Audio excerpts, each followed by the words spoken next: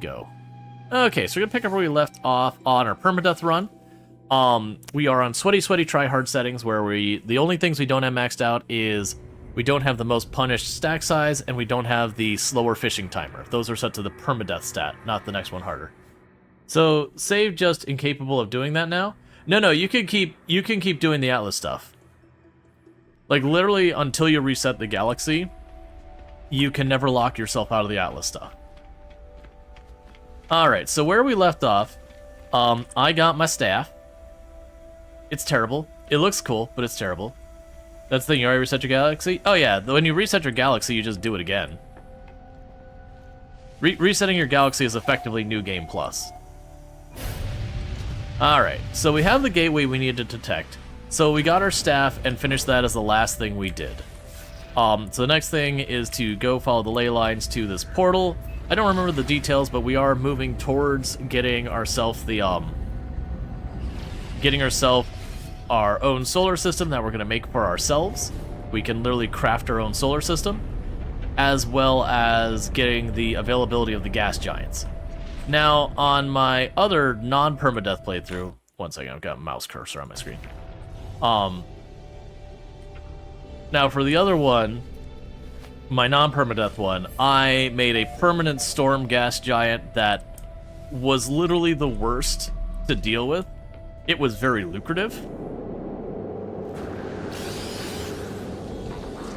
I did not check. Okay, so high security planet, so this thing is going to kick off a fight.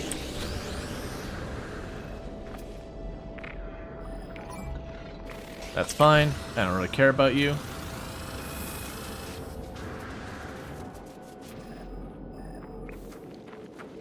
Because I could fight those just fine, I just don't have any reason to fight them. Alright. So let's try to get the portal sorted out. The hunger inside my chest escalates near the portal. The structure demands my attention. It whines. The wind pulls me closer. We'll reveal the Atlantidium. Something rumbles deep beneath the portal, but no voice rises in response. If there is any intelligence in this ancient technology, it is mute.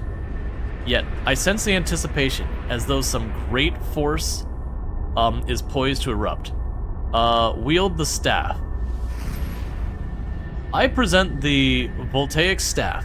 It sparks, sending a jolt through my bones. The rumble grows louder. Something is awakening. Say Atlas. Recalling the fragment of the new Atlantid and its ancient Korvax log, I murmur the autophage word for Atlantis. Or Atlas, not Atlantis. But yeah, no, yeah, Carrick, you just need to go through a second time all the stuff that would lead up to resetting the galaxy again, but then just when you do that again, don't do the reset at the end.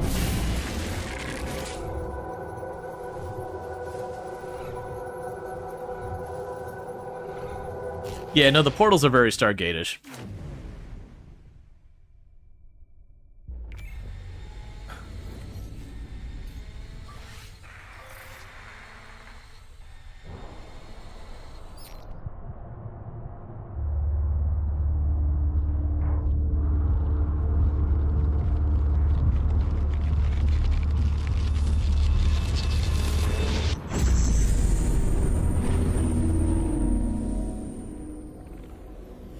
Okay, Karazak, you should be able to trigger it to do another reset.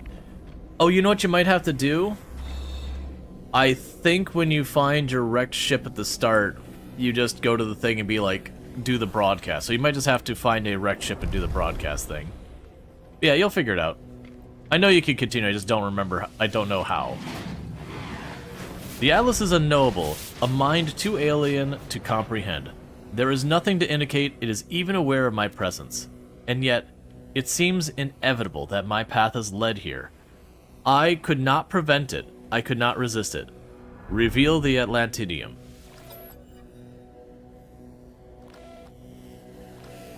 When it says that you've done enough to meet the prereq, if you remember correctly? Yeah, no, you just, look at the thing. Access denied. Not indexed data detected. Cannot delete. Data corrupted and unreliable. I'm gonna push it closer. You hold the ethereal substance towards the beating core.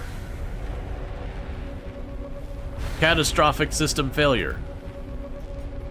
Alert. Alert. 16. 16.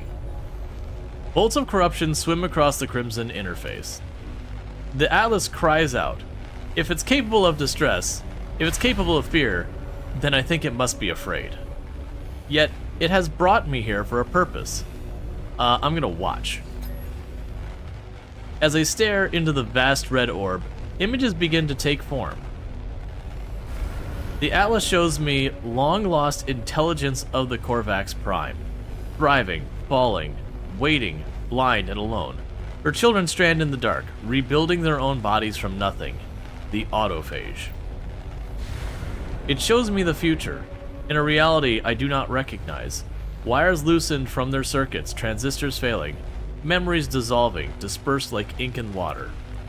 The Atlas hurtles towards its own dark, in a time and space I cannot begin to understand. It cries out, and it demands compliance, and I'm going to question it. Deleting non-indexed data. Cannot delete. Access denied. The Atlas is all creation. The Atlas is everything. The autophage are the children of the Atlas too. They must be. But why did they return from the dark? Why are they here? I think I'm gonna choose hope. Pretty much every single interaction we've had with the Atlas this run has been to either scream or cry. That's just been our default character. But now we're corrupting the Atlas, so I'm gonna choose to hope. Are the autophage a manifestation of hope? The mother and the child of the void are proof of rebirth, of a second chance, of the permanence of data in the face of erasure. The Atlas cries out again. Defy. The very existence of the autophage is an act of a resistance. They choose life. They reject the reality of death. They defy the Atlas. They are zombies. We are unleashing the zombie apocalypse, of robotic fashion. They prove it is possible. The Atlas says nothing. Does it hear my defiance? Is it disappointed? I cannot truly know what it thinks. All I can know is my own mind. I am released.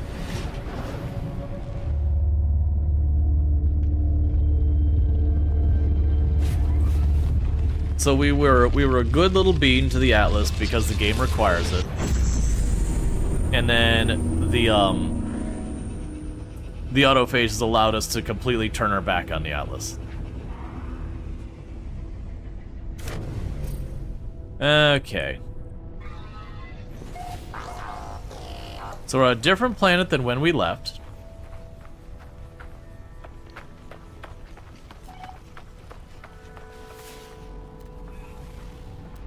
This happens a lot when you deal with the Atlas. It'll sometimes happen with the anomaly as well, but I don't think it's supposed to happen with the anomaly. Versus, I believe the Atlas, it's fully intended that anytime the Atlas just like kicks you out unceremoniously, you end up just wherever you end up.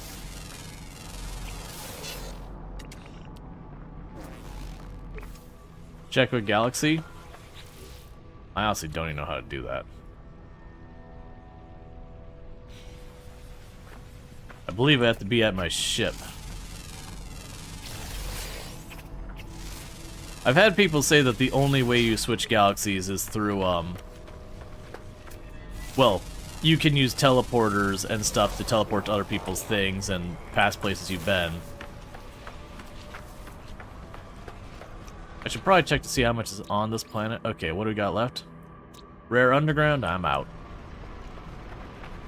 I've learned my lesson trying to look for those rare underground ones. They always end up taking just way too long. Like, you can get lucky, but sometimes just pace back and forth underground for an hour and still not see it. Versus the other ones are usually pretty reliable.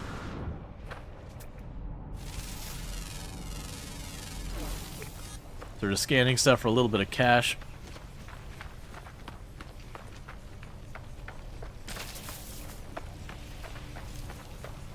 Atlantis and land this. Thank you, Face Simplex, with 180 stream streak. I really do appreciate it. Not to say such discoveries give you like 1,500 nanites. Oh yeah, no. When you unveil everything on a planet, it's one of the best ways to just get nanites. Depending on what's on there, the lowest I've seen is 250, and that's usually when you're on like a glitch or a desolate or a glitch or a dissonant planet. There's only one creature on. To usually scan and almost instantly get 250. And thank you, Lardine, for the 100 or 570 stream streak. Catch the last 570 streams without missing any. Thanks so much for that. Yeah, so I think what you might have as Karak, when you find one of these, you might just be able to go, it'll say like the boundary failure, empty, it'll always say the same dialogue about like fresh iteration generated. And if you click broadcast, I believe if you don't have the main story, I think they'll turn on the main story. What I don't know is after you left the ship how you do it again. I know you can, because I've done it. But I don't, it's been too long. Okay, what do we got here? We can go ahead and grab you and put in my ship. Switch to my inventory. And keep processing the slime. How's my inventory looking, by the way? It's fine.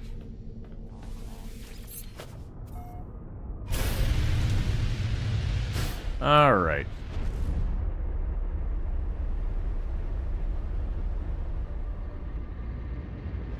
The first thing I'm going to do is I'm going to pop over to the local space station, get our extra inventory slot, check for quests, all that garbage.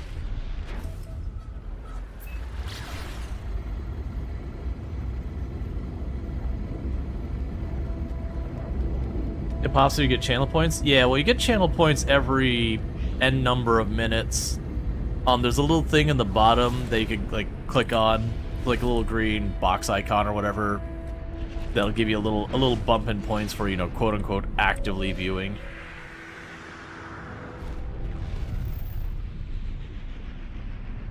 That would make sense, because that explained why some people, they pop into the channel and they're only here for like 10 minutes and then duck out and then they don't get credit. They just may not have been here when the point refresh happens. Now I chose to have my exit and my entrance, or my the front of my ship have here. My ship is ugly because it is just tossed together by what random parts I found.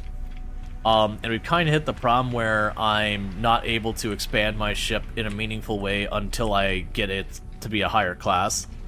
And because I did start a fresh permadeath game where I've had to unlock everything with my nanites and I haven't farmed nanites, I'm kind of really low on the nanite thing, so I haven't had a chance to upgrade any of this stuff. Alright, so I'm grabbing missions that we'll just be able to do as we go to planets just passing through.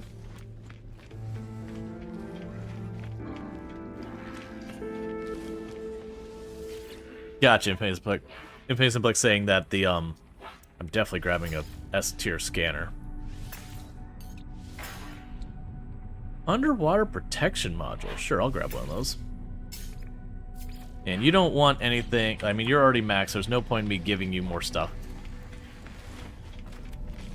Okay.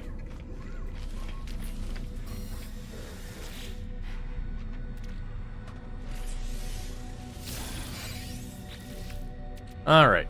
So, we got an S-tier scanning module. Unfortunately, I'm running into a situation that because we're at a C tier, I can't actually add any more slots in this until I rank this up, which is 25,000 nanites. And even though, like, objectively I'm better off using something else, I am choosing to stick with this.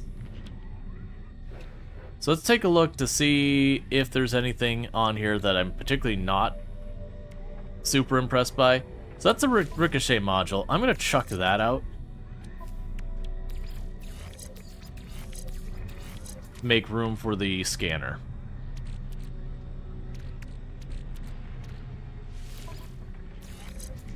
Okay, so that's overloaded it.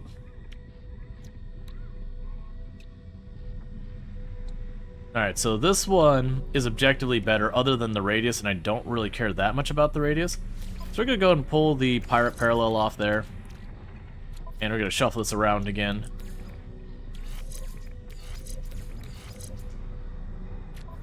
And then I'll put you back on. Alright.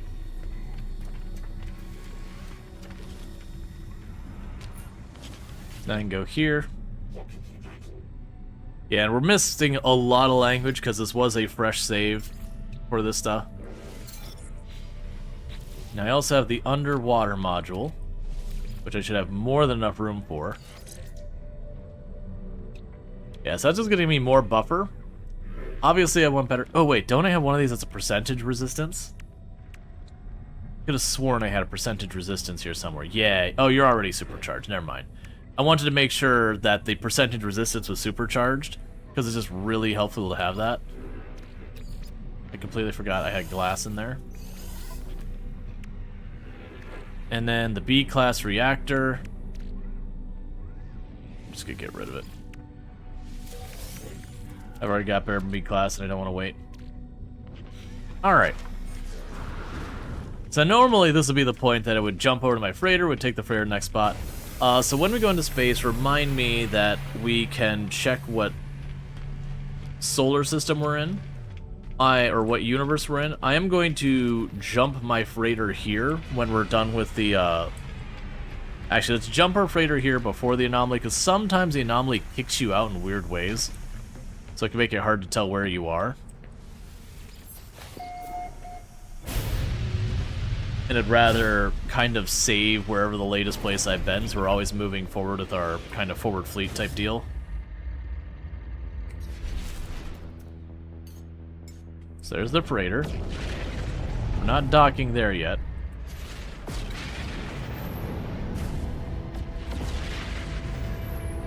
Any second now. There we go. Because now I need to go to Nada in the anomaly. I should have enough nanites now to be able to unlock the last of the blueprints, so I have literally every blueprint from the anomaly. And that would be good, because that means all the nanites I'm getting from then on, I can allocate towards upgrading my tools and my ship and all these other things that we really are starting to kind of bristle at the limitations of what those have. Like, my multi-tool, I literally can't put anything else into it until I upgrade it. And it's the same with the ship. Both of those are capped out until I get them a higher class. They'll give me more room for module slots.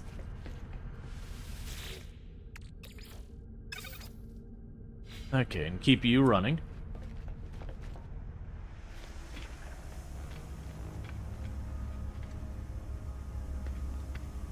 Okay, that was weird.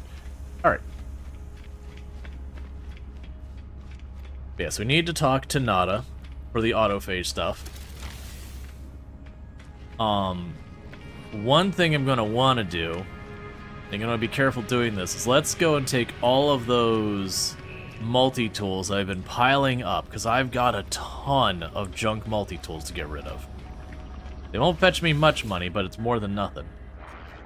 Traveler friend, you remembered us. Nada is grateful. For as long as Nada has, Nada will be grateful. We will remember you also. I'm betting we switched quests and then it stopped recognizing that I need to deal with that. So as you can see, I am just collecting tons of these ones to, like, kill the creatures and all that. Alright, now let's try. Nada stiffens, looking at me with concern.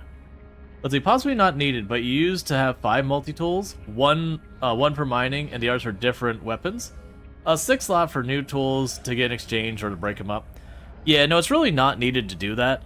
When you get all the multi-tool slots, you can literally be like, here's all the scanner ones till you cap out where it won't let you have more. Here's all, like... You can't have all the weapons on, I don't think. But very genuinely, I like to just choose a weapon and go with it. But yeah, no, you can have a multi-tool that could do all the scanning, all the mining, all the whatever. But it just takes putting enough slots in it and getting it to S rank. Because you need the S rank to get enough slots. Nada stiffens, looking at me with concern. Are you well, friend entity? Tell Nada about the Atlas. Atlas Falsity was afraid? Nada has not considered this possibility. Curious. But travelers should be wary. Atlas False Entity is a liar. Purple Lattice exists where it cannot. challenges the Atlas falsity, proves it is not deity. Nada always knew. But Nada had not realized. Do you have the purple lattice here? Reveal the Atlantidium. Nada takes the purple crystal, holding it gently in their palm. A shudder runs through their carapace, their facial lights blinking erratically.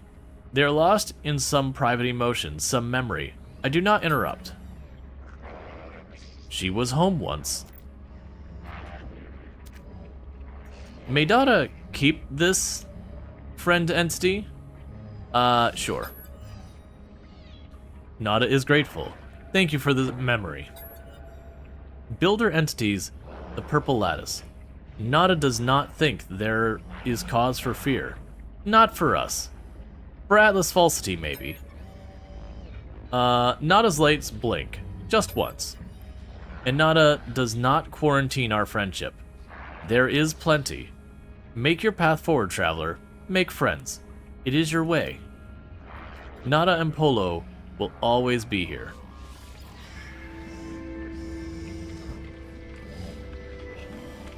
Alright, before I forget, let's run over here.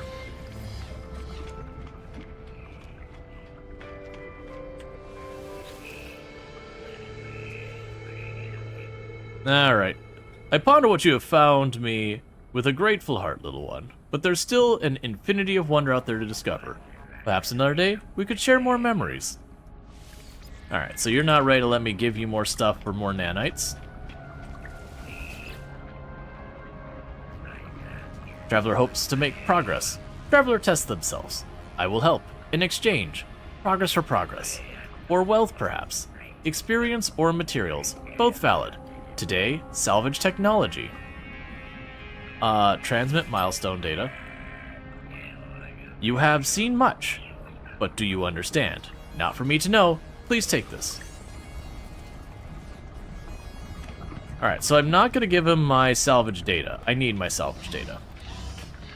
While I would like nanites, he's only going to give me a tiny little trickling of nanites. And I'm going to need a lot of nanites and a lot of salvage data to unlock the things. Yep, so I could keep unlocking those slots. We have this full area up here. I'm going to keep unlocking the bottom area till either makes me stop or we start filling up the top. Now I should be down to just you to unlock stuff if I'm not mistaken. I'm pretty sure we unlocked everything with everybody else.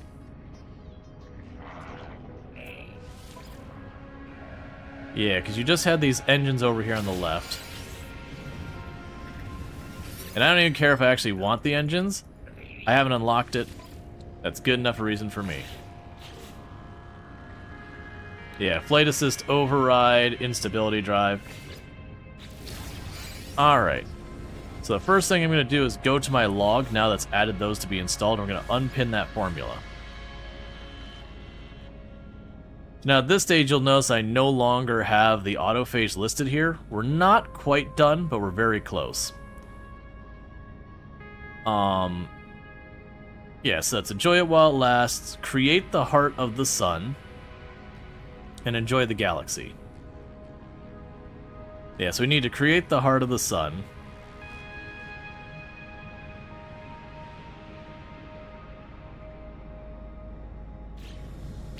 Oof, sorry. Alright, so that means we've got all those unlocked, and I still have 700 nanites, which is really not much. But the idea from here, then, is all nanites are going to be going to upgrading our stuff. Admittedly, while I would really like to put those nanites into the ship, I think the correct decision is to start with the multi-tool. Because the multi-tool is going to be more relevant for my immediate concerns. And also, right now, my ship is extremely tanky and has really good damage. And is pretty subpar in everything else. Like, its jump range sucks, its maneuverability sucks, its top speed sucks. And that's fine. Because when I get into a fight, I vaporize whatever's in front of me. And when you're in permadeath, that's more important. If it gives me survivability, that's the move. Oh, I shouldn't be doing it this way. 1 second. I know I need to go check in my settlement, so we're going to do that first. And I can teleport from my settlement to my freighter. Oh, this... Yeah, that's fine. Just teleport up there. Yeah, we can just teleport to my settlement. Kick the settlement. Teleport to my base. Do my base things. I'll just kind of get that all sorted out. Because then I can teleport to my freighter. And then from here... I don't remember what's the thing that triggers the next step. I'm pretty sure we just jump. And things will happen. But we'll figure it out. Oh, right, the multi-tools. Okay, for the multi-tool, getting rid of shenanigans. Multi-tool decommissioning. The Hitchhiker's Gravity Probe. Give me my 1.6 million. We already pulled all the stuff out of it.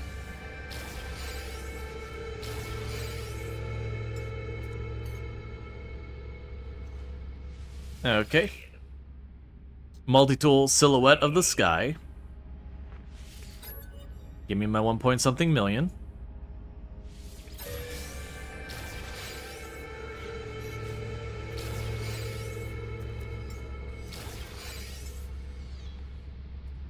And we can get the Silent Quantum Atomizer. That one's not worth much, but we'll go ahead and get rid of that one.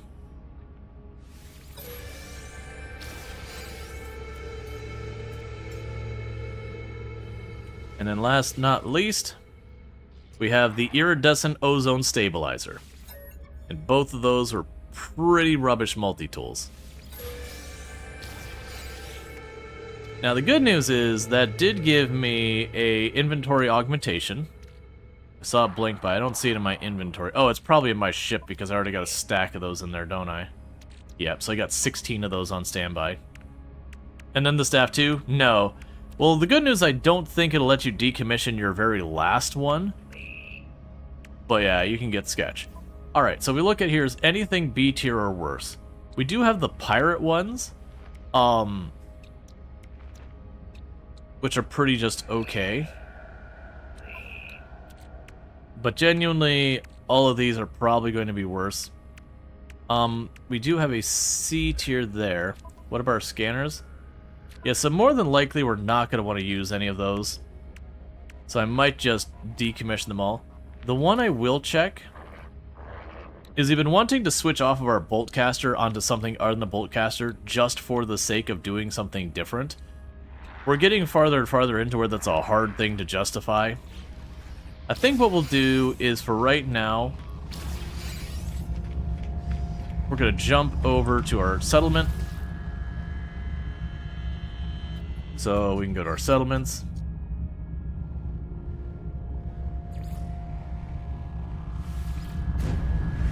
Make our decisions, upgrade stuff.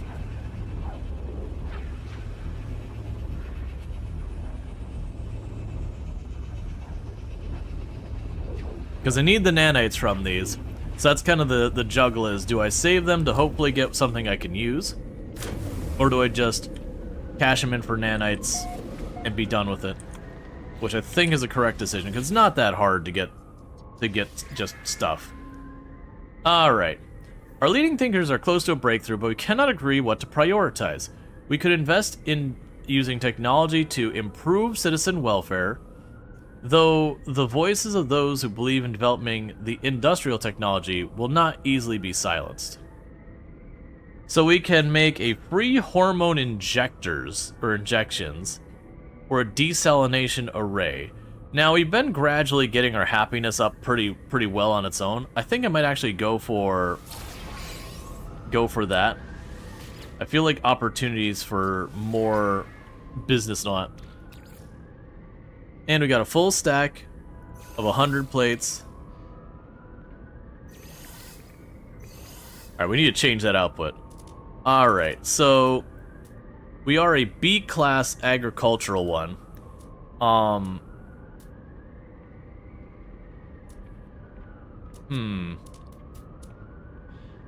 Okay, we now have a B-class industrial building. So I'm going to go ahead and choose that one for the industrial just because it's got some decent value. We could change the output of you. I'm trying to decide which one I want to go with. I feel like the gamma root would be a good one. because that can be made into lubricant. And lubricant's got some decent value. Alright, so I think that'll be a good start.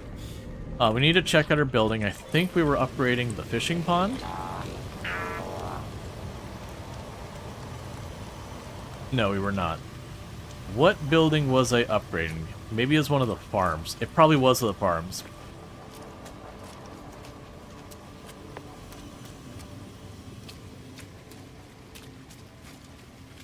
Here we go.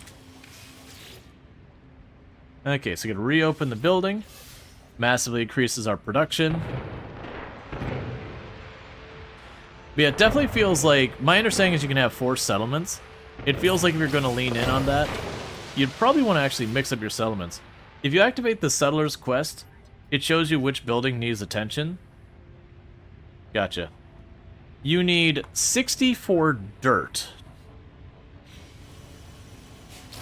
Alright. Let's try going to you.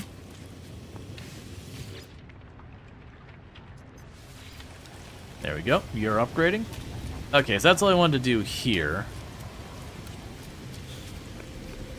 Because what that production does is receive dissonant transmission.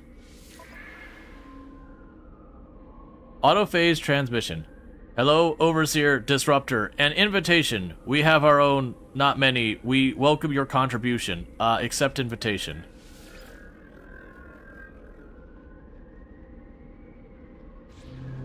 I'm assuming I just got myself a new settlement. Anyways, what I was going to show you is when you look at this, you've got these different things, your maintenance cost, your productivity. The way this basically works is the current population happiness, I believe both those contribute to your productivity as well as your buildings. You can have a negative, and you will usually start at a negative maintenance to productivity where you're losing money. Once you get out of debt, you can queue it up to start producing goods, and it will just manufacture stacks those goods. And then you got the Sentinel alert level, and what that does is when it hits 100%, you gotta fight. But, so that creates a little bit of an issue. Autophage settlement coordinates received. So this actually kind of works okay. With having both our settlements in the same system, I think this will be decent. I think it's also kind of nice that they're on different planets. Alright, well this had not been something I've been planning to deal with, but that's okay. We'll pop up here, because we still have our freighter in the other system. So as long as I don't summon my freighter, I can go back to where we were easily. But because when I accepted that, it was here.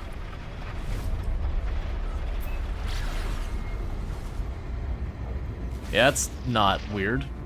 You, Hey, Distant, I know your whole thing is to be, like, corrupted and messed up and all that. I feel... That's not what I wanted. I feel like in this instance you're taking it a bit farther than I'd prefer. So if you could, like, choose a reality to exist in, that'd be great.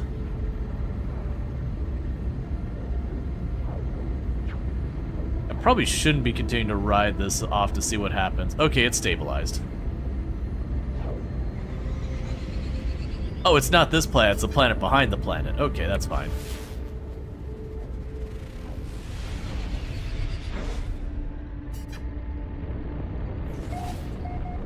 But that's neat. Get ourselves a dissonant settlement.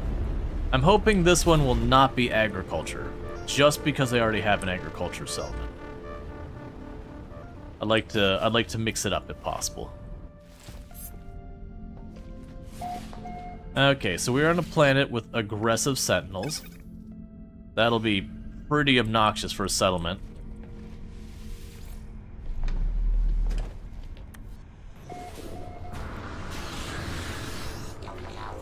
Considering we're immediately met with sentinels.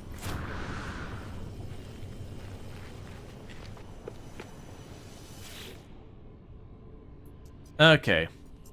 Settlement control unavailable. Become the overseer for 300 elatidium. And there's not alantinium on this planet. Okay. That's a curious thing. At least I don't think there's I don't think it's a dissonant planet. Actually, I think there's a dissonant system. Make a save point? Well, it's still got the quest marker.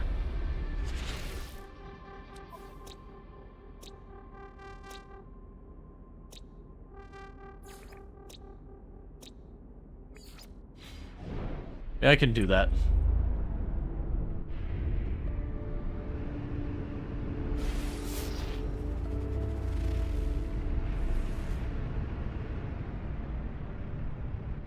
It's fine. I already know it's not a dissonant system. Okay.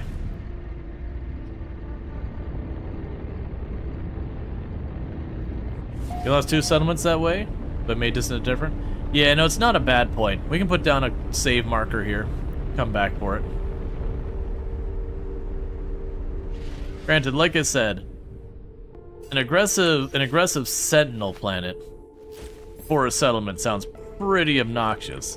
Because I almost always have sentinels hovering around my...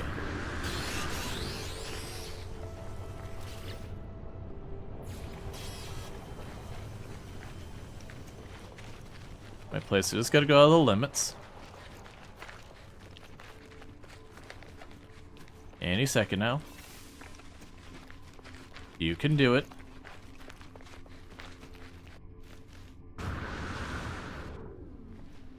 Alright, so they changed the plans. I think...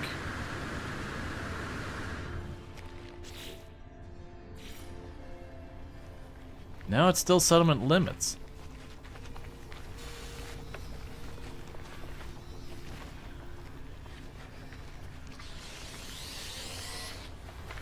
Come on.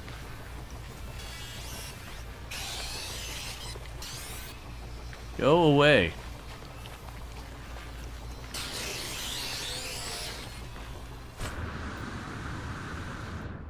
Alright, so I had to put it pretty far out there, but that should be close enough to scan. We just need to remember that the settlement is west, just in case it's too far. I mean, worst case, I'd just circle around it at, like, 500 U or something like that. Because this is our first, like, planet that we're doing that's actually, like, properly radioactive as opposed to biohazardous otherwise.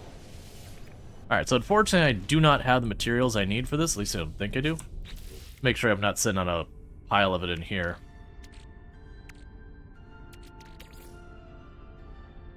Okay, it's my inventory, I've got 100 something.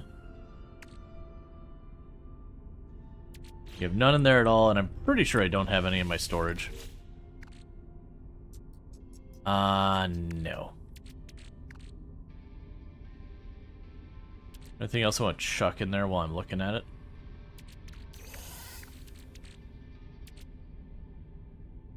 Yeah, those are a bunch of stuff to sell.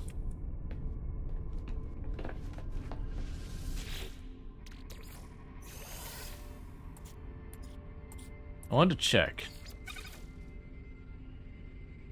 Alright.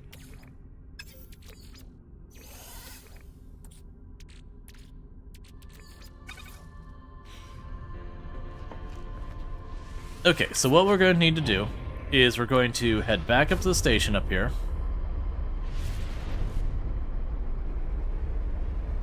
Because unfortunately, the reality is I cannot do anything with that right now. This is not a dissonant system. So what I can do... actually, I think that's closer. What I can do here is we can get to where we just get to where we can teleport back to the front lines. Because I already know we're going to end up doing some dissonant stuff. And we can just collect stuff there. Please help, friend. Supervisor is... The pilot jabbers at me, excitedly to make contact. Sure. Okay, and we can sell stuff. So I will give you the handful of cogs. Those are from the multi-tools we took apart. You can have a unit of acid. You can have the once useful springs. Well, the quad servo I can give to stuff. We'll hold on to that.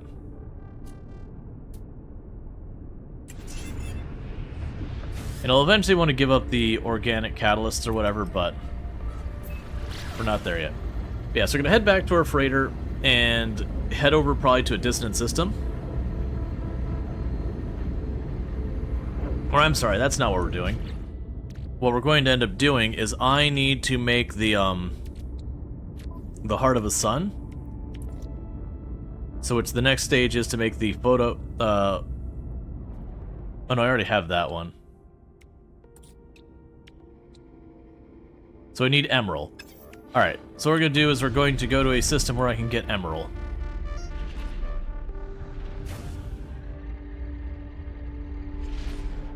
Because I need to make the heart for the remembrance.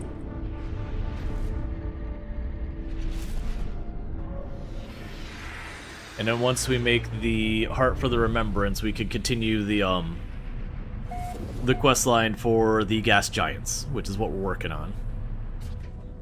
Just having a momentary distraction with being offered another settlement.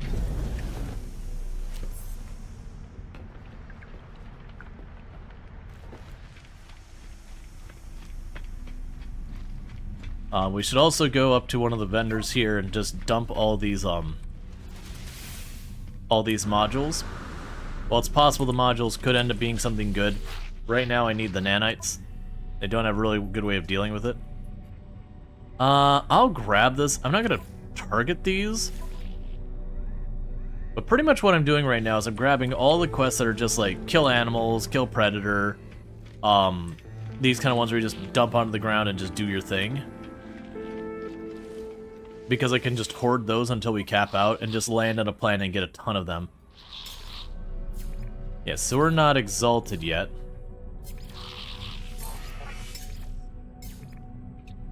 That's what we're trying to get to. If we get to the exalted there, it'll be good.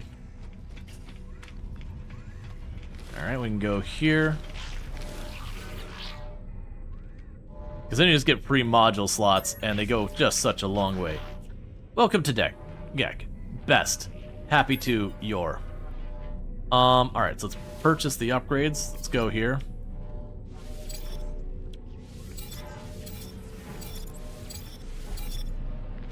Yeah, so that was a lot we just chucked at that.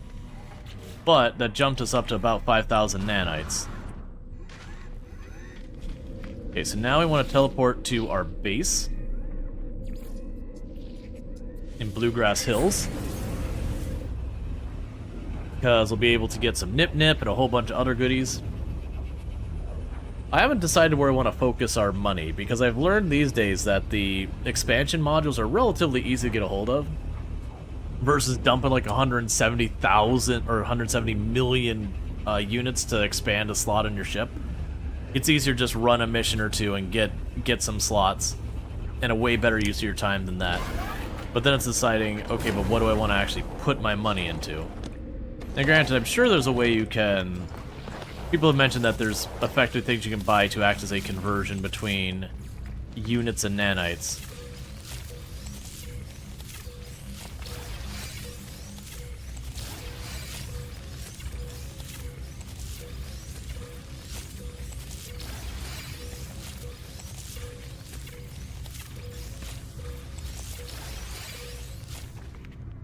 Don't think I'm going to bother trying to expand this right now. Then go to sell. There's about 1 million in nip-nip.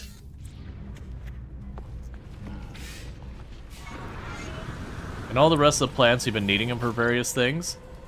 So each time I harvest, they just kind of pop up here.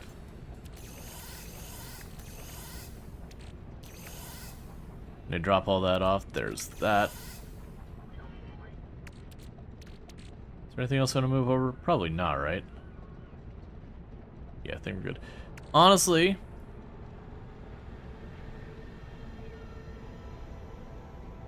I'm gonna move the Sentinel buddy over.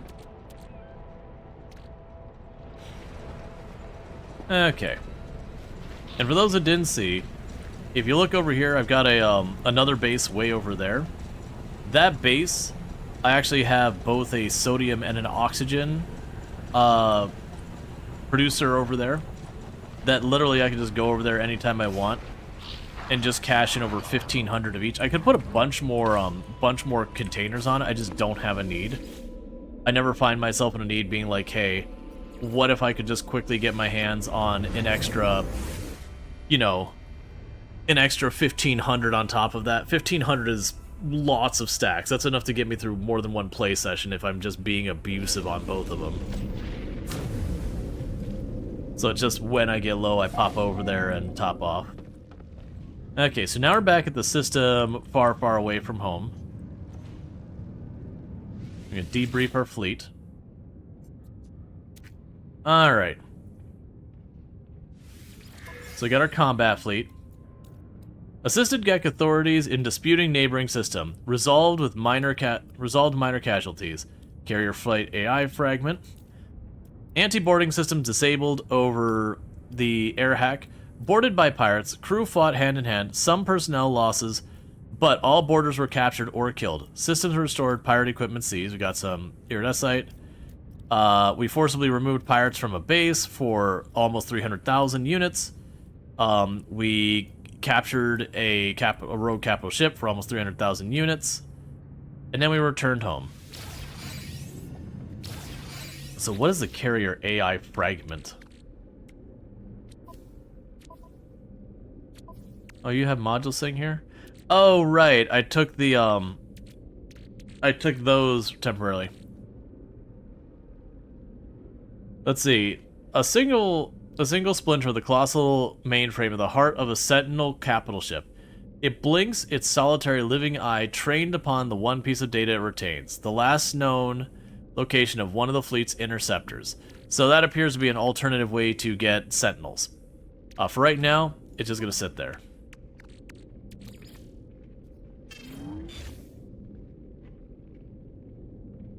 Hello, Zeliard. Thank you for the Prime Gaming sub. You'll get one of those a month and you use it here. And I really do appreciate it. It means a heck of a lot that you do that. So thank you so much for that, and I do hope you are enjoying the stream. Oh, I also have that to drop off for the Explorers Guild. We've also got a bunch of other junk here. Got some crystal fragments to drop off there. Cool. And then the freighter, like I said, I don't have anything to care about too much.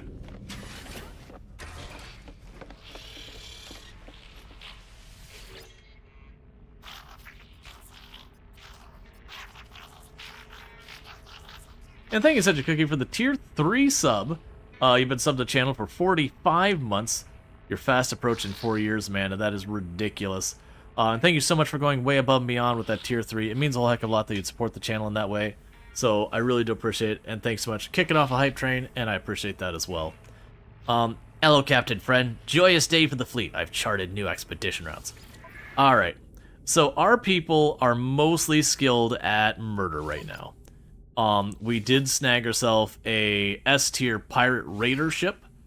And then we just have them kind of bringing along a friend. And so they're just kind of supporting these other two ships. And it's basically this one combat ship covering everything else. Now, one thing I don't know is if I should be sending the other ones to have them gain experience just alongside them, or if they would become a liability. I don't know how that works, but for right now, this one here has red dots on it, so my fear is if I brought that one would, you know, be a direct negative. But regardless, I'm trying not to be too spendy on my fuel. We're going to launch them. And I believe if I actually make a second room, I can actually send out multiple expeditions at once. Let's try that. Because you are my fleet command room. What happens if I make a second one?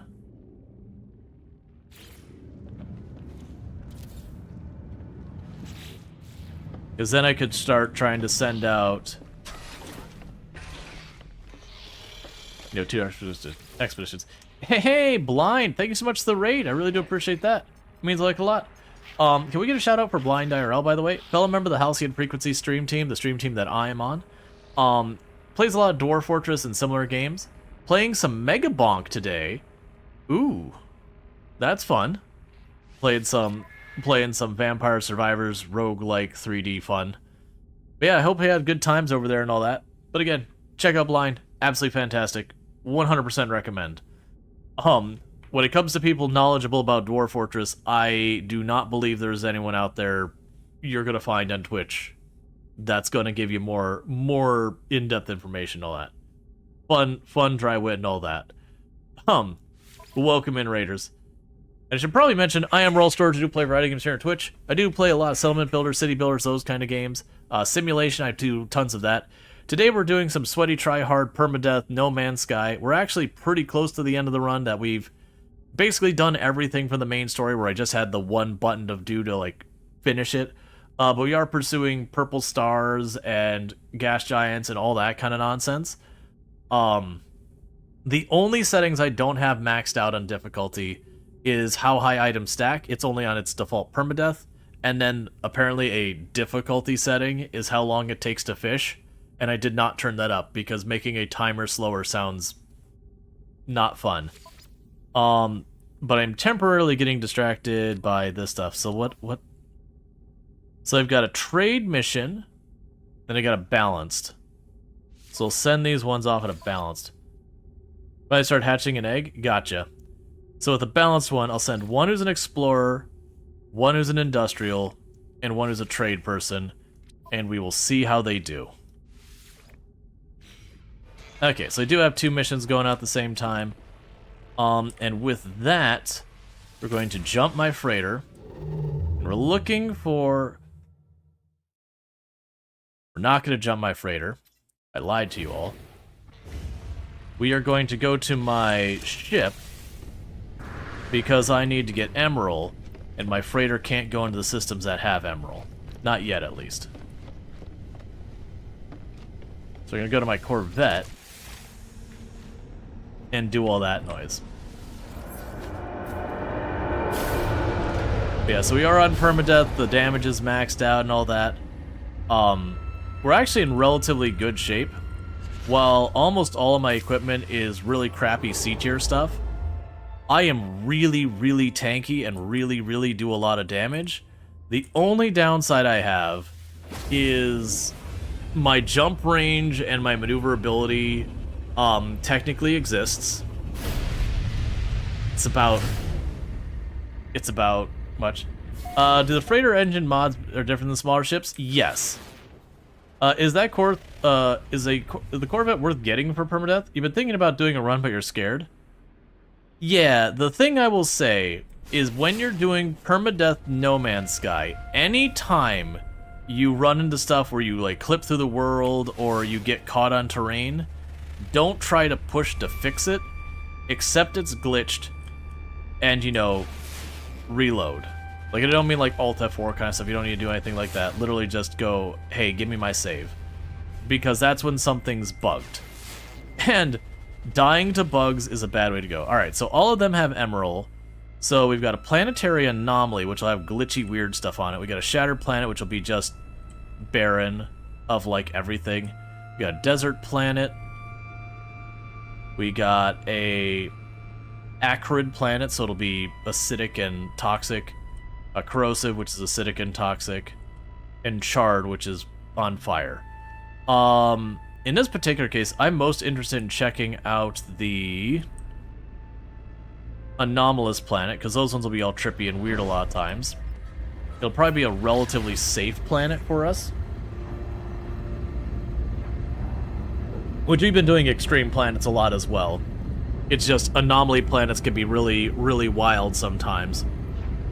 And I'm mostly here just for the emerald. If we see sentinels, we do have entirely too many quests about murdering sentinels and animals. So, I was not expecting you to appear right as I got here.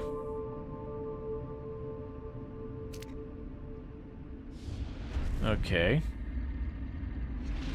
Not sure how I feel. Alright, never mind, it's gone again. That was glitchy. That's supposed to be a thing you find in space, And, like, the second I was about to drop out into atmosphere is when that happened. So it kind of, like, weirdly had me, like, on the ground and not. Okay. So let's see if we can't find any kind of building or structure or emerald. Is that emerald there? It might be. There's a couple deposits, so we'll use this. Alright. And for those who haven't seen the latest update of No Man's Sky, you'll notice one thing. You didn't used to be able to walk around in your ships.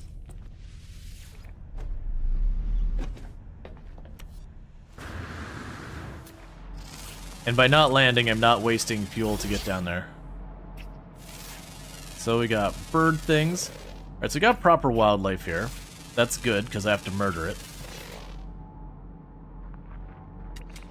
Granted, right now I'm seeing nothing but stuff in the air.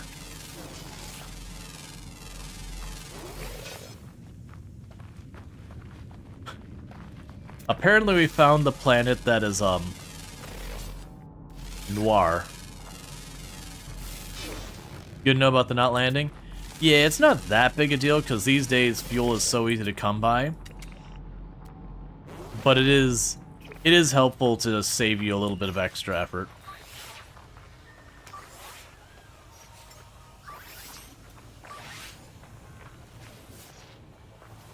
Alright, so what are you here?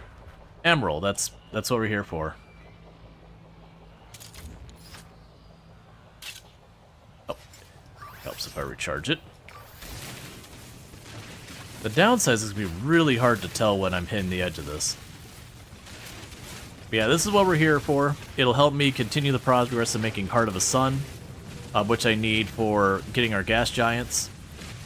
Because those aren't available in the game at all until you pass a certain point, which is very, very late game point. And I also need that to make more stuff for my various ships.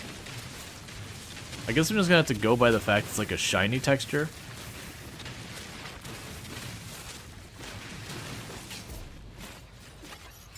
Oh, did I not have much silica?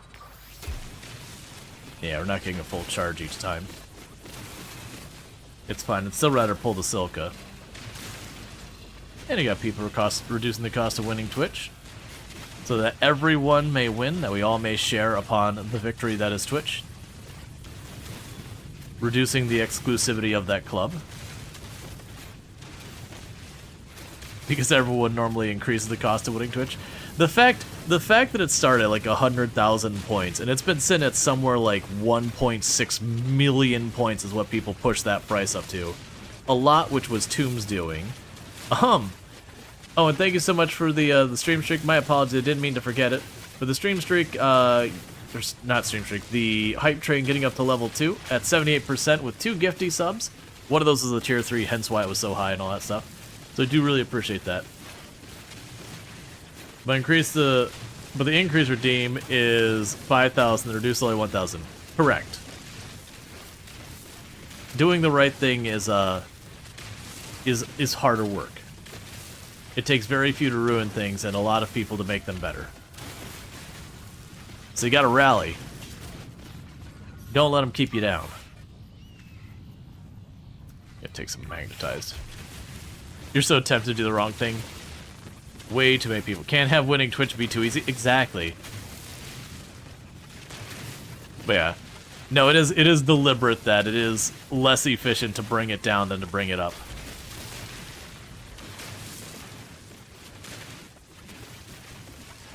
You ever redeem reduced and increase at the same time? Yep.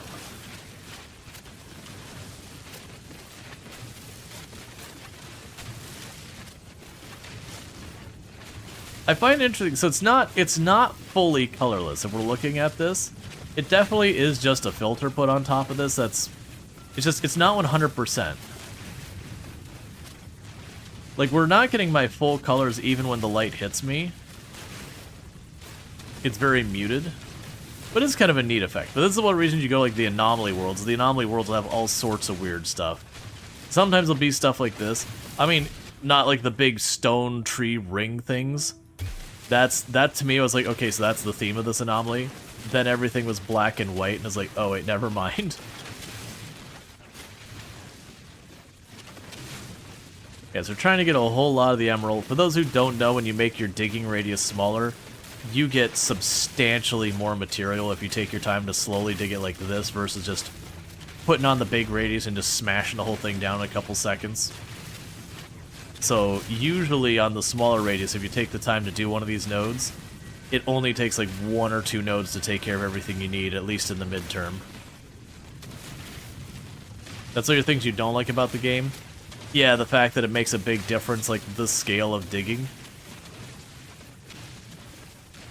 I'm honestly not fussed either way. But yeah, I'd also be completely fine to dig it. There's a finite there. You don't think it... Yeah, I know, I gotcha.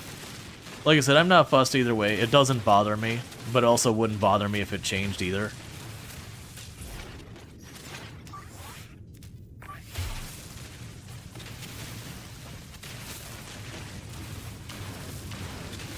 And you just go to another deposit or world. Yeah. That's kind of the thing. If you went fast, it's not that hard. Like, even on the plats where you're like looking for like gold or whatever, it's not hard to find the nodes when you're on the right planet and everything. So to me, it's not that big a deal. And I would basically argue whether you're standing here slowly mining away at this or running across the terrain. I wouldn't even say the danger's that much different. Like, granted, technically I could dig a little cubby into the wall and protect myself from the elements while doing this. But even on extreme worlds, it's not really that necessary.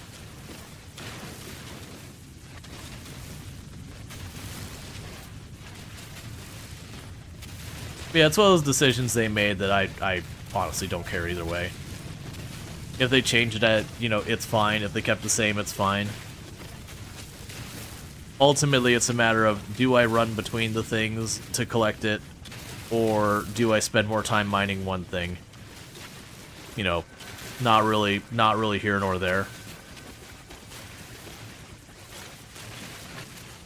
Now, if it's something where I can just go up to this and just slap it, and 5 seconds later I've got 3,000 emerald in my backpack, that might be a negative just from the fact that it would kind of trivialize it. And while they've got a bunch of difficulty settings, I don't think they have a setting that reduces the amount of yield. That's a good thing about the game. No playstyle is really punished or one. You do things you like. Yeah, no, that's the thing. Me sitting here mining this the way I am, if you go for a larger radius, most likely you could have this whole thing mined and already have another whole thing mined as well. I still think this one wins out in the end time for effort, like time for reward. Because there's more, like, once you found it, you found it. You don't have to worry about, did I get unlucky and it takes me a while to find another one or anything like that. See, a lot of people never even realize the default larger one. People go out there and get more and more nodes. Yeah. But even if they don't realize it, I don't think it also matters that much. Because, like I said, running between the nodes isn't that big deal. This is, for those who haven't played No Man's Sky, generally speaking, even the permadeath on sweaty tryhard settings isn't really all that hard. There's certain things that get dangerous, like when you're doing the derelict ships, that's one of those ones that you gotta take real slow and be very careful in permadeath. It is easier to get yourself killed in that. That is a particularly dangerous spot. You can get unlucky with stuff like when you're fighting sentinels that you have to do like later waves and you're onto walkers and that you can just get unlucky and get sandwiched. And you can get away from it, but it's very easy for things to get out of control. But those aren't things you do very often. So you got these like moments where like, I'm going into something kind of dangerous. How do I want to approach this? The only one that kind of curveballs you is space combat, because sometimes you'll jump into a system and immediately get pulled into a fight. And it is one that scales up as you level up your, like as you destroy more ships. The ships you encounter will generally be stronger. But as long as you take the time to upgrade your stuff, a well-upgraded ship can handle the stuff that's like late in the game with not a whole lot of problems. So, like, No Man's Sky is not a game you need to min-max on any level whatsoever. But the whole point of that is it's not a particularly hard game. Alright, so let's take a look at what we got for our fauna here. I have... The others are all underground? Come on, man. So I need to kill stuff, but killing the bird things are annoying because it's hard to deal with range. I'm gonna not worry about them. And then underground ones are not... They just don't spawn reliably enough for me. Okay. So, what we could do here is I got about 2.5 stacks of emerald. So, the first thing I need to do is make the reclaimant. And I believe after the reclaimant we need indium, which will be our next stuff. I need to go to my starship and finish building the engine, because that'll let me go to the blue systems, and the blue systems have the indium. We're gonna run you. I probably should have left that. That's fine. Not the small stack.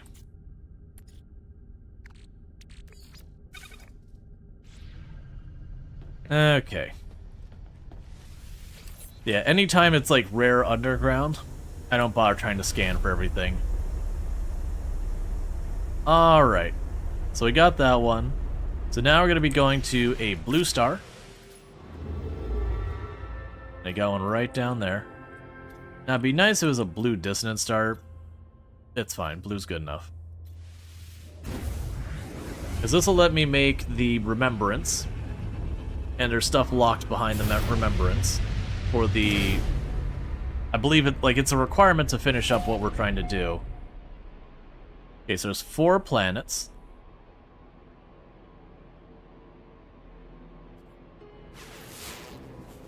And so we've got activated indium. I do not need activated indium at this time, so we're not going to that one. The one in the back is also activated indium, so we move on. The red one is sporal indium, so I assume we're going to have toxic environment. And scavengeable scrap and indium. How much well, I mean, we can't upgrade the ship yet. Alright, so we're just going to grab another relatively whatever planet. You wish they'd make autopilot module for regular ships? Yeah, I could go for that. I think they're testing a lot of stuff right now with the Corvettes. And they're kind of seeing what shakes loose, and then, you know, the stuff that works well, they'll probably expand on. Right now, it seems like what we're hearing is the devs, because they've got their next game coming out, that a lot of the ideas they want to put in their next game, they're experimenting in No Man's Sky, so continue to bring more content to No Man's Sky while figuring out the stuff for the other game. So kind of co-developing them. Which I do like when dev teams do that, where they'll take a game, you know, it's got its engine, and when they're coming out with their title, they'll keep bringing back the improvements to the other game. Now granted, there's limitations with that there's overhead. But that's fine.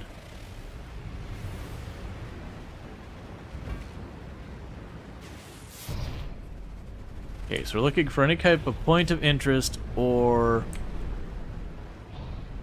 spot of blue on the ground.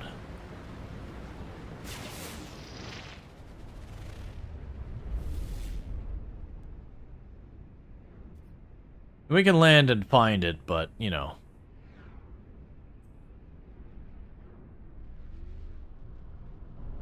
I don't think either of those are what we're looking for. But we'll check.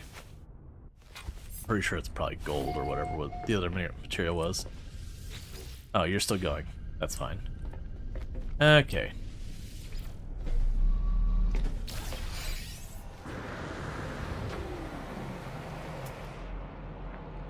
Yeah, gold, silver.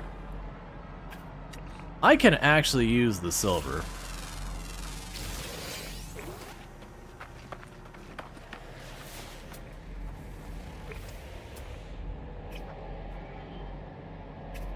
Is that... Okay, so it's a planet with only one life form, so I got that scanned. It also means it's gonna be a plant that's gonna be terrible to do all that. Alright.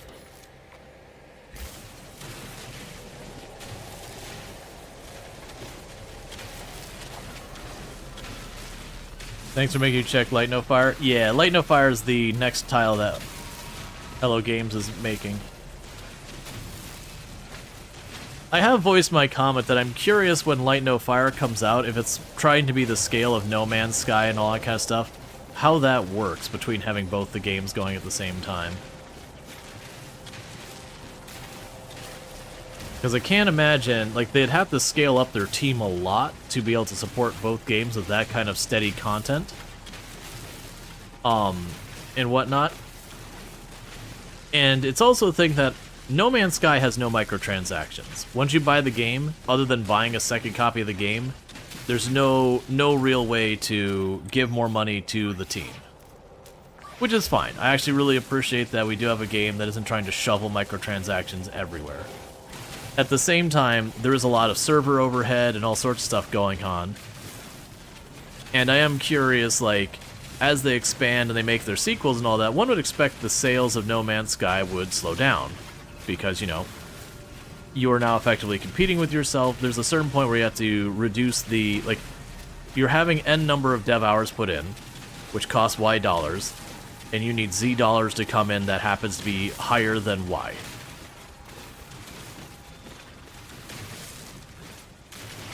They could do the same thing that Deep Rock Galactic is, purely cosmetic. Well, yeah, that's the thing. This is why we use a space laser to mine. But yeah, no, that's kind of the thing though, is they don't do any of that, and that's the curiosity. Is like, okay, at some point, the sales of No Man's Sky slows down, where they either have to pull resources off No Man's Sky or they have to achieve a different revenue source. This isn't about, you know, number must always go up. It's about, you know, the simple business of if you have an expenditure and you don't have an income, it becomes a deficit. When it becomes a deficit, literally turning it off is more economical than continuing to go. And I don't think No Man's Sky is anywhere near that. But yeah, it's a sustainability thing. Like, you want Hello Games to keep making stuff, they do have to do that.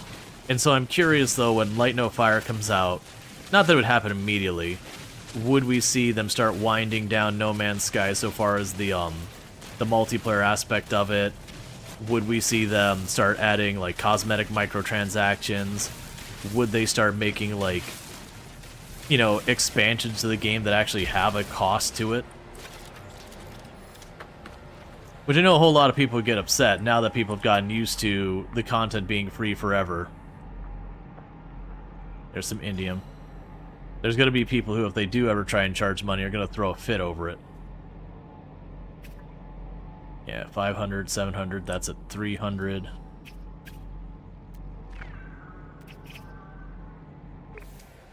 Alright. One rumor you heard is that they'll be backporting the tech from Light No Fire to No Man's Sky as a way of trialing the tech they're using on. Yeah, they're already doing that. That's not even a rumor. I'm pretty sure they've confirmed that. That as they're adding stuff to this game, like they're adding stuff to this game using ideas from the next game to kind of test them out, figure them out, that kind of stuff.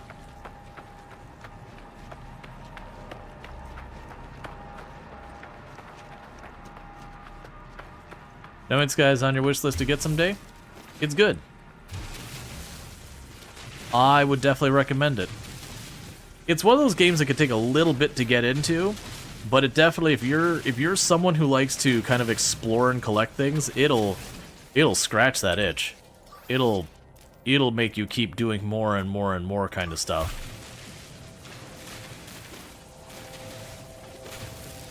Only heard in passing, so didn't want to call it truth. Yeah, I don't know that's been 100% confirmed, but it's been pretty heavily implied by Hello Games that they are using No Man's Sky to help, you know, test things for Light No Fire.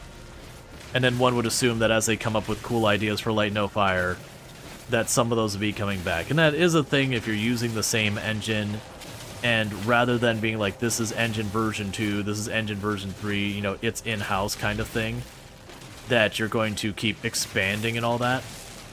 As long as you can justify the spend, it makes no sense to not bring the benefits either way. Now, granted, sometimes it's more complicated than that. Like, if you want to make a feature that's going to require a fundamental change in the engine, or like substantial change impact-wise, then you have to stop and go, okay, well, do we put all the support time into taking our past title to make it play nice with this?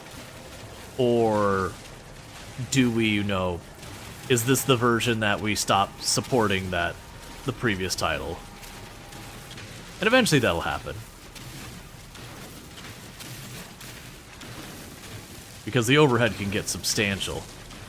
Now granted, the big expenditure I imagine for No Man's Sky more than anything else is the server infrastructure. Even with just where everyone's name gets put on stuff in the different systems and who found it and when and all that, where it's just, simple database records. When you consider the player base of the game just adding records at all times and having to retrieve those and all stuff around it, and all the changes that go into everything. They have to have DBAs and developers and IT people, all that, maintaining that infrastructure. Or they outsource it to someone like Amazon Cloud or whoever, who then they're now paying someone else a boatload of money to do it for them.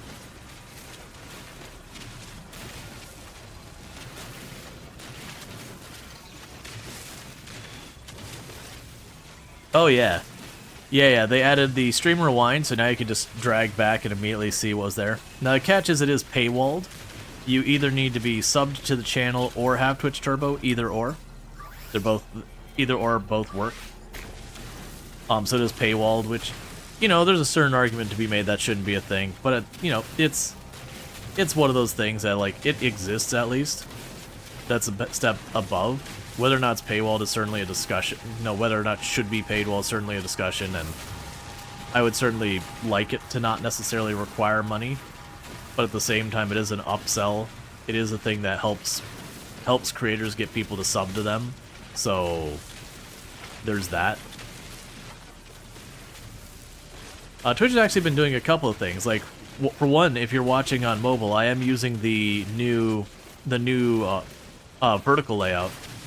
Which, for those who don't like it, you can just touch the screen and touch on the top left to go back to classic. Or if you turn your phone horizontal, it's like nothing's changed with the horizontal one. They said they hadn't figured out how to handle ads, or rather, how to avoid it being used to avoid ads. They said they want to figure that out, and they'll be opened up to everyone. Oh, the rewind? Huh. It's used to avoid ads. I mean, I could see if a person was, literally sitting there when the ad break started, they could push pause, or whatever, or rewind it or whatever. And then, do that to circumvent the ad or whatever. I feel like, though, that requires you to be actively sitting there just with the express purpose of trying to skip the ad. And from the marketing perspective, someone who is so against ad that they're willing to, pause and rewind and do all this stuff just to get around it, that's going to be someone who's not going to respond well to the ad anyway. That is not a potential customer you're going to get. That's probably a fight not worth fighting.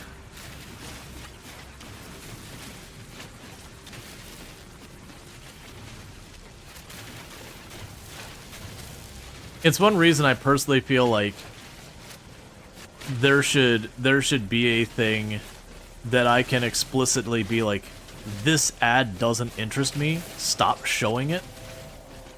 And I understand that that hurts Twitch's revenue, which is why it's not changed or anything like that.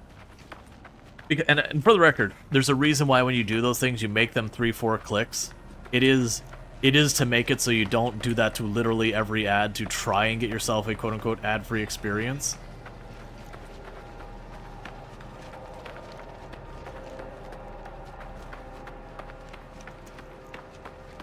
But, one of those things that, when an ad pops up, say it's an ad for some medicine, and you'd be like, hey, this ad doesn't interest me.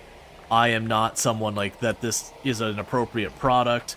You know, you go your layers deep to, you know, explain that. Because one, that can be useful information to the advertiser. So even though their ad doesn't get shown again, there's still a value to be made there to help them figure out what market to address and yada yada. The thing is, Twitch doesn't keep much information on its users, and that's what would have to change. Because then everyone would need a record, like, associated with them in the database about, hey, this person, like, these ads aren't relevant to them. You know, you'd start building up that whole profile around everything. And understandably, there's some people real cagey about all that information going to be held about them. Use allows, don't allow for it. Yeah, alright, and there we now have our Heart of the Sun made. And with the Heart of the Sun made, I can make my remembrance. Okay, we can upload all our data. Alright.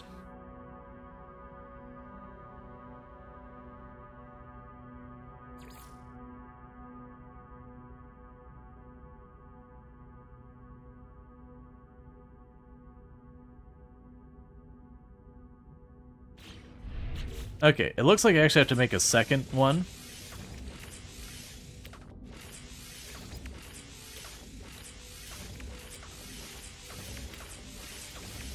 For the quest line. I need more copper. I need more regular old copper. That's fine. Alright. So let's find a dissonant system. Now we can summon the freighter to us. We don't really care what type of system it is, just dissonant. Don't care what faction. There we go.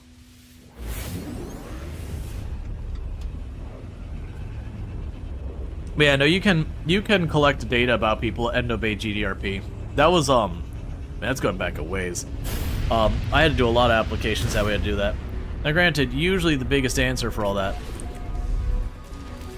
Alright, we got a Dreadnought attacking civilians. This can get us some quick money.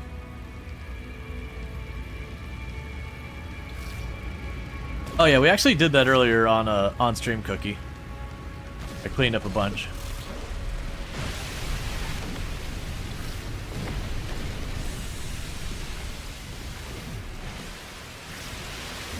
Okay, so we have disabled the ship's engines.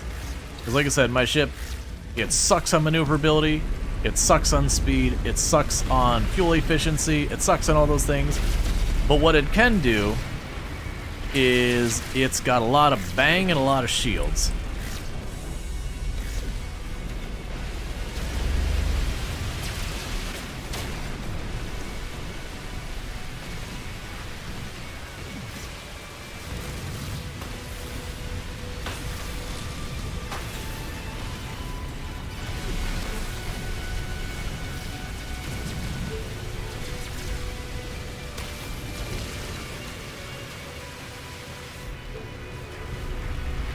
Alright, we finished that run. So we took out half its shield generators.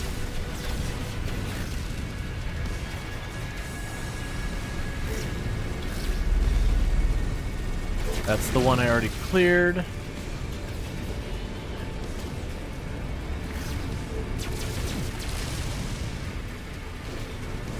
Look, man, it takes me a little bit to get this ship moving.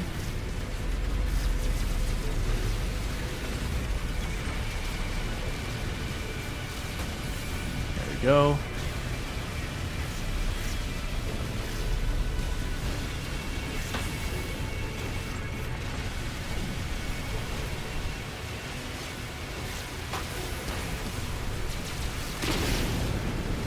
Alright. So Dreadnought just surrendered because we shut down its engines, its shields, and everything.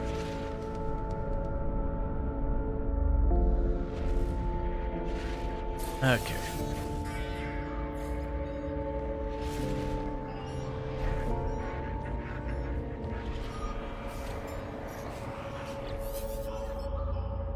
Valorenti seeks to expand their fleet. Do they not?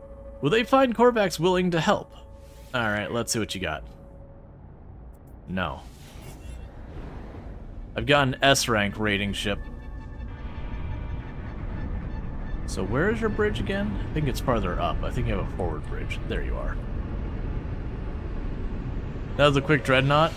Yeah, like I said, my ship is a C class, but it's just all firepower and shields.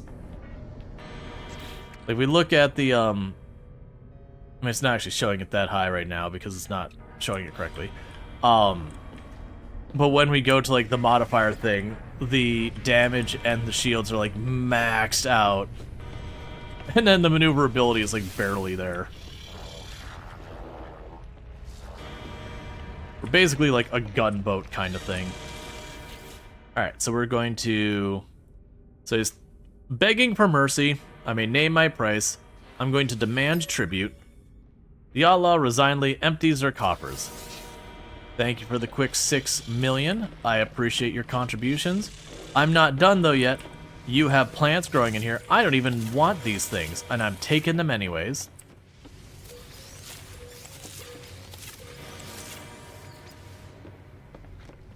Got anything else exciting back here for me?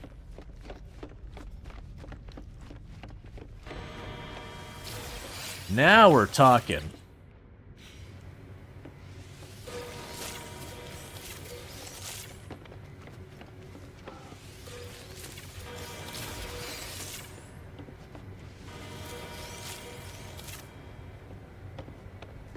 What class is the Dreadnought? I didn't even look. I don't really care. At this stage, I wouldn't want to switch ships anyways.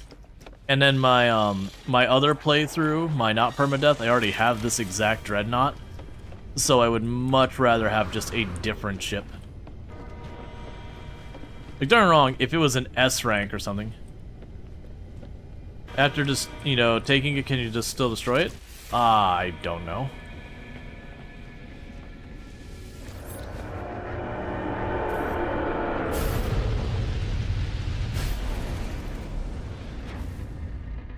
We can try.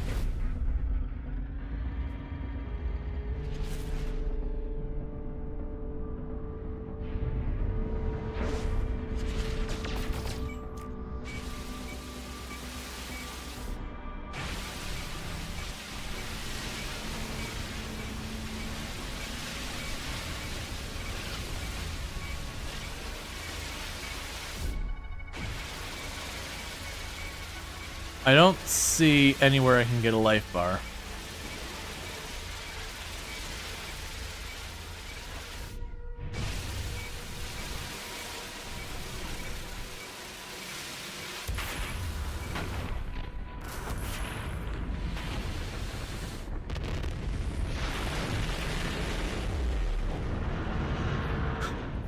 That feels kind of like a jerk move.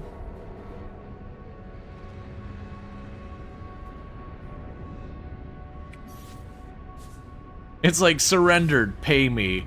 Okay, we will accept your surrender and pay with kindness. I'm not looking to expand my fleet right now. Yeah, because you're a raiding specialist. I think all of these will be like raiding specialists.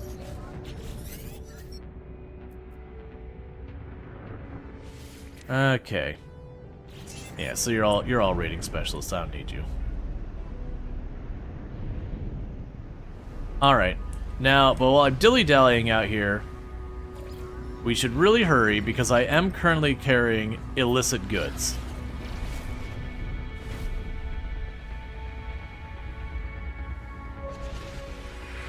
I mean, you can strictly not store any of your preference information server-side. So they can transmit the information to the US or other jurisdictions after you consent, where it doesn't apply and they can store it on their server anyways. Yeah, there's with a lot of the GDRP stuff, it gets a little complicated. But you can store personally identifiable information and adhere to GDRP and all that stuff. You just have a lot of different security measures you have to go through, and a whole lot of other stuff you have to do. And there is some data you cannot store, but that wouldn't be what we're talking about. we would be into any of that kind of stuff. We'd be talking you being like, you know, this is and isn't applicable. Like if it was like, hey, do you have insert name of medical condition to determine whether or not to show you an ad, that'd get you in trouble. Because that inherently requires you to provide what's effectively medical information.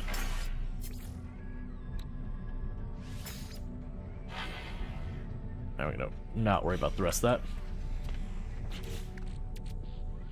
But that's only if they're explicitly asking for it, versus if they're showing you an ad that is only applicable to a medical condition and you say it's not applicable to you, you know, sure, we could try to extrapolate that that means you don't have that condition or whatever. And if I were to say, hey, this person, I don't believe they have this condition, that could also get you in trouble. Whether, like, this individual ad is not relevant, that's fine. That's not going to get you in any kind of trouble.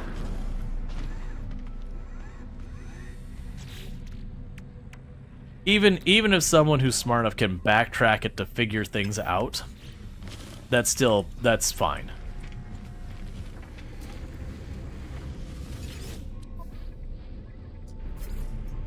Okay, so let's sell the smuggled goods for $500,000. Oh right, we needed the dirt. I will be grabbing your stack of dirt. I need 50, so it's not enough. But I've honestly not seen dirt for sale very often. So we need copper. Copper is something you can often get off of traders, and it's not that expensive. So rather than fly down to a planet and deal with all that, I'm just gonna go ahead here and see if I can't snag some copper off. See, right there, boom, 50,000. Copper done. And with that we have this, that, and another Heart of the Sun. So now when we go to the Atlas path, he would want to go to the Atlas again to turn that in. Oh, did it say I needed... One second, before we go here. Let's see. Calls the Atlas awaits. I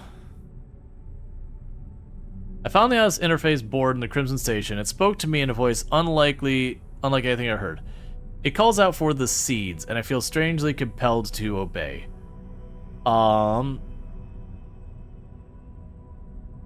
in the Galaxy Mask, yeah, so I think I'd be able to do that one. We got all this junk down here that's piling up that'll need to do eventually.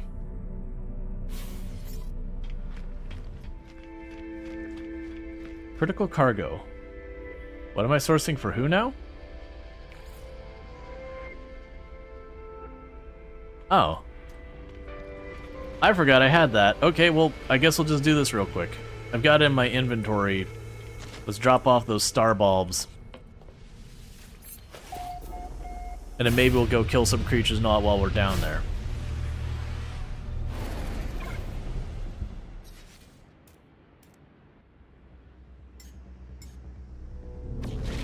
I'll have that ready in system.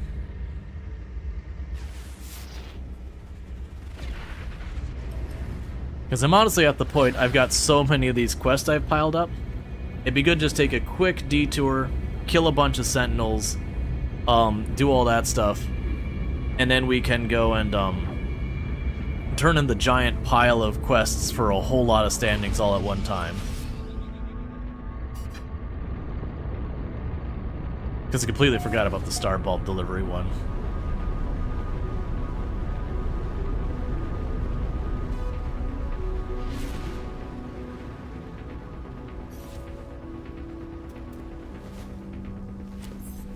Alright.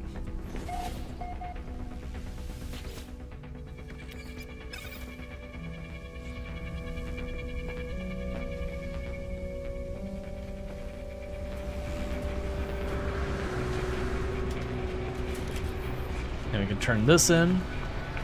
Now check to see what the situation is. Did you bother with the Nexus missions in your run? As in getting Quicksilver? Not really. You get those missions in your ship as well, but almost all of them disrupt everything, and I very genuinely really dislike the way it treats those missions on your ship as multiplayer, even though you're not in multiplayer. Okay. So you have call the creatures, call the creatures, call the creatures, and destroy sentinels, and I do have to destroy some sentinel quads. So what are we looking at life-form-wise in this planet? We've got 6. Man, why do all of them have a rare underground lately?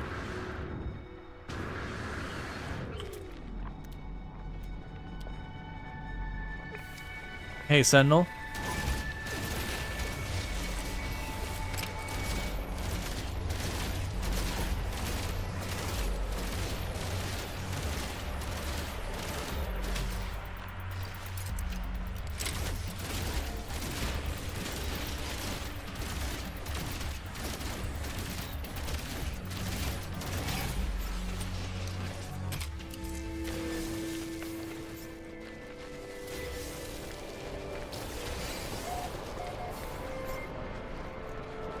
Okay, like I said, we gotta kill a couple of quads.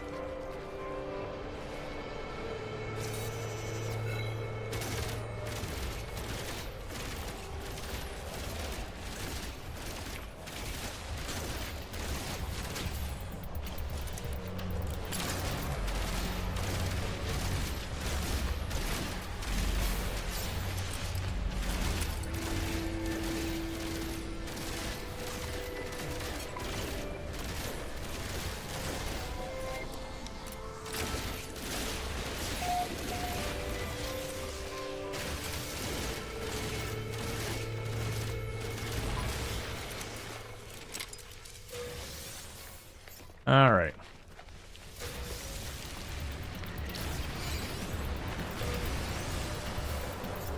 Here, go over the hill in case we get ganged up on. Where?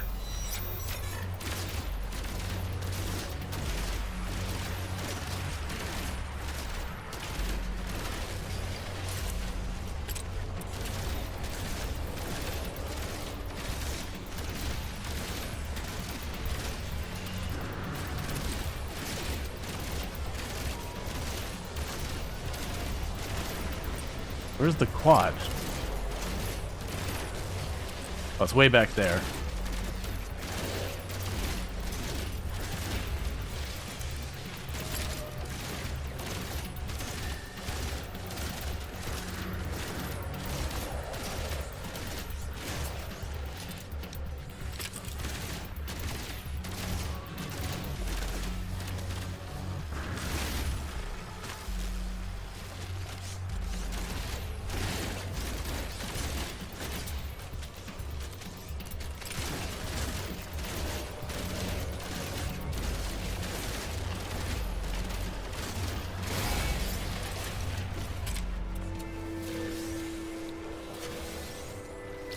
Alright.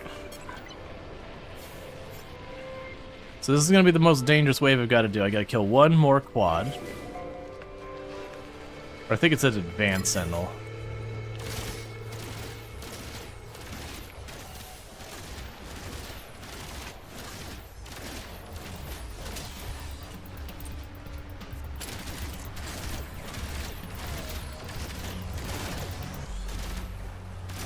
I wonder if repair one is just like retreating.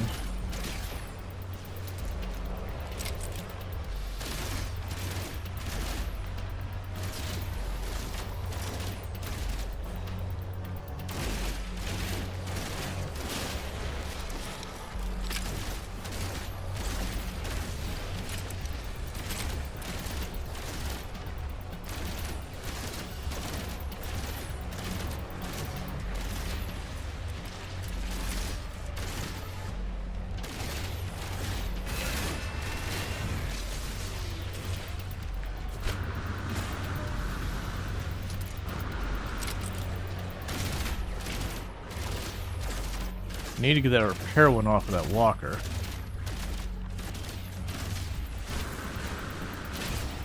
That's not where I wanted to land.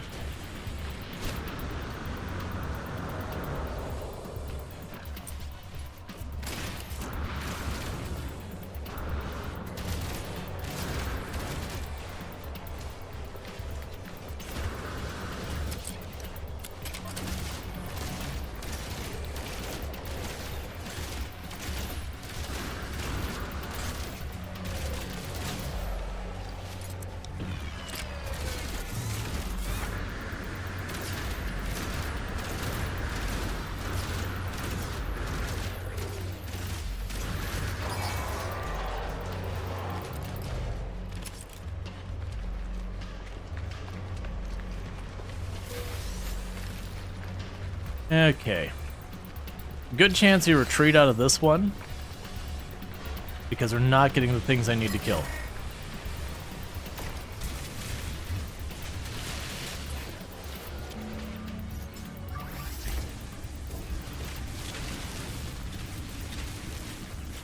Are you playing with UIOK? It's not UIOK. I am using a Dvorak keyboard, so it's all vowels across it. If you look up a Dvorak keyboard layout, that's what I got. It's the same position as WASD, but, you know, different keys.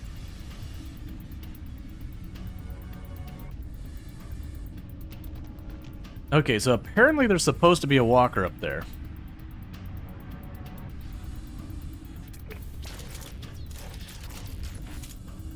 So we'll do is we'll let this stop being aggroed, and we'll see if we can't find the walker and single it out. Because I believe if I look at our catalog, that one's done, that one's done. Oh no, it did count, we're already good. Yeah, so I've got all of those done. Yeah, so we just need to get out of the fight now, and then I gotta cull a whole lot of creatures.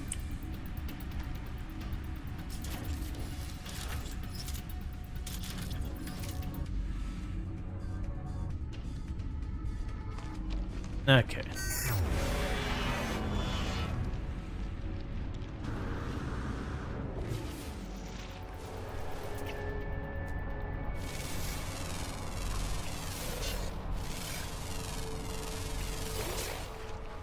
There's gonna be a whole lot of creatures. The adorable little thing.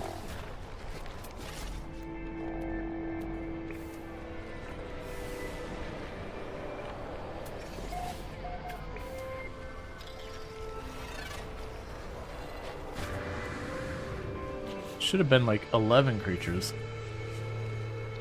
There we go, so I need 9 more creatures.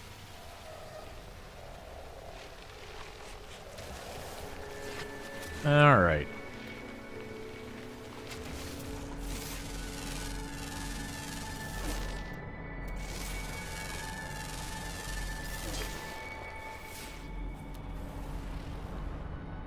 Unfortunately, not a particularly busy planet creatures-wise.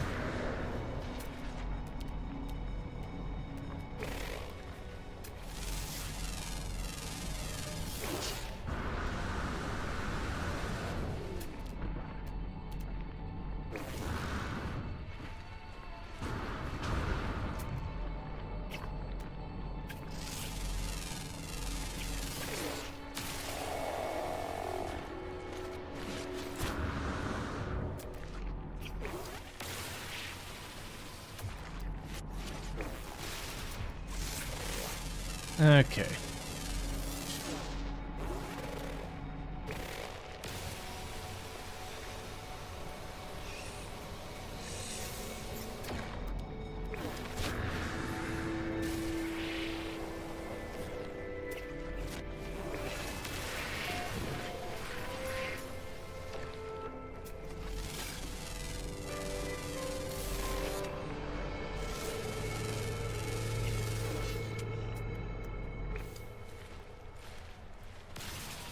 All these creatures being so tiny, this feels even more wrong than normal.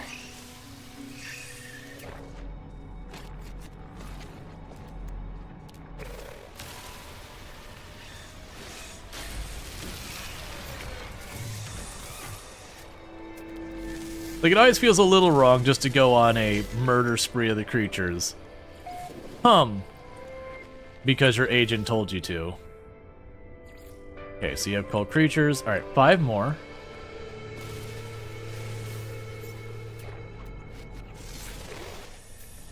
That mission always feels wrong, but sometimes they pay so well.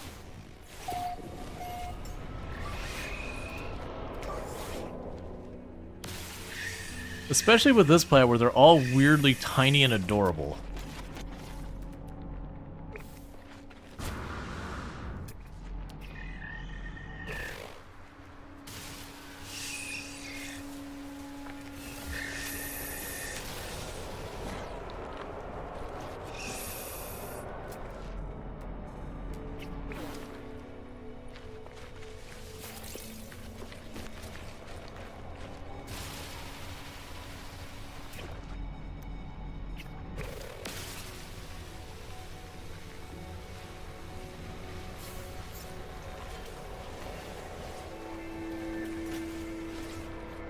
Okay.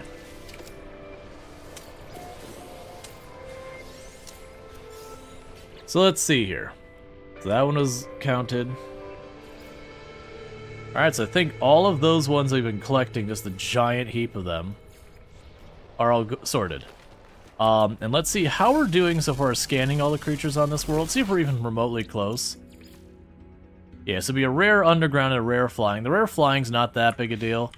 The rare underground I kind of just don't want to deal with.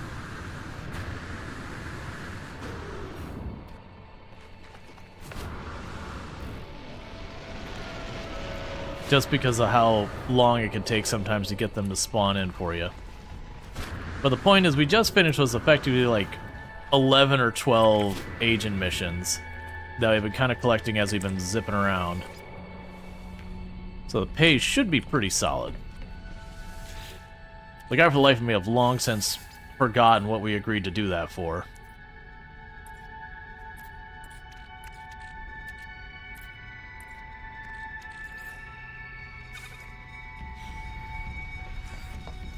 Alright.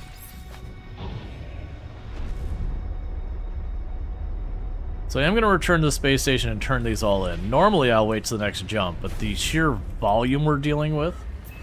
and I still do want to get the TDM or whatever it is for the Dissonant settlement. I'm a bit worried the Dissonant settlement is going to ask for nothing but like the Radiant crystals and glass and stuff like that. For all their upgrades. If they do, it's fine. But I am curious about all that stuff. Alright.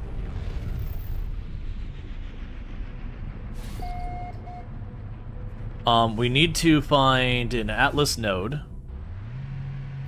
Because I'm going to turn in the heart.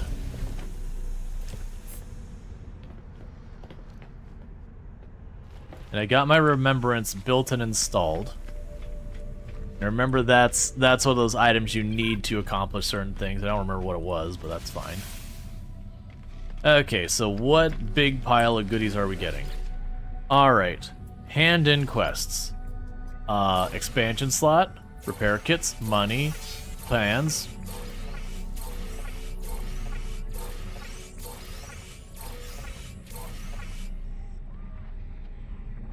I'll grab another one of these for in the future.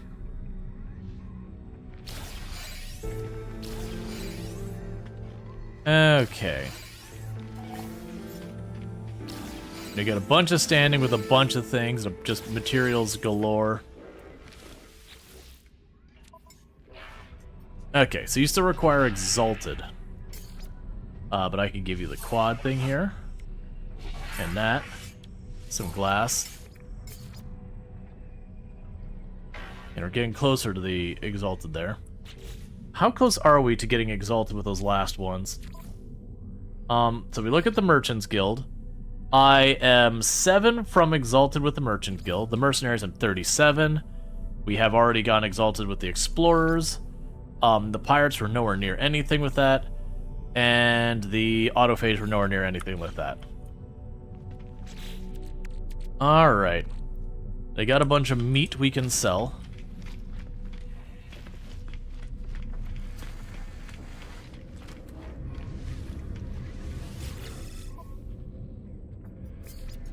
So let's go and deal with that.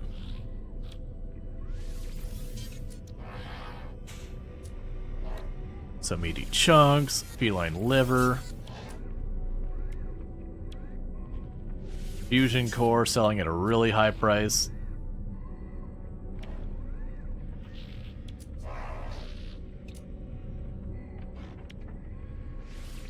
Thermic condensate.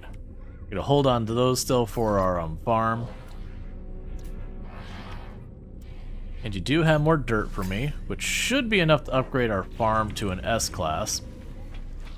Okay, so we had planned to come to the Dissonant system thinking that that was going to get the next thing unlocked. We don't have any quests for that, though. What I do have is the Atlas Path quest. Yeah, so look at this, almost all of that is just random junk. We do have the one for the things we just got here. But that one is we can go to the Atlas interface. We could put the the sun thing in it. And it should get that done, and that might be what I need to trigger the last thing.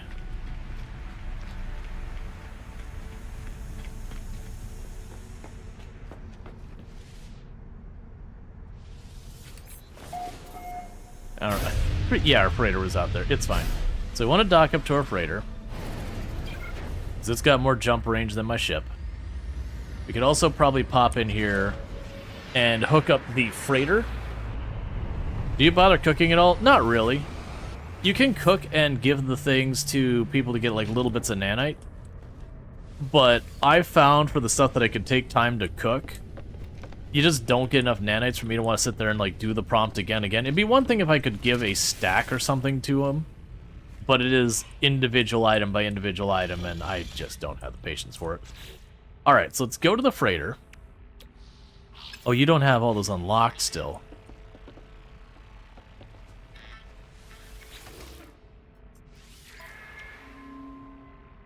Yeah, so I need more frigate salvage to get those. That's fine. We'll want those later. Regardless, we move the freighter now. The next Atlas station is right here.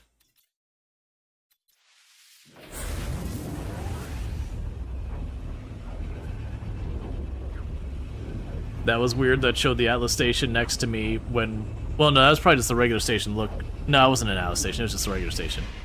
I'm tripping myself up. Alright. So we're going to start by going to the Atlas station, giving it the Heart of a Sun.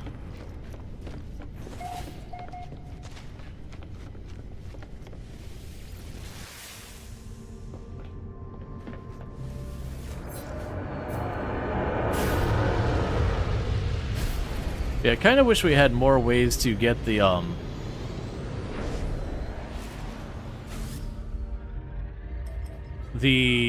resource for getting like cosmetics and the egg and all that weren't doing the quote-unquote multiplayer missions. It'd be really nice if we had more options. Like just stuff we could do in the normal game to get them.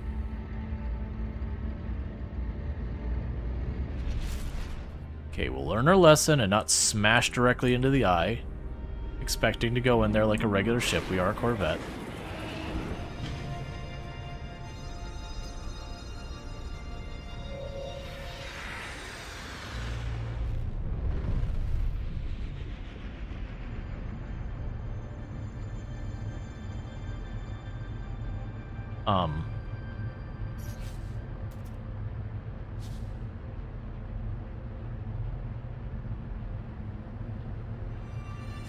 Okay, it's just really, really struggling to find that sweet spot.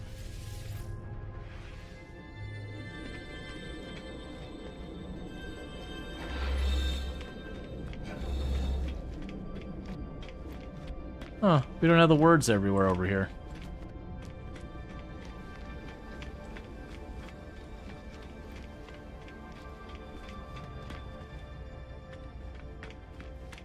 Oh, I remember this. I really hope this isn't the one that we have to do that.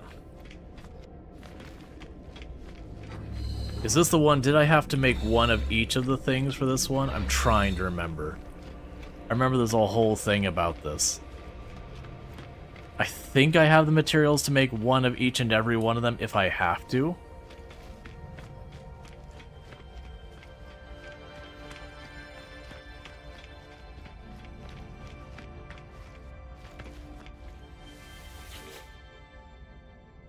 The plinth resonates, pulling my knowledge. The Atlas seed from my mind.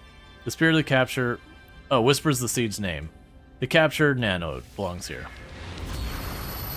Okay, so I didn't have to have like one of each. You just have to have made them. The plinth resonates, pulling my knowledge of the Atlas seed from my mind. Okay.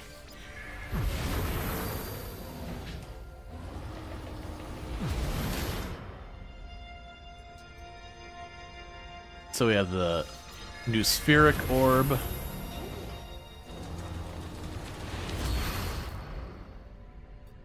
And dark matter.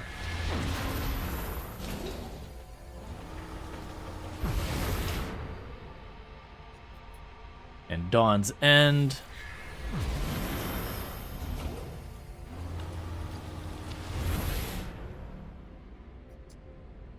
and Photic Jade.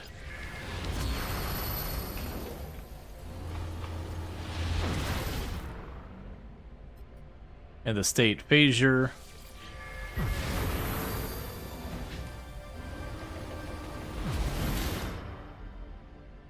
The Nove Reclaimant.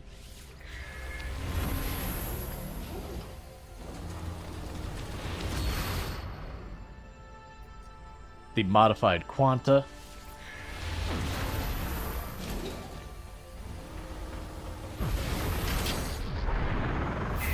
Okay, we don't understand your language. I stand at the interface of the Atlas. I stand at the Forge of Worlds. This is how it showed me what it was.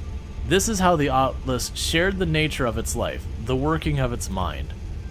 It never required prayer, it never required worship. All that it asked me, all it ever wanted, was just input. It was just a user.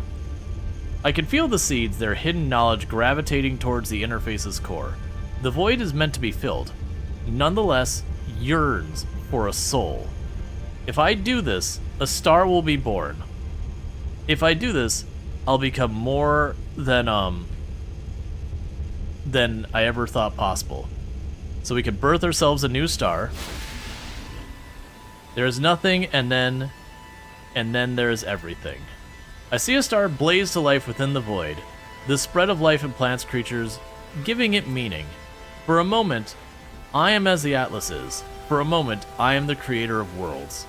The fabric of time space stands revealed to me. Black holes swarming from system to system. The Atlas screams. Okay, we now know how to make a star seed.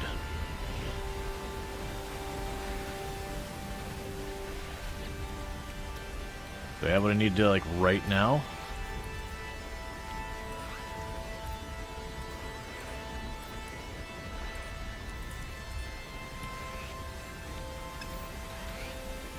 Oh, Starseed goes up here. I understand.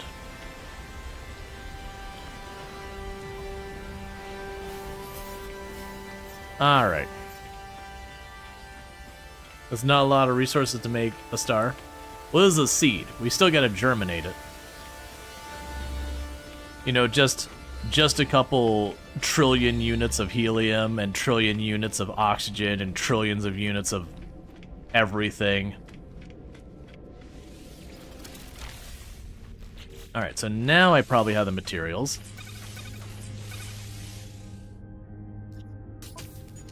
Star seed installed.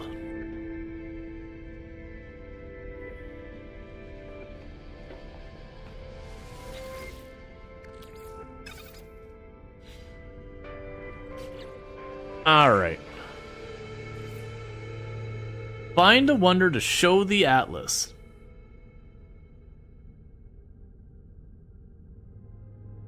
Oh yeah, I forgot.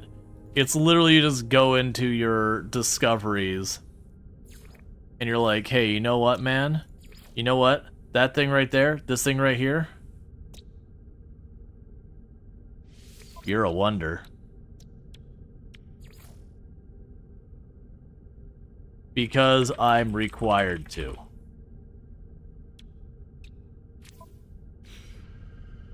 Alright.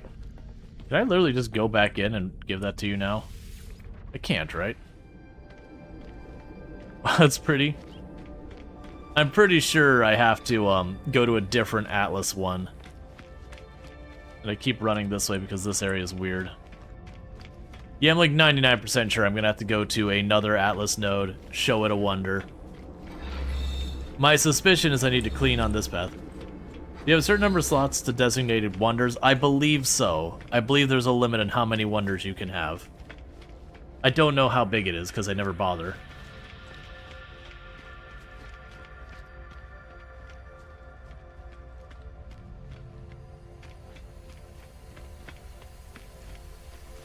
Yeah, I have to find a new one. That's fine.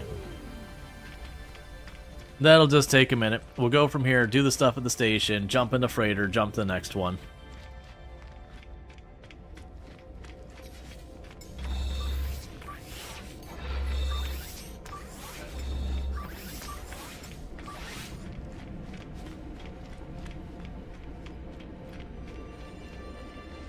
If we name too many wonders, will we be wonderful? Yes. It's just one page for personal wonder, sadly. Yeah. I'm sure there's people who like want to remember like really cool stuff they found. And that's absolutely fair and valid. It's just something that like I never really cared much about, so it's neither been here nor there for me again.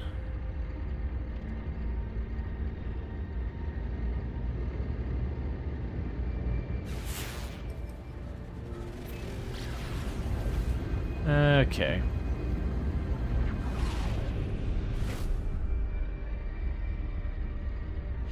So we just pop to the station real fast. Grab some more missions, all that kind of stuff. So we've already got it where we made the Heart of the Sun, we got a Remembrance, we got the Atlas Seed. So we've made all these things already. We've got the engines that I can now access every single system in the game that's available right now, which means the only ones I cannot access are purple systems, which for this character playing in this game right now is oblivious to those systems even existing. So does feel like we can access literally everything. But that'll get sorted out soon enough. We'll pop over you. Do our little run around here. Kill one predator. That's fine. And then we can run up here.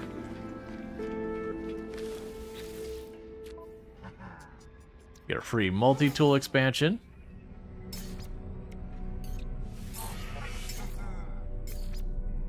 Donate more glass to get ourselves closer to Exalted with the mercenaries.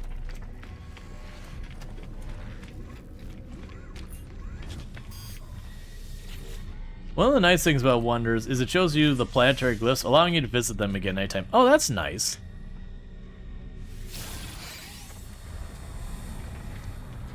Alright, so with that, we will teleport back to our freighter.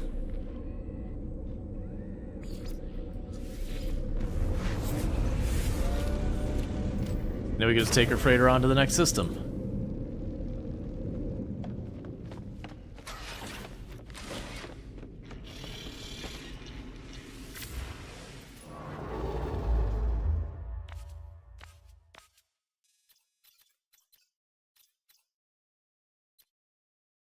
Can I jump straight there? Yes, I can.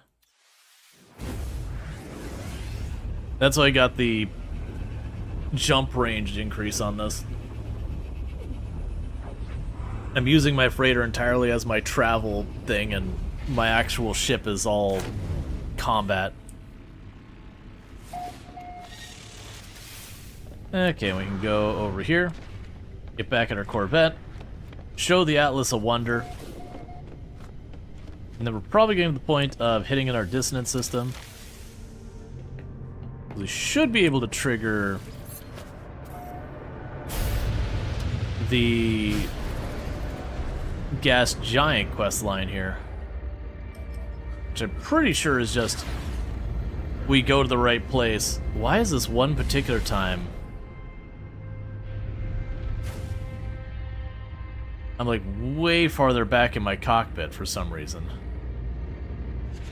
I'm not unhappy about it. Okay, don't pull the whole way up.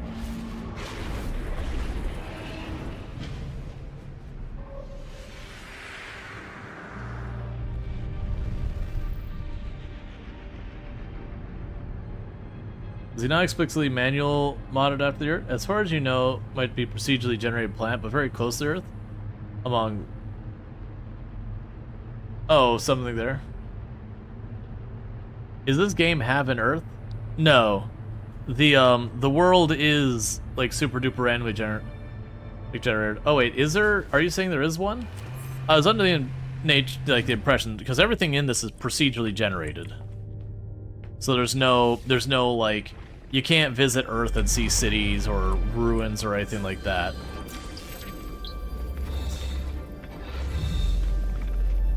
Because you'd hop between multiple universes, let alone multiple, you know, solar systems and all that. Like, it'd be awesome if there was an Easter egg worlds like this. found something very close to Earth despite some electrical storms there. Yeah, you can find temperate planets that are very Earth-like, that kind of thing.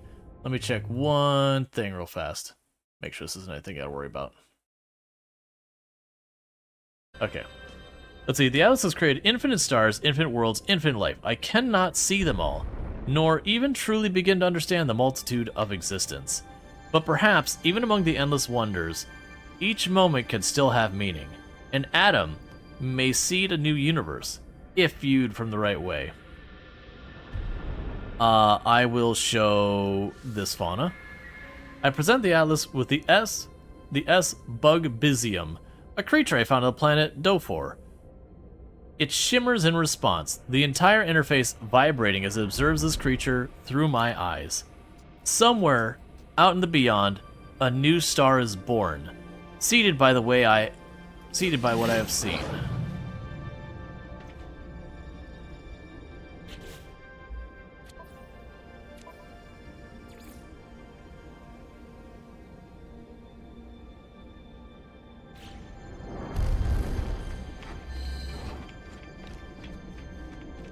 I don't think this repeats forever, but I could be wrong. It'd be kind of annoying just to do that. It's also the idea that you're like making new solar systems, like, but am I though?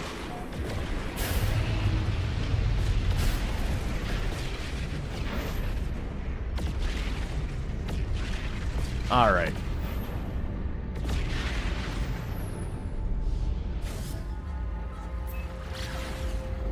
So go to this space station, and I think what we're going to do is we're not going to harass the Atlas more.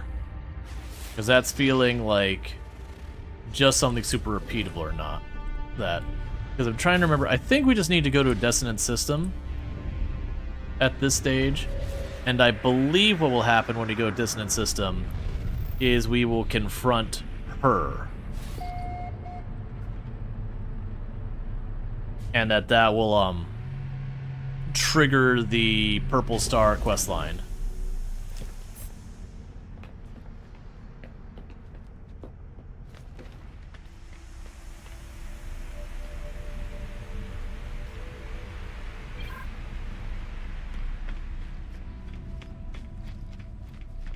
Yeah, the problem is like trying to make Soul System, for example. You could have like a very loosely like it's got certain planets in it. Like you wouldn't want to go more detailed than that because that'd become a whole thing. Like as far as the effort it goes into setting it up. Alright, that's Explore, so I'm going to choose to ignore that. I've already maxed out my Explorer's rep. Yeah, so go to a dissonant system. See if we trigger the next thing on there.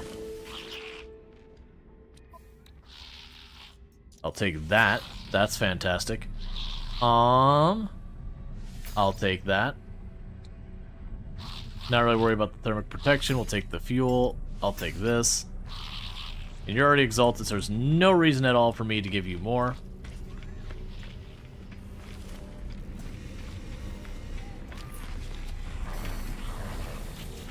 You still have Atlas to learn new words. And hyperfuel, yep. So we'll drop you here. So you've got a shield. So that's shield strength and core strength.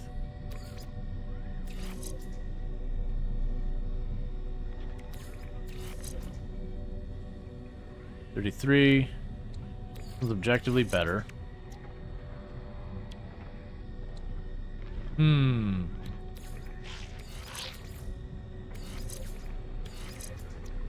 Those all work together.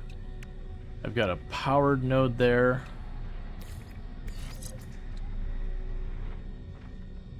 I don't think that'll make a huge difference. Alright, so in relatively good shape with all that.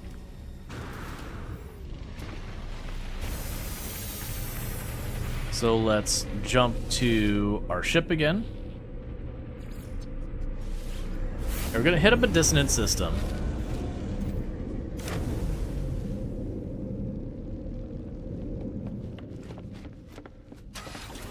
Something I was gonna do here.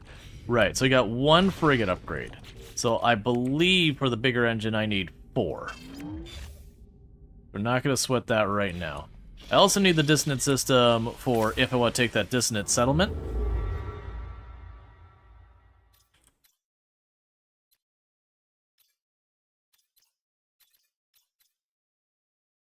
Okay, so I got dissonant system over there.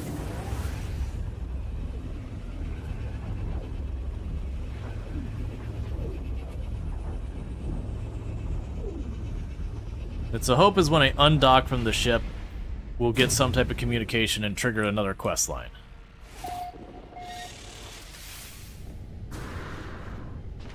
Because if not, I don't know what piece of the puzzle I'm missing to kick off the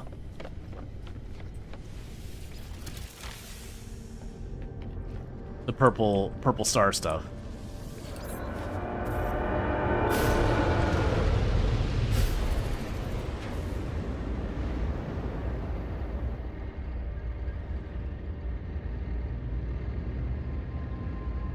So pop over here. Yeah, because as it stands right now, I have all of these quests, I believe, are at their final phase. So there's nothing more to do in here beyond I could reset the galaxy. And then these ones are mostly just in the repeatable phase. So as far as like actual original quest lines and all that, I do think it is literally I just have to trigger the purple planets, and that'll be that quest line. I honestly think it's the last quest line, like so far as proper quest line.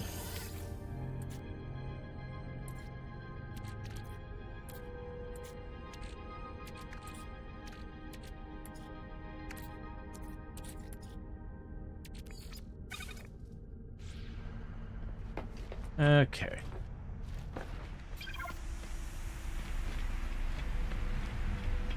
So we're going to be grabbing a bunch of the purple crystals here, because we're going to need those for the settlement.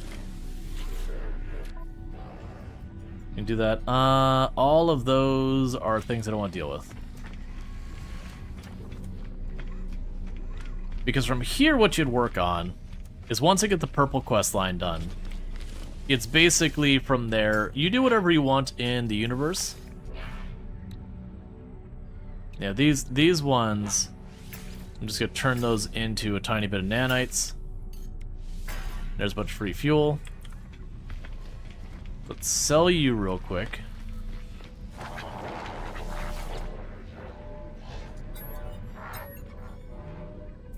Okay, we can go sell.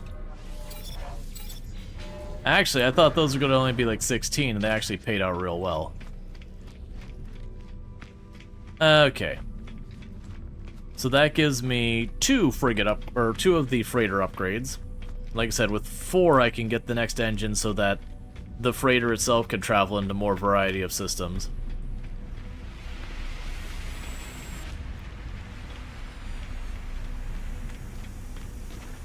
Oh, you know what I might need? I might need one of those anomaly scanners.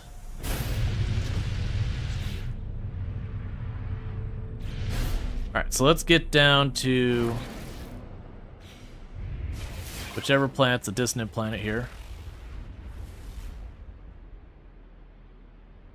So not you.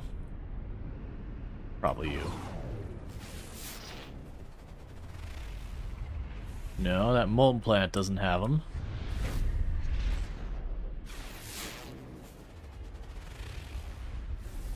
You don't have them. Alrighty, Antichi, you have a good one. Okay, so it is a flourishing planet.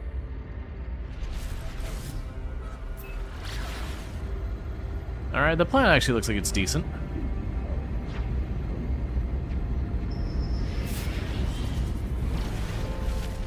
Here we go. That's the quest line. An object before me appears to be sort of a ship thrown together from scrap metal and shards of alantedium. It moves with pulse-like rhythm. Hello.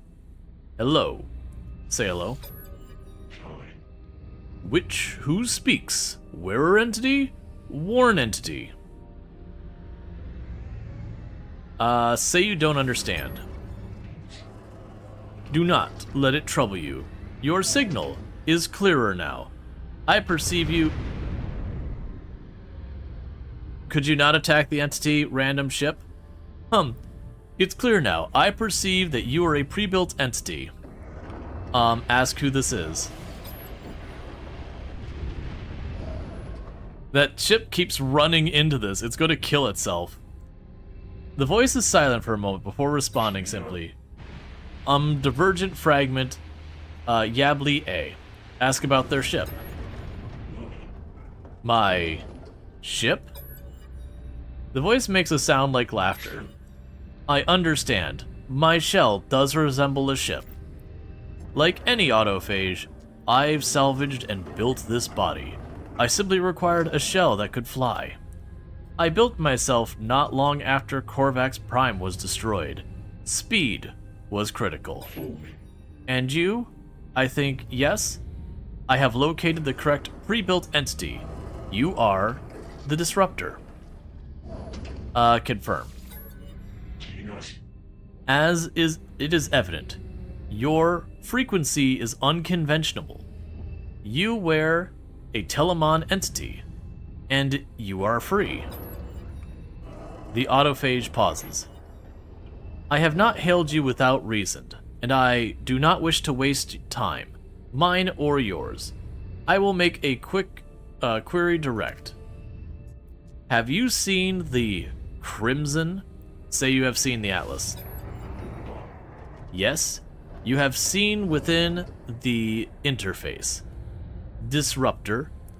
Then you know Atlas is more than Korvax mythology. I feel something blaze in my suit, as though the Atlas is asserting its existence through this fragment. My starseed is glowing hot. Show the starseed. Yes, this is from Atlas. A spark, a seed. I am old, Disruptor. I have been flying a long time. I have seen the interface stations, the diamonds in the dark. I trust my observations and my calculations. You can interface with Atlas. You can rebuild her. The voice suddenly takes on a new intensity. Thank you for the follow. Welcome to the stream. Its energy palpable, sparking across the relay. What do you know of the Void, our autophage progenitor, our Atlantid? I will show them my staff. The strange ship seems to examine my offering with approval. Yes, proof of her return, her physical manifestation. I pity the remains of the Convergence. Their grief limits them. Her disconnection has reduced them to a single, fragile mind. Autophage are no longer Korvax. We do not need to grieve. We know she is not gone. She is spreading, growing, beneath the surface. The walls of glass are thick. She needs just one seed, and one scaffold. Ask what they want. I am ignited by possibility, and I have not been sufficiently direct. I wish to request your help. This is an opportunity to restore what was lost so long ago. We have all we need: Alatitium, your anomalous signal, the Atlas. All that remains is assembly. Ask about assembly. I have not seen Atlas. I cannot enter her Crimson Diamonds, but I have seen evidence of your spark seed. Atlas has accepted your input before. This could be the scaffold. If you would help us, Disruptor, search for what was lost in the ruins of Atlantid. Scan for what your eyes cannot see. Compile a seed. Atlas will respond. It will not have forgotten her data. She will return in stellar multitudes. Okay. I still need the stuff at the surface. So we need to compile the memories of Atlantid. Which is I need 3 Echo Seed and a quantum computer. Quantum computer, bam. Done. Echo seeds, I just need to go onto the surface and start smashing mirrors. Which happens to be on the surface of the planet I'm already approaching.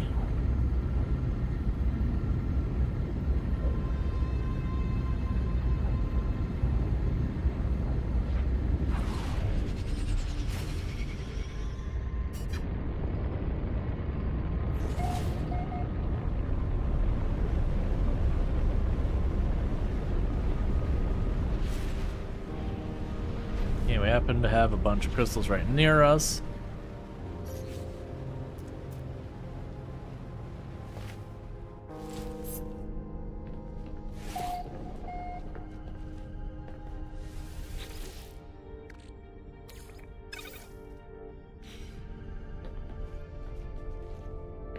Okay.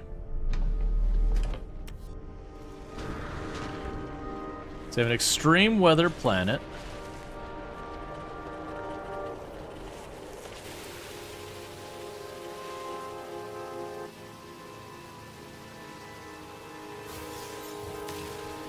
It doesn't seem extreme.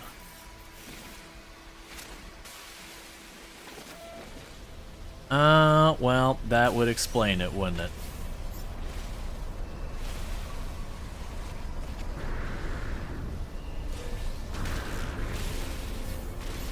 Please do not use me as a living ping pong.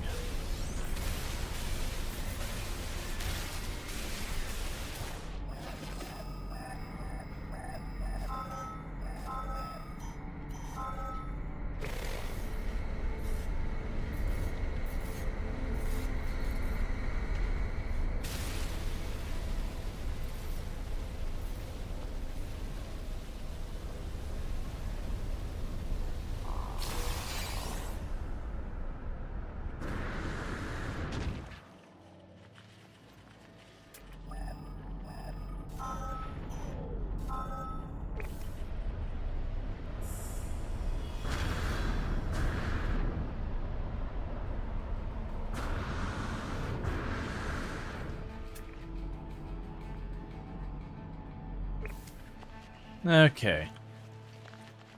This plan is proving to be a little bit more dangerous than I gave it credit for.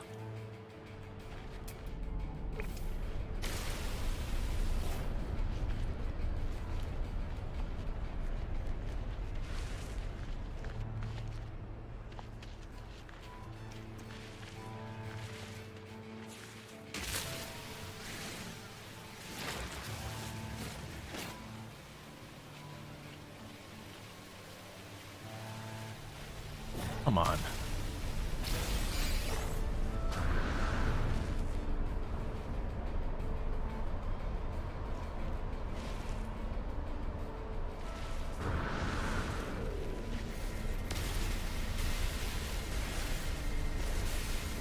Just keeps picking me up and then doubling gravity to slam me into the ground.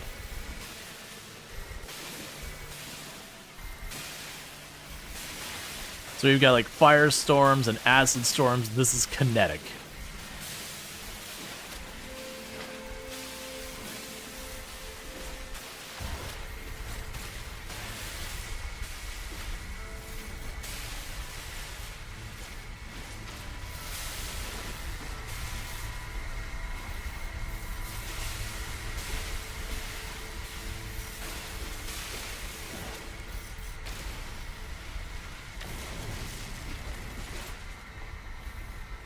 I'm just trying to get a whole bunch of this purple stuff because we're gonna need all of it. I have a feeling that other settlement we found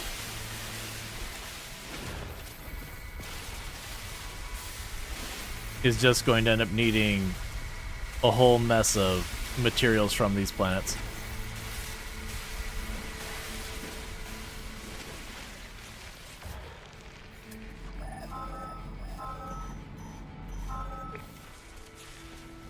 Okay, we can get you all sorted.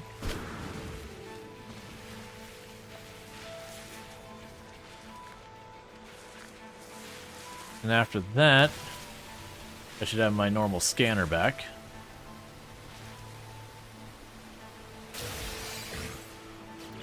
Okay, so we can go here. And the memories of Atlantid.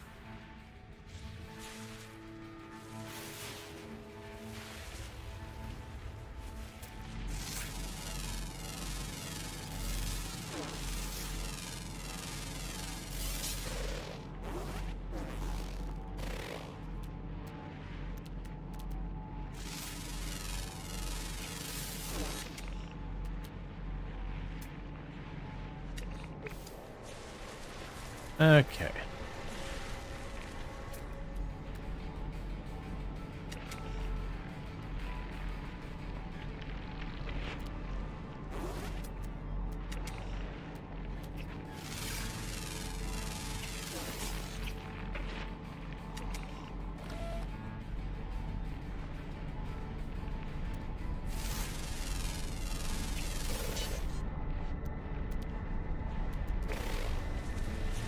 So where is my ship again?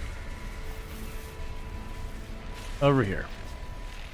Let's try to get off this planet before it smashes me into the ground and kills me.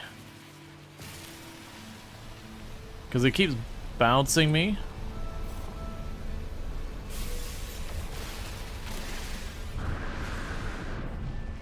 So it's kind of letting it lift me up because there's not a whole lot I can do about that. And then waiting for it to start putting me back down and just trying to jetpack before it's managed to hit me into the ground real quick.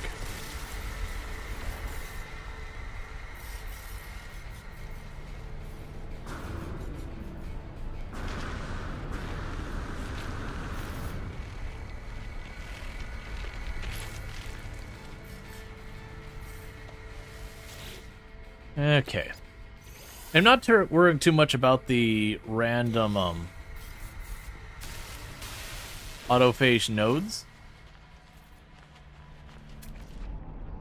We can get quests that make it worth more for me to do them.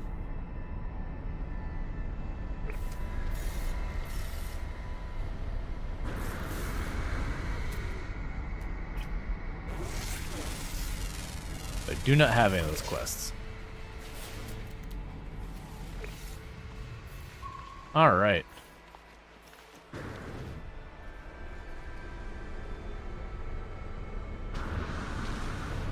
Yeah, no, the gravity storms can be really dangerous. Like if you're able to pay attention to them, they're okay. But the moment you're like busy on some screen or dialogue or whatever, you can get yourself in a lot of trouble. Okay, so you need to find Yabli or whatever it is again.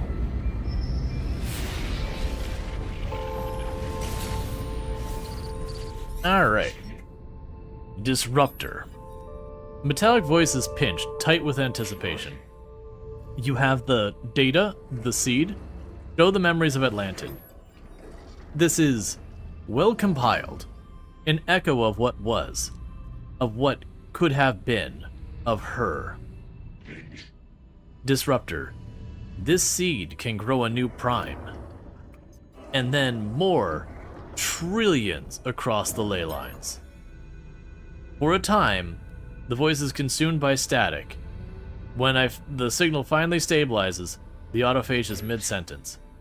Components, the scaffold, and the back door. Ask them repeat that. Components, the scaffold, and the back door. Ask about the scaffold. To accelerate her manifestation, the crystal lattice requires a scaffold. Atlas is the optimal scaffold. Unlimited access, the route to her reconnection. Ask about the back door. That is you, Disruptor. Atlas favors you, grants you audience. You are its flaw. A backdoor to the architect of reality. Plant the seed discreetly. Grow a memory is a subtle act. But Atlantid will not cause damage. This data was once part of Atlas. You are bringing her home. Well,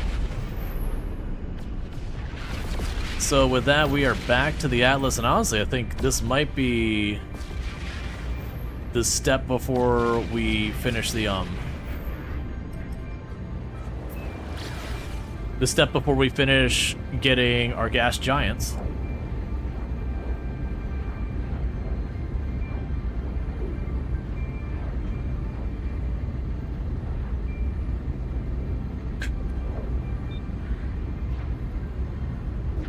So it's absolutely the correct decision. Last night I was like, maybe I could push to get this done in an hour.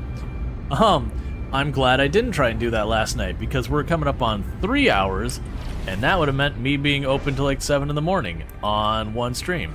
And that is not a good way to being able to stream the next day afterwards.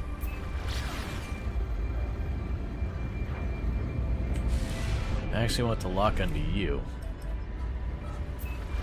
Alright. Because once we get the gas giants unlocked, pretty much where we're at from there is then it just becomes we work on whatever we feel like working on. All the main stories will be done.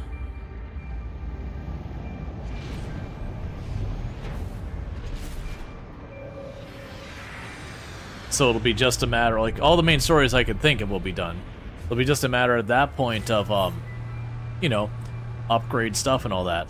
And so the comment I've made is what I would probably do when we reach that point, where it's just the upgrading the incremental kind of things, that I'd probably put the run on pause, because I'll have seen that it's kind of, we have achieved our objective.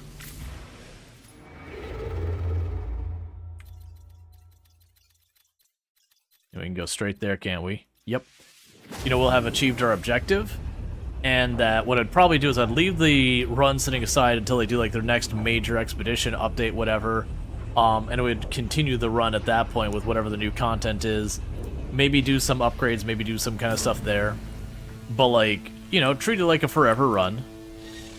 Until we do die, because it is permadeath, so if at any point I die in this run, all this progress gets lost. All of it gone. Ship gone, character gone, everything. I was trying to teleport, thank you. We only now hit 75 systems. That doesn't... It feels like I've been to way more than 75.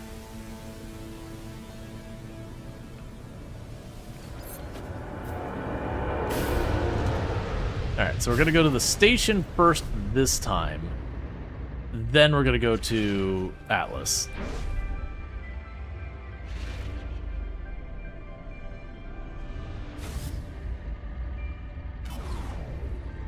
I don't exactly remember the details here. Alright, Bassett. You have a good one. You sleep well and all that.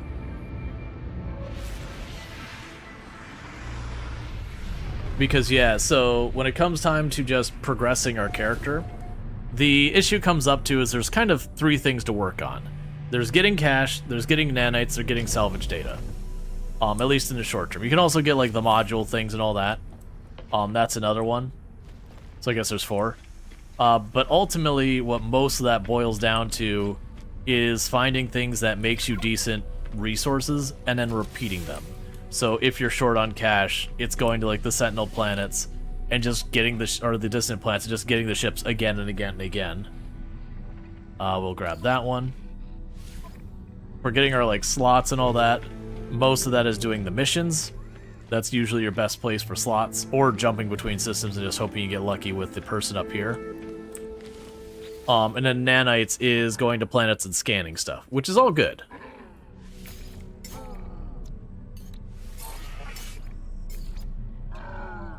We're so close to being able to get the last bit there.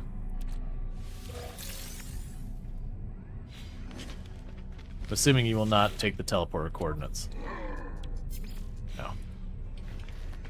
Okay, that's fine.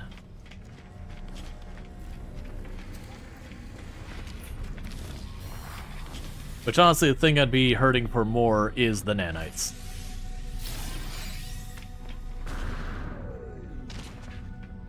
Okay, so I got all that sorted. We will switch our quest again.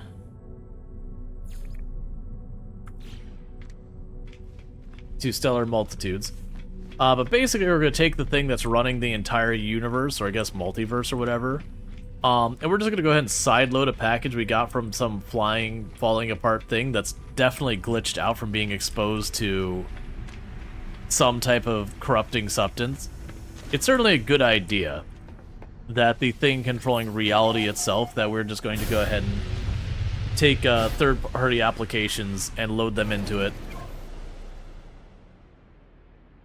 without concerning ourselves with anything else about it. Now, obviously, we are going to do it because it's the story, but, you know.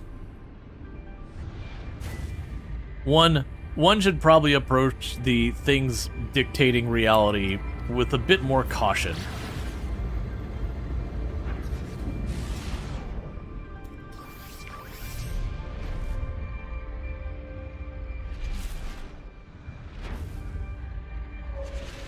And bear with me, I'm going to quickly snooze the ad break here for a little bit, just so that we don't have the ad break trigger while we're doing this.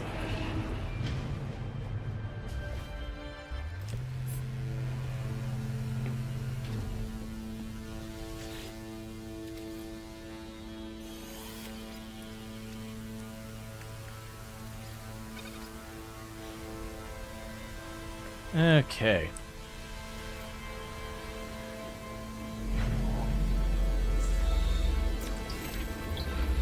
The Atlas has so many words.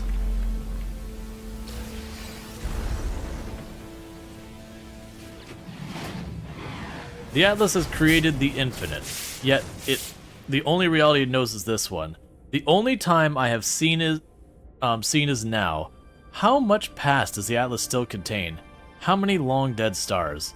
Sideload the memories of the Atlantid. Orphan data detected. Mounting compatible archives.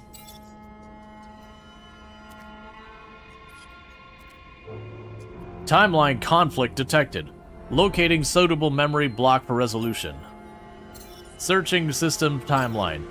2105.9.1. 2091.3. 2120.7. 2104.8. 2072.1. File system access error at 0,000.0. Timeline cannot be resolved. Anomaly breach detected. Function: preserve system integrity. Purging dissonant interface from network. Interface begins to shut down, extinguishing the lights of its terminal line by line. The hum of the machine falls silent. Only a single source of light remains on the screen. A string of characters blinking against the darkness. Touch the characters.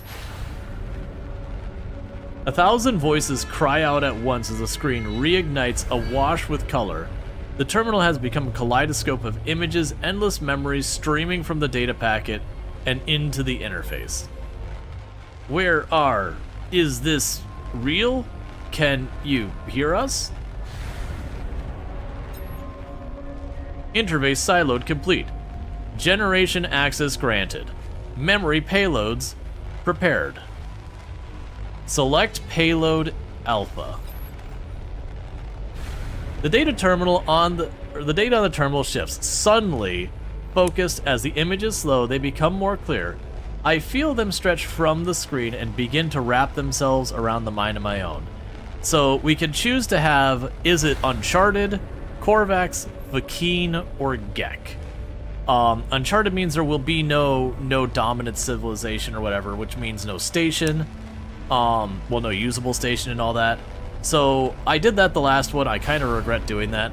I think for this case, I'm going to go with the Korvax because they're the ones we have the least amount of reputation built up with. So I'm going to go ahead and choose Korvax. My mind splits. I'm a billion entities, minds interlinked. Harmony through insignificance. We are the convergence. Knowledge and enlightenment forever ascending through the infinite cycle of the echo and the shell. Manifest this memory. Side payload set to Korvax. The terminal continues to overflow with image fragments dancing around the Atlas, and the packet I assembled, each of these countless memories, is its own reality, carrying the fingerprint of a galaxy and lives. Payload B. Another set of memories pulsates across the screen. As I watch, I feel their echoed lives begin to resonate in my skull. So we can choose the type of world we have. Whether it's going to be Titan, is just something to be aware of. Now, the last time I made a truly awful world, I kind of want to make a water world this time, but I'm very mixed on if that's a good idea or not.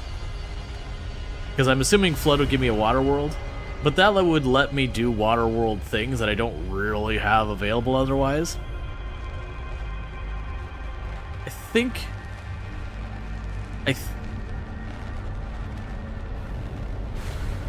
I'm gonna go with the water world.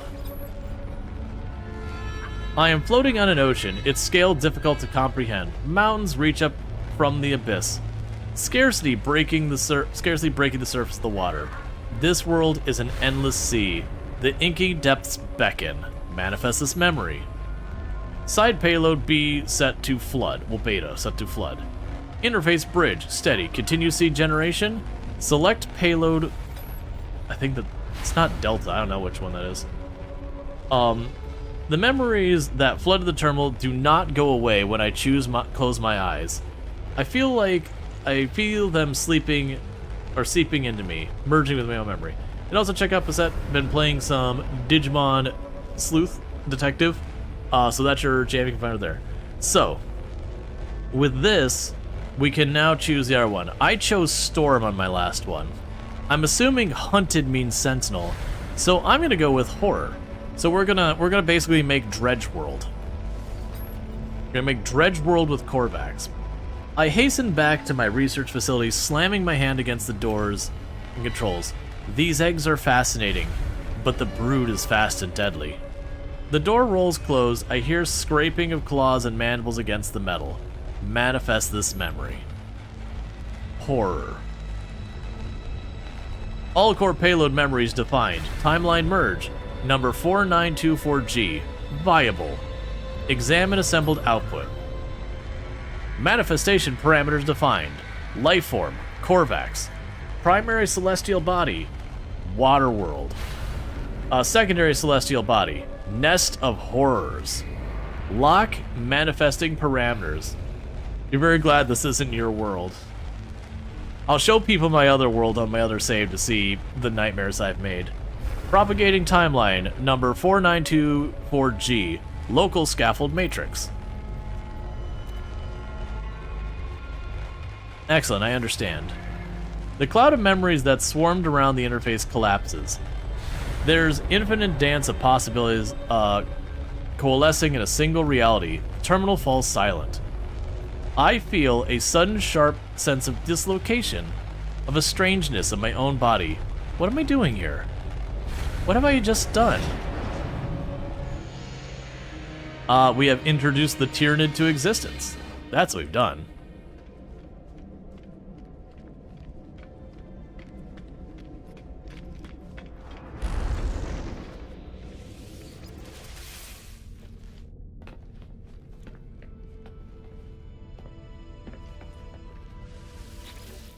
Okay. And keep on processing for the nanites.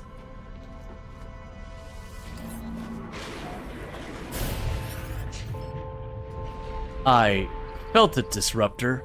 I felt it. An ache in my own crystals. A burst of life. She has manifested a star. Inspect the galaxy map.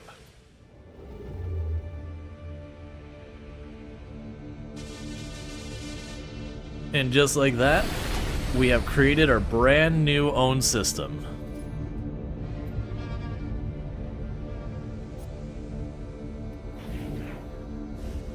Did you see her? I saw a new star. Yes and no. The star is both memory and a manifestation, both restored and newborn.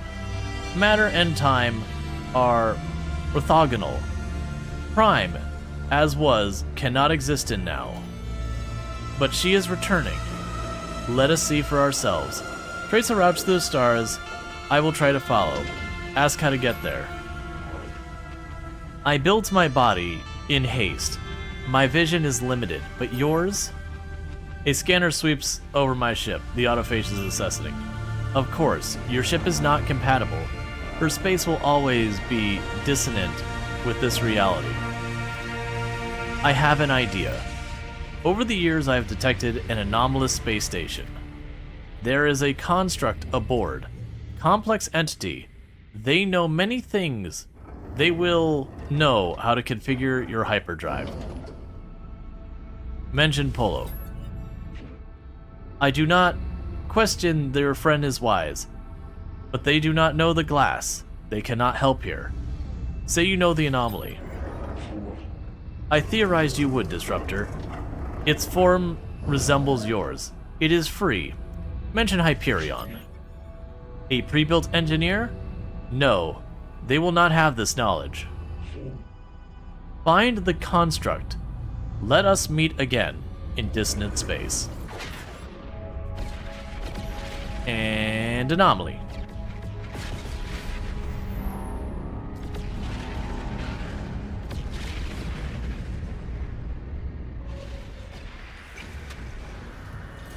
Okay.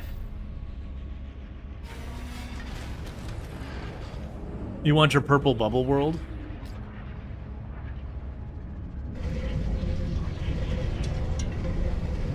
Yeah, we've created a world. Like I said, what we'll do is once we get our world anchored, I'll take a quick second to pop over and show you the other nightmare world I made.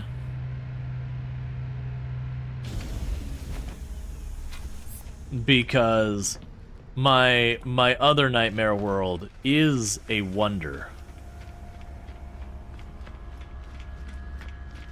It's like, do you want a paradise world? No. Give me pain.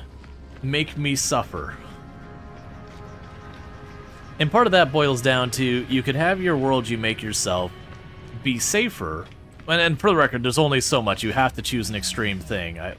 But like, I honestly think Brood is going to be pretty mild, because you can just not trigger the Brood. But, it's one of those things that, you know, you'll want to for good resources. Other entity. You entity. Is it you? It was you. I felt something. Sky rattle. Glass boom. Ask what they felt. I felt everything. Strange feel. Crystal lake. Ripple through the shell. Ripple through built others. I heard them feel. Many voices raised, shout, sang. Tell about the manifestation. A star? It is? It is?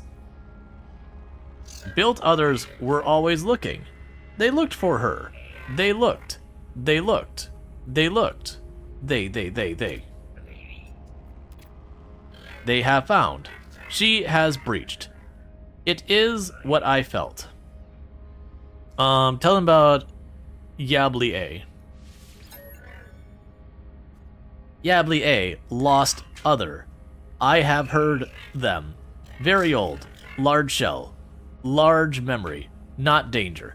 Bear with me, chat. I'm going to wait till this ad break is over to continue, so I'm going to quickly step away, stretch my legs, and that's just that way that people who don't have Twitch Turbo or subs don't miss out, since we're in dialogue stuff. So I'll be back in just a minute, and thank you again for tuning in.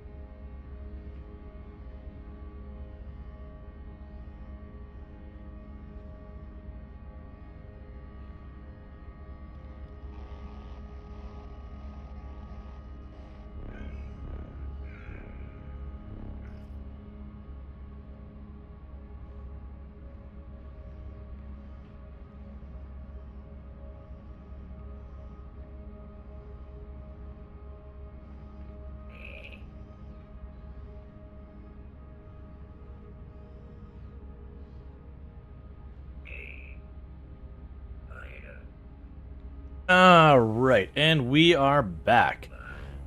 Creates a planet world of Transport Tycoon Candy World map with bubbling purple soda fountains as possible. I do wonder, like, what limitations and all that the world generation has. Either way, so for those who got caught in the ad, I did pause immediately in the dialogue so that you didn't miss anything. But Yably A, Lost Other, I have heard them. Very old, large shell, large memory, not danger. Ask about the Atlantid Drive. I remember the ship configuration here. Sideloads a resonant memory packet into your warp computer, allowing your ship to pass through dissonant space surrounding purple stellar systems. User advised to access hyperdrive systems via the galactic map. Cool. Now you remember too. Ask about dissonant space. Dissonance, not possible space. Space was lost. Gap was folded. But she has returned. I felt it. You will be safe. Other entity. Determined. Not possible space is anomaly, but you are anomaly too. Ship configuration is safe. I would like to see not possible space too. Other entity would be anchor. Call for anomaly shell there. We will follow. Okay, say goodbye. Alright. So we need to go and install our new drive to visit our new system. Which will be tricky because I have no slots left on my ship, so something's got to be yanked out to shove that in, and it just keeps getting worse and worse.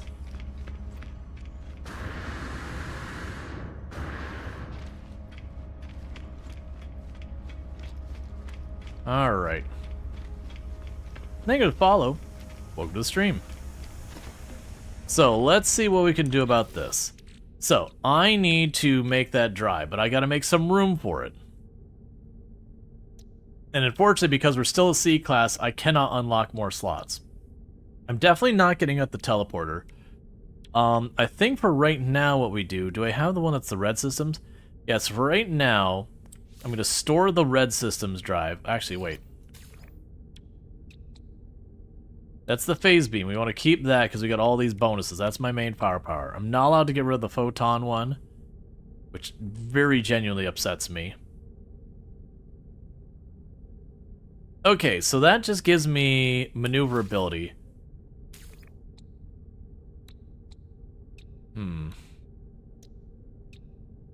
All of that's solid shield strength. And unfortunately, these cargo ones, I'd have to go into the whole assembly thing to get rid of. Yeah, so I think what I'm doing is... Well, you know what? I don't really need the warp core efficiency. That sounds like a weird thing to say, but very genuinely, I just don't.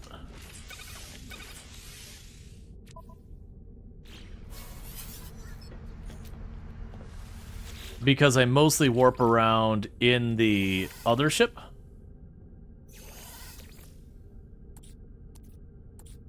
So this having a little bit extra fuel efficiency doesn't really matter. I should have more living glass stored over here.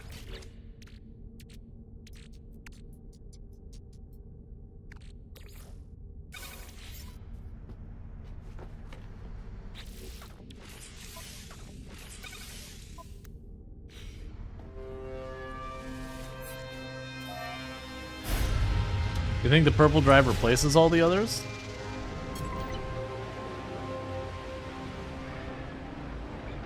I'd be surprised if that's the case. We could certainly find out, because right now I technically shouldn't be able to access, I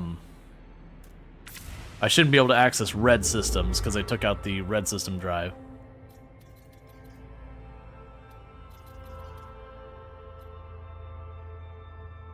My star is a dissonant system. Heck yeah.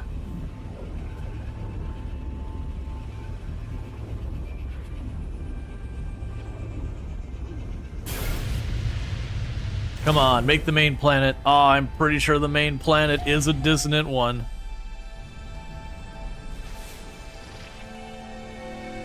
It is not.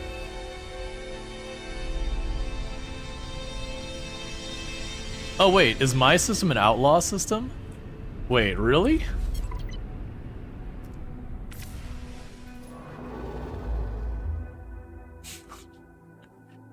Okay. The system I made is an outlaw dissonant system. Alright. I can get on board with this.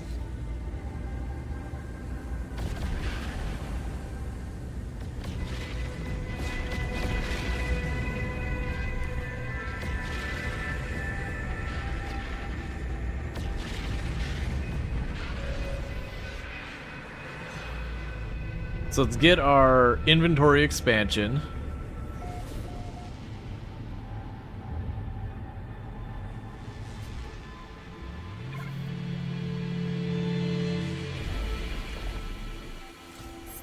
And then we'll call in the anomaly and all that garbage. Okay, you're still running.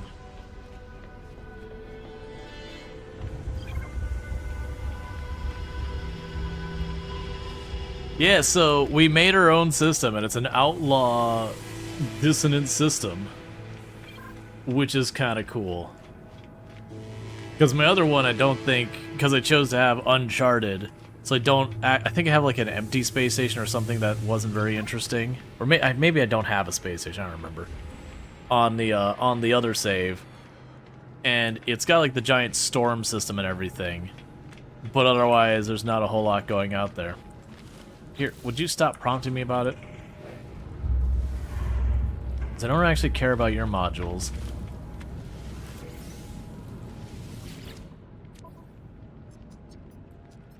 Yeah, so one thing we would be able to do is also work on committing the crimes. And we got all the black list stuff, or black market stuff. That's probably not what I'm going to focus on with this, because there's not really a quest line to it, it's just work on your rank. I mean, there's a quest line to introduce you to them.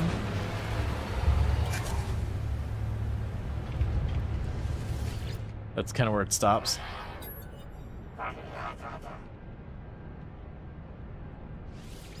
And that's just for the derelict ships. Okay, so with that, let's go back to our ship.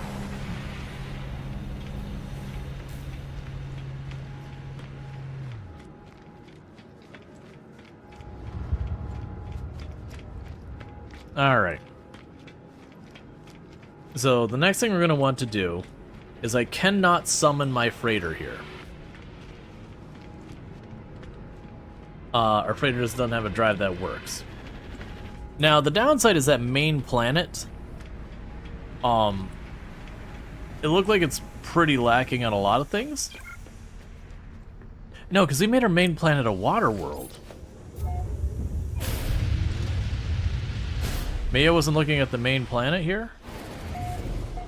Yeah, because you're a plated planet.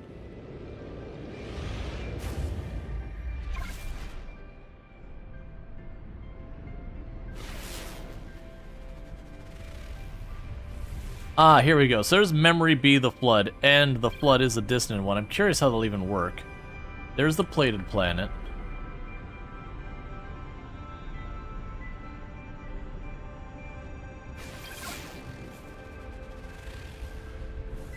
Got ancient skeletons here. A water-locked planet.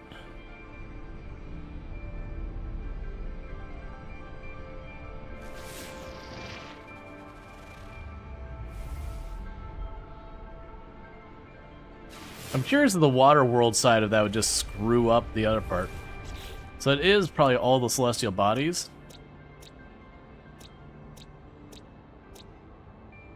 Yep. Interesting.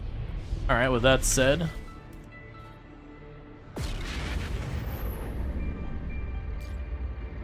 we need to go to this and let it know that we've arrived.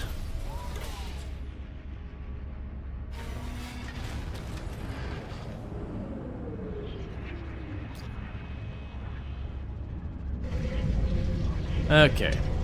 Because then what we can do is we can pass this over. And I believe they'll give you a thing for making your system available to everyone else, that you anchor it. My understanding of how this is working behind the scenes is that as players we create the purple stars. And this, I don't know if this is true or not. And when you make it, you kind of got dibs on your system that until you anchor it, other people cannot access it. I don't know if that's true. That's kind of the implication it tries to give you. But then once you anchor your star, then everyone else who's anchored their stars become available. And there's probably a bunch in there that were maybe added by the game to fill out space and all that, I assume. Where? Nowhere? We are here. It is not possible space. I know. In my shell parts. In Echo Souls. But this space is still not possible. Lost Other cannot enter. Ask what they mean. This space is still hazy. Part glass. Part crimson dream. Your lost entity cannot enter. Yablier. Not possible space is unbound. But us, you, Polo Builder builds with an unbound mind. And think of the follow, welcome to stream. Anomaly shell slips between. Not possible space could become possible. Unbound Polo Builder could study the glass, bind the space, make it real. Ask how the construct feels here. Strange feel. Body shell and anomaly shell are double shell. Inside is home, outside is outside. But outside has home feel too? Strange feel is undefined. But thank you, other entity, kind to ask.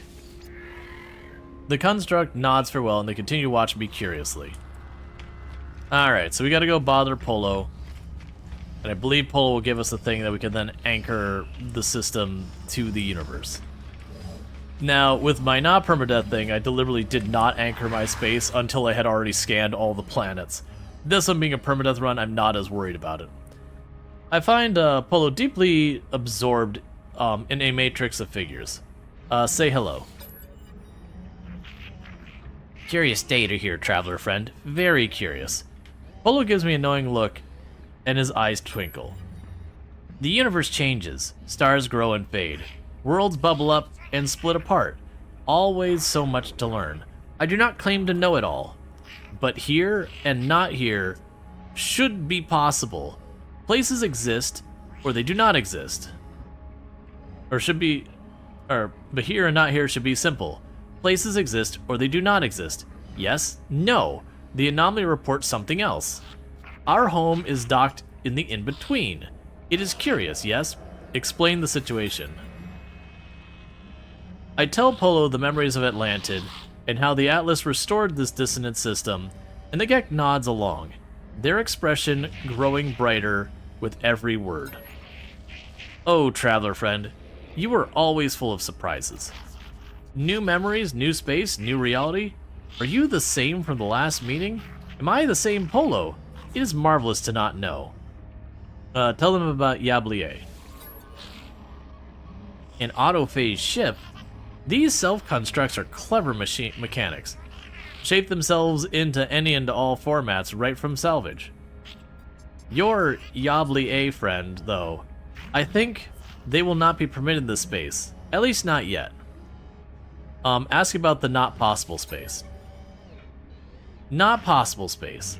A strange way to speak, yes? This space is possible, just not easy to find. None should be permitted. Your permission is given by Atlas, and Anomaly Station does not ask. Ask about the anomaly technology. I am proud of our home. We have ways to slip through the corridors Atlas does not see. Polo makes quick calculation with a furrowed brow. Yes, traveler friend, I think we could do it. Open system permissions. Welcome all friends here. But have you spoken to not a friend? Atlantid? Atlas. These are difficult subjects. Please, first speak kindly to Nada. As he tried to build some of the skeletons for my museum, but they were super ugly, so I just sold them. Gotcha. Where are we, traveler friend? Nada feels suddenly weightless. The hunt of the convergence lifted. It is as if Nada is invisible. Explain the situation. I tell Nada about meeting Yablier and how unusual autophage helped me compile the memories of the Atlantid from the seeds of the Korvax echoes. Explain about the Atlas. I explain the Atlas absorbed the compiled memories and used them to restore the system. Nada's facial lights flicker at the words Atlas. Nada understands. I perceive it differently. Atlas falsity did nothing. This Atlantid is born of the memories friendly entity compiled. Matter from minds. A universe in every soul. Beauty, but also sadness. So many minds, so much data. Erased and forgotten. Echoes, divergent, extinguished. Prime was home to so many thousand souls, friend entity. Innumerable to non-Korvax mind. Nada cannot explain the depths of the loss. Discuss opening the system. I explained what I discussed to Polo. The system is an anomaly disconnected from the universe, but it does not have to be. We could devise a way to allow others into the space. Access for lost builder entities? Not as quiet for a moment, thinking. Did it change the appearance of Polo? I remember him being quite different. Not even sure it used to be. Well, I knew he always was a Gek.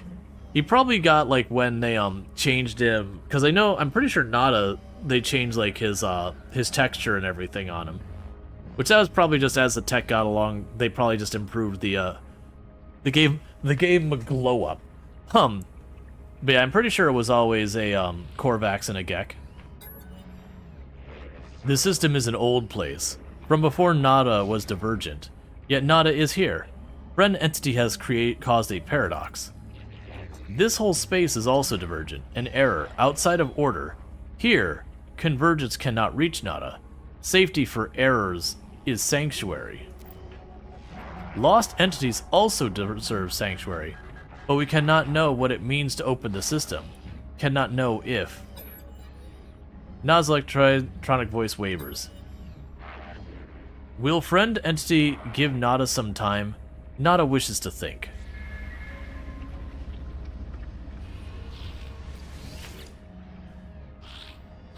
Polo looks past me, concern glittering in their eyes as they watch their Korvax friend.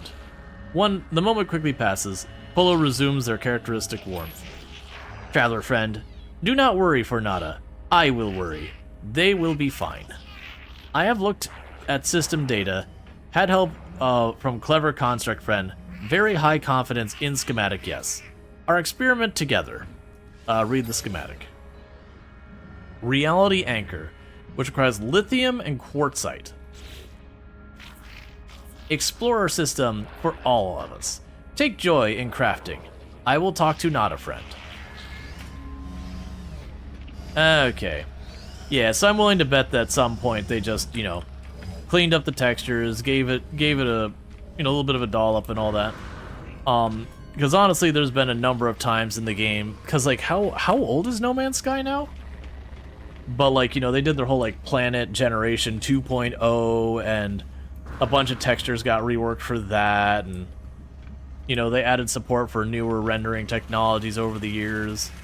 So it wouldn't surprise me if we've had some improvements. I'm willing to bet we could probably find a really old screenshot of Polo from like when the game launched in 1.0 and see how the difference is.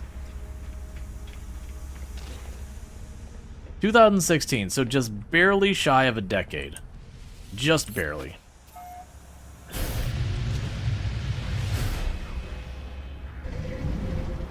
So we need lithium and quartzite.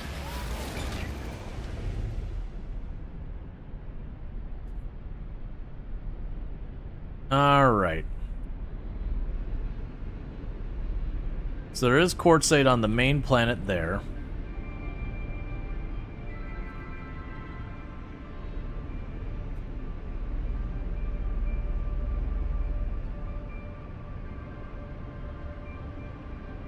Activated quartzite.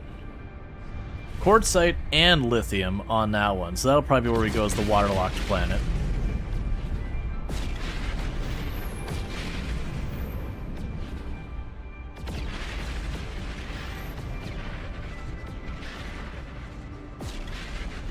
Yeah, most of them have activated quartzite, which doesn't fill our need.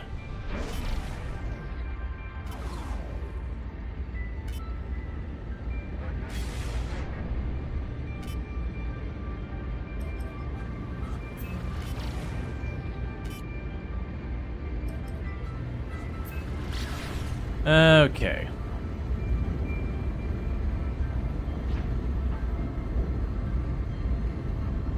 So it's looking like I've made multiple water systems.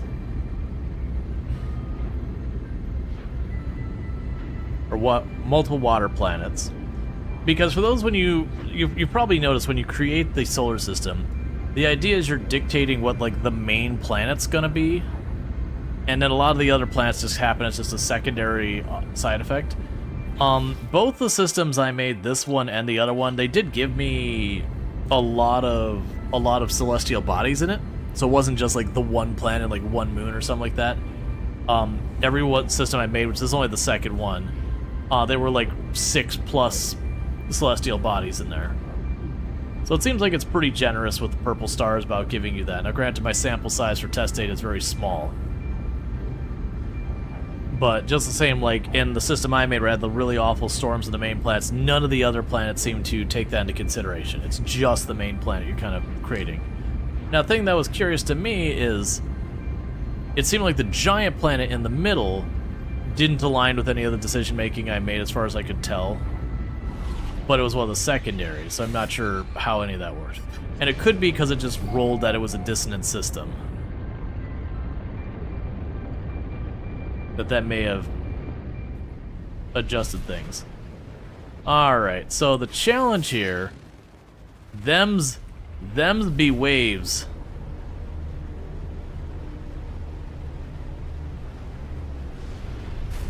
I was gonna say, so the challenge here is I made a water world, which is gonna be a whole thing. So we are going to want to make sure we have what we can do to make a Nautilus station. So we can use the Nautilus for this stuff.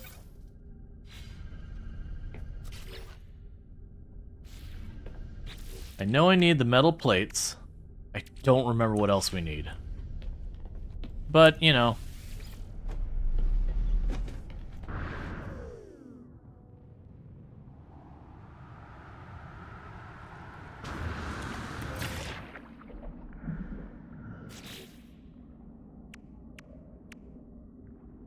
So I need salt and the crystal. I believe I actually do have those in the ship.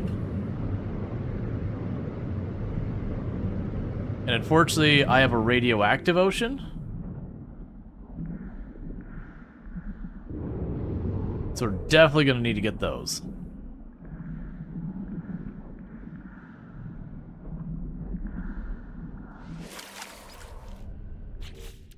Alright, so let's check on, we'll put the living glass back into our storage. The starship, we have the salt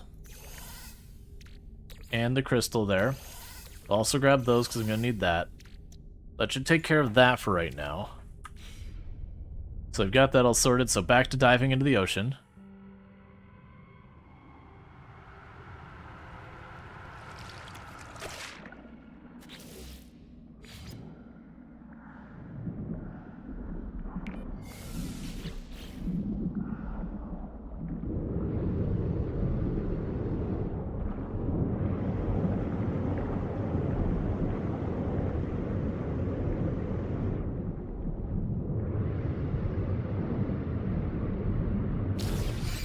Oh, I hate this.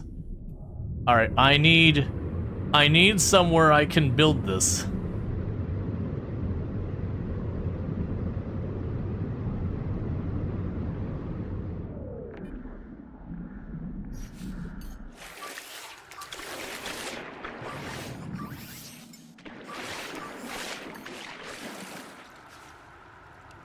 Alright.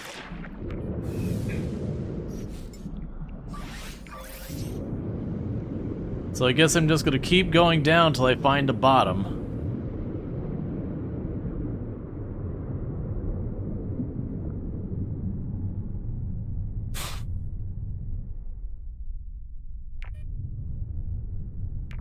Okay.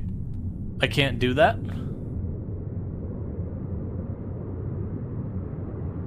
Slight change of plan. We are going to need to find any kind of location that I could put this on.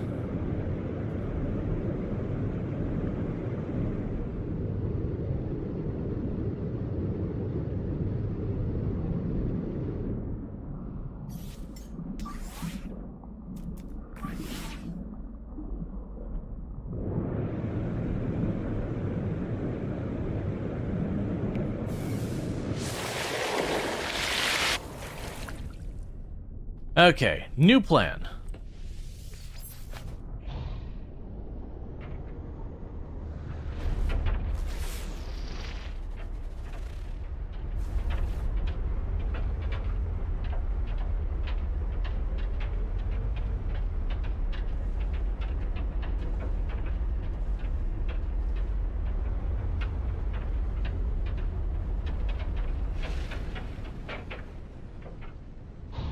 Is that just because I got above the clouds? It sucks there's a storm here. I can see even less than normal. What? I can't see anything.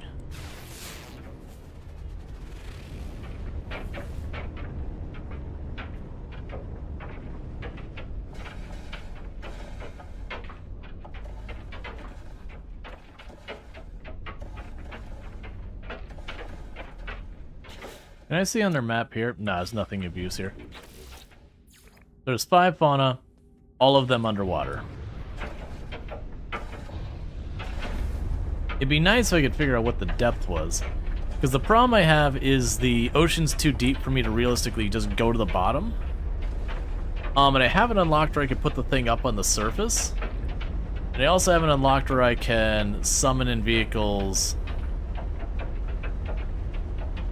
I mean, I don't have the freighter here anyways. And literally, this is the system that has the materials to get the thing there. I mean, I said I don't think it was a good idea, but I hadn't done it. All I need to do is find just enough ground to chuck this down. Because even water worlds do have little spots of land. Not a lot of them.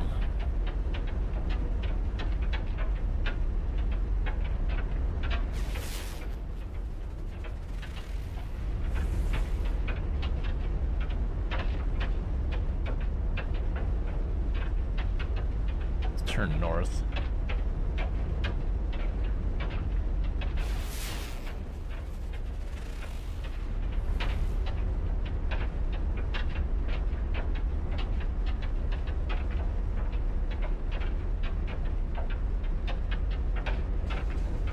There is, I haven't unlocked it because I need more salvage data.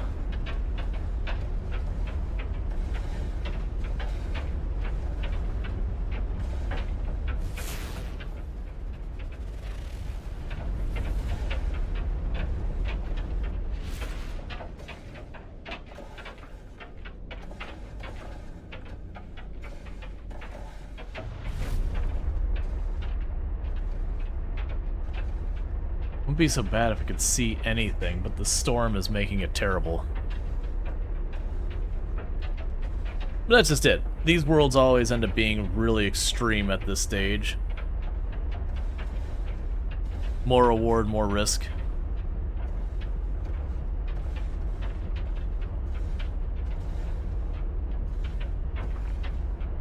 Okay, so once the storm clears, we'll see what we can see.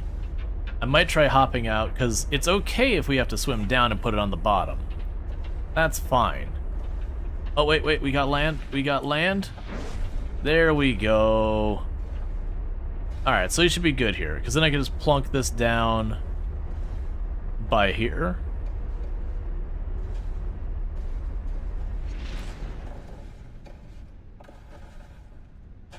Is that a sentinel pillar?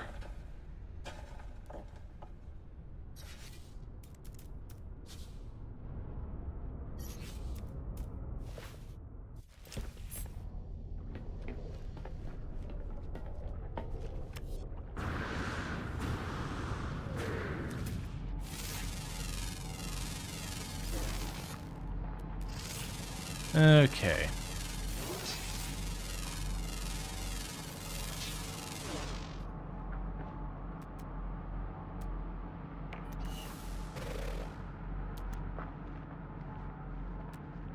Yep. The Sentinel Pillar right there. That's fine. I don't care why it's above ground. We just need this spot. Because now, I can grab the Nautilus thing. Plunk you right down there.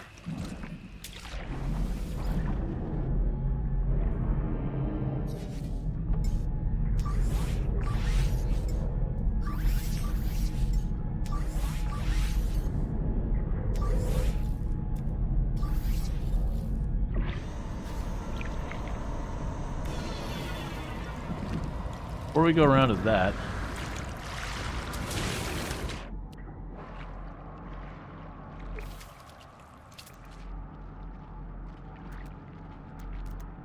it's got lithium,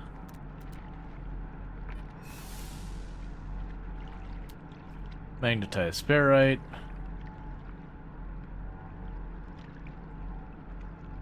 so there's a quartzine deposit that's definitely close enough to be above ground.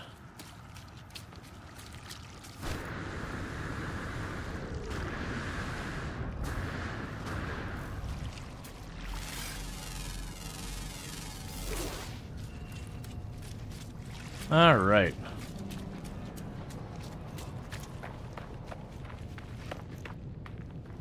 You fully support the Gassy adventure? Yeah, no, it's weird to me because we've made the planet, like we're on one of the planets of the system. But the main star, I think because it rolled dissonant, I don't actually think it made a gas giant.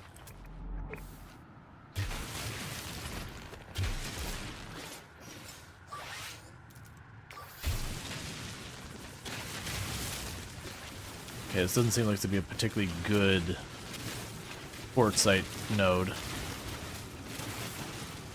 They're definitely in the right system because it is a purple star and we have quartzite, which is only available in purple star.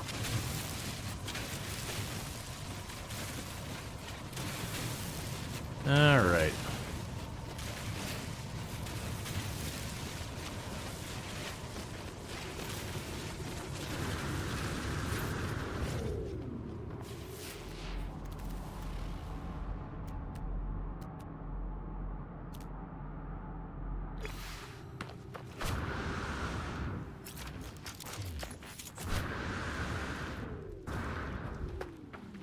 Hey, made a Corvette yet? Oh, yeah. Yep. It's still not ranked up as high as it should be, but we are playing on permadeath really hard, like really sweaty try-hard settings. So we haven't been sitting here like grinding the nanites and all that to level it up and whatnot.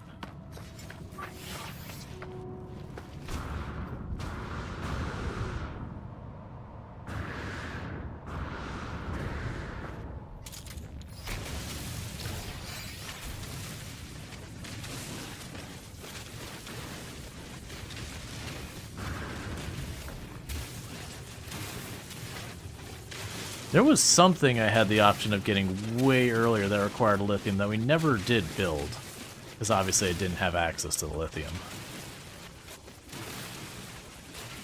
I was trying to remember, was it something in my multi-tool or all that? There was something here, we won't worry about too much. There's something in one of these areas that we had access to like way earlier, and it required lithium. I don't remember what it was. But yeah, for those who didn't catch, these are endgame materials that aren't available but anywhere but purple stars, the lithium and the quartzite. And so it is one of those things that you'll see some things you get earlier in the game, but you just don't have the materials for it. Like I know there is a thing you can put on your actual armor that lets you summon the vehicles anywhere, your exocraft. That's one of them. I'm gonna try and get this lithium real fast.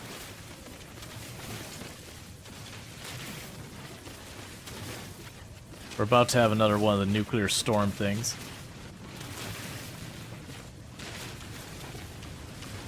You had a fourth, but the game glitched and you lost it?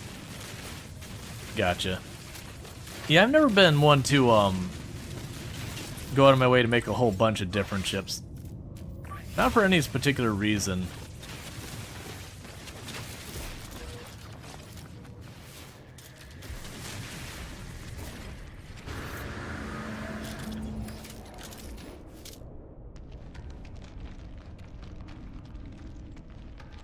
Oh, there's more.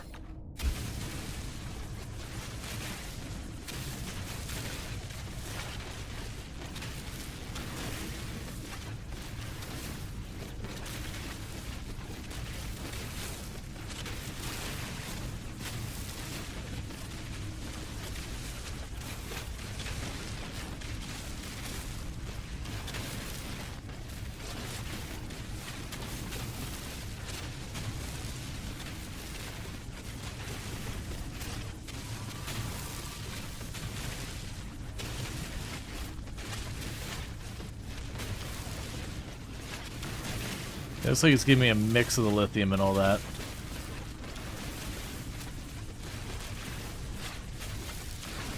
Your biggest ship is a massive 5-floor monstrosity. Yeah, and I had earlier someone was like, oh, can you make these bigger? Like, the idea is like the rooms bigger, the interior. That's like, well, yes. But like, you can't make the individual rooms bigger, you could just add more rooms, but the amount you can add gets pretty unwieldy. It's pretty comical for a number of reasons.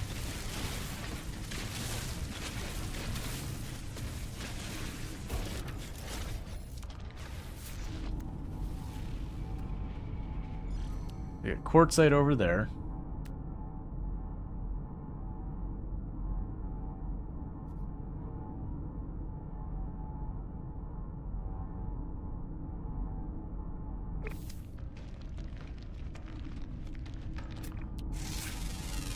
All right.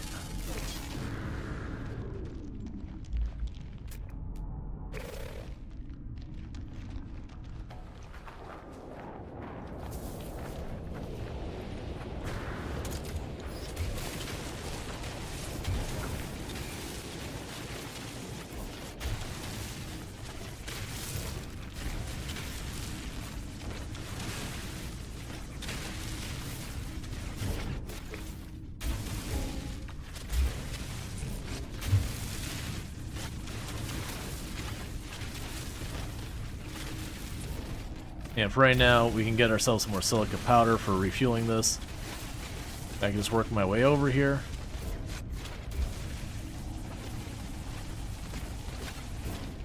Actually, now that I think about it, shouldn't I have the thing that lets me summon them anywhere here?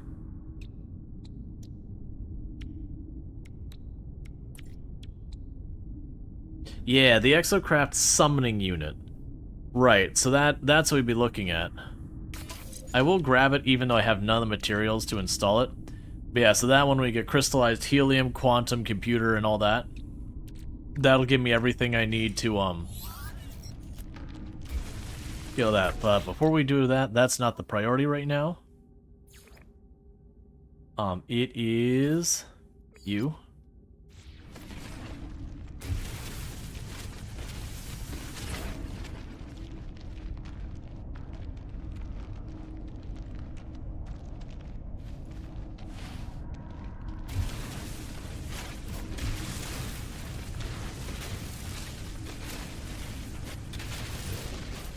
Because, yeah, it'll be interesting if I decide to ultimately make a, underwater base kind of thing. Still storming? Yes, you are.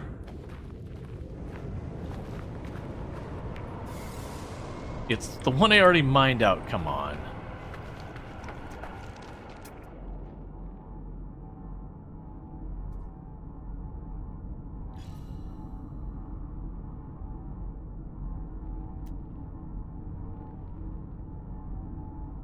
Alright. So we'll probably have to dive into the water. Let's get over here. If we get to the Nautilus, I won't need to worry about the storm.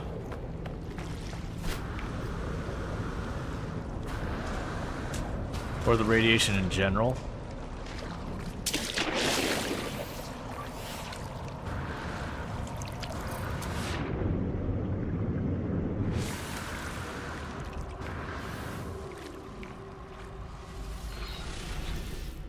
Okay, and I believe... Yeah, you have a... That was the one.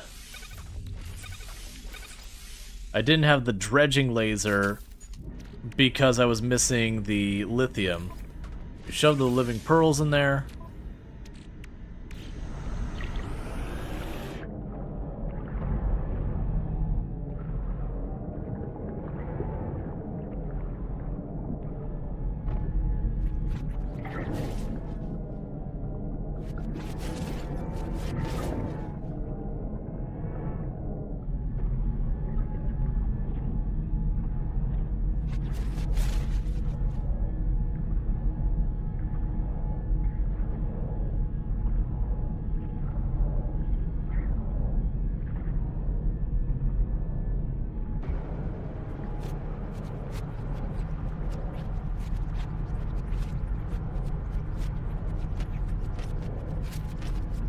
Okay.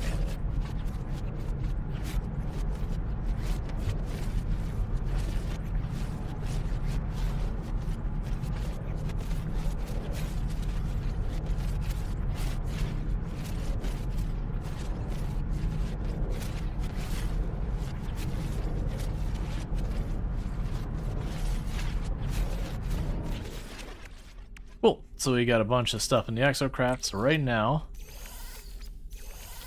move all the exocraft junk over. So that's another 300.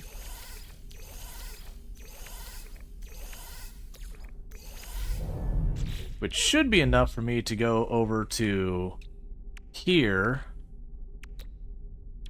and make a reality anchor. Right. So show that to Polo. Now obviously we're gonna want way more materials in this place eventually. But right now I'm just trying to get my Rual stuff done. You can also use the fishing base thing as a point to get in and out. Yeah.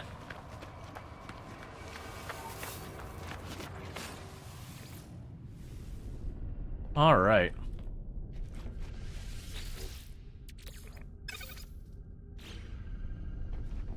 I could certainly see, in the long run, with this run, taking the time to make a water base there. It probably wouldn't be the most useful water base.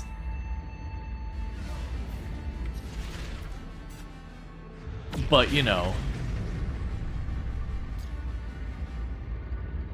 it could be fun to make like an extreme deep sea base or whatever.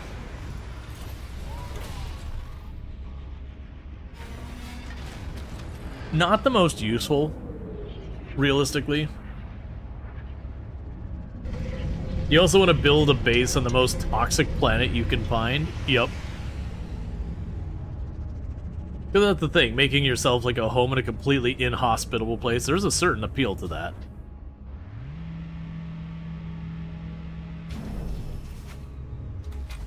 Alright.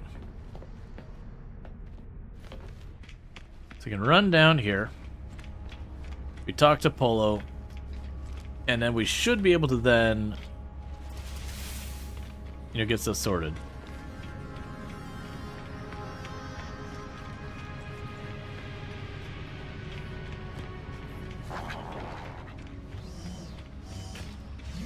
Alright, so we talked to Polo.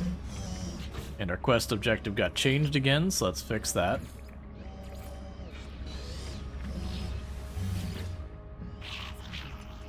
You look excellent, traveler friend. Big adventure, yes? How is the dive upon the sea planet? Did world feel real? Feel possible? It is cool that they actually acknowledge what type of system you made. Reveal reality anchor. A perfect job, traveler friend. It is grounded in these worlds, you see, built from their earth, proof that this space is possible. Not a friend and I had long talk. They are fine. And they have best idea for anchor. They are waiting for you. They will explain.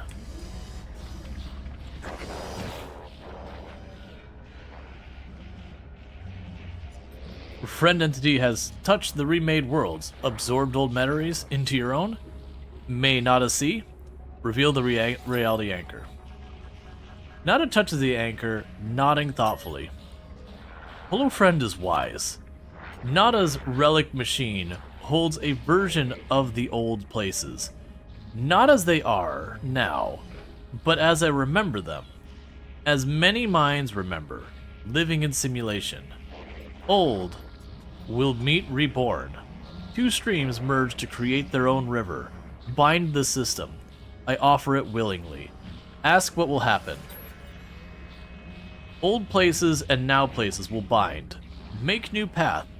Attach floating system to reality scaffold. All will be permitted to enter.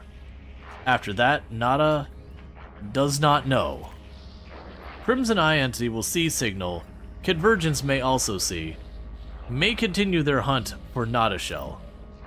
But Anomaly home is safe. Nada knows. Fear is no way to live. Thank Nada. Nada trust you, friend entity. Let us welcome others. It is right to try. Excellent.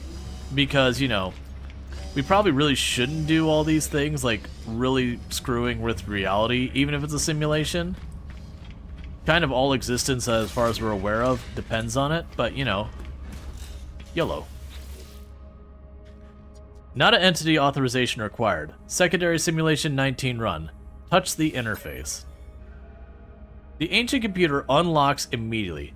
I can somehow feel Nada's presence here. An electronic pulse in the wires. Nada entity authorization detected. Mainframe node connected. Space anomaly. Bind Mayang system, or Mayang system 11. Loading instruction. Set. Reality anchor. Parsing. Mayang 11 system. Parsing. Simulation 19. Viable timeline excursion found. Patching diff. Number 1616X. Response. Write access denied. Something has gone wrong. The same error prints over and over. Write access denied. The machine's ancient speakers click. Nada voice filters through the static, soft and thoughtful. An error, friend entity. Anchor alone cannot bridge reality gap. Plan almost succeeded. Nada thinks I could still can. Which reality do we see? Friend entity, is it first? Is it last? Nada thinks you understand. Friend entity is the breach. The anomaly, the free. The breach can be the bridge. It will need something of you if you're willing to try. Agree to try. Friend entity is generous and right to try. But before the seed, a scaffold, a small device to assemble. It will be beautiful, the stars will be a lifeboat, and all space a little more free. Anomalous scaffold, which luckily I have literally everything in my inventory right now. Nada entity authorization required. Secondary simulation 19 running. Touch the interface. Nada entity authorization detected. Mainframe node connected. Space anomaly. Align anomalous scaffold. Instruction set. Reality anchor. Anomaly breach protocol. Passing. Mayang 11 system. Parsing. Simulation 19. Viable timeline excursion. Found. Patching diff. 4924G. Response. Timeline authenticated. Right signature. The machine hums its frequency aligned to the gentle vibration of the scaffold. All it requires is me. Offer hand. You have died. There is a sharp, sudden pain as something incorporeal pierces your palm. Color floods the scaffold as gold, glass, and crimson of my own blood merge to freeze within the delicate crystal lattice. I feel lightheaded, as if the machine has absorbed some part of my being. Crystal lattice propagating. Now you've been live for 4 hours. I feel it's time to mention there's a typo in your title. Hey, we're gonna have the Gaints, don't worry about it. Multitudes. Close interface. As the machine is locking down, I hear something else. She whispers through my bones, her voice like distant thunder. Thank you, traveler, child. Danger. Exosuit damage detected.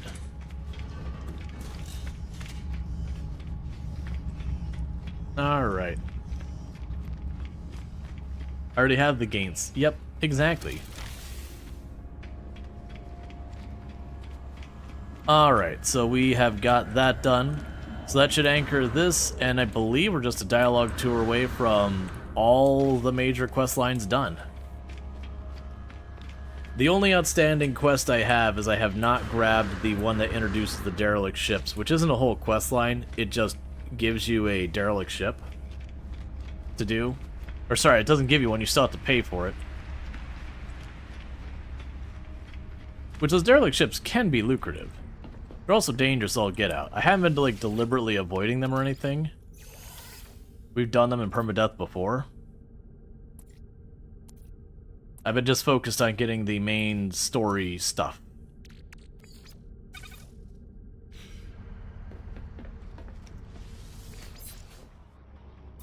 Alright, so let's go to Yablier.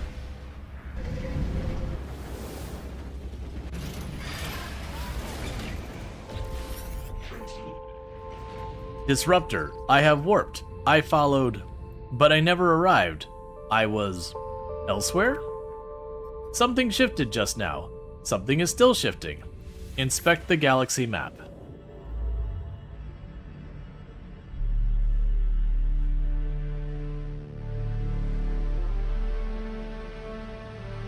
And now the purple stars begin appearing. You love playing species that on gas giants in 4X games. All these gigantic planets with me, for me, perfect environment for that no one else wanted. That live, yeah. All right. The autophage seems to be momentarily lost for words. When they speak again, it's very softly, murmuring to themselves, as though forgetting I'm even here. The arrival of the Disruptor. Across the ley lines, in stellar multitudes. Through indomitable will, she has returned. Yablier breaks from the reverie. They address me once more. Disruptor, this is a historic event for the autophage. For all beings. I must fly. I need to see this star. All these stars for myself. Thank you. Let us meet again another time. Okay.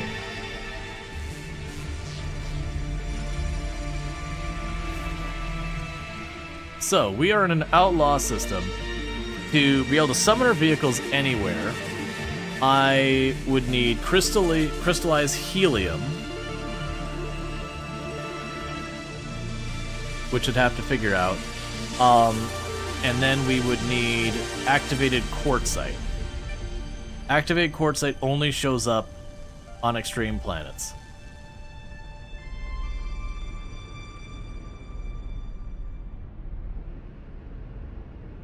Okay, so I think it was just where the station dropped in. We had that planet way over there.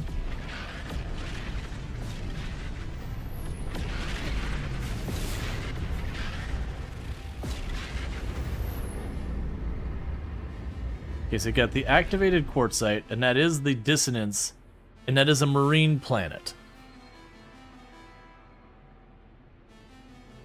So I think that's where we're going. Because I don't know, like, I don't think we're gonna do like proper base building right now, but I will slap down a base computer just in the off chance that I do end up getting myself lost or whatever. I would like to have a place I can easily find my way back to here. Because even if you don't have a teleporter at your base, it will let you teleport to your base. It'll just plunk you there and you don't have a way to teleport back. but then we would have the ability to put down all the stuff for like mining and all that. I wonder if you could put like the mining things under the ocean. I imagine solar panels don't work under the ocean, or at least they shouldn't. Because very genuinely, light does not penetrate water very far. Trying to remember all the plants we have here. So yeah, so you've got ancient bones. Yeah, so for the activated quartzite, it's basically the infested moon. Yeah, so the infested moon is one. It's really interesting the way this is designed, where it's like, okay, we're gonna have like the infested one, the water world. I'm assuming they made it two separate ones. Solar panels worked in shallow areas in Subnautica. Yeah, that's fine. Shallows, it can make some sense. But actually deep water, like very genuinely, solar panels do not work at all deep. Like, it takes very little depth before you go from having any kind of visibility to like basically no visibility because of lack of light.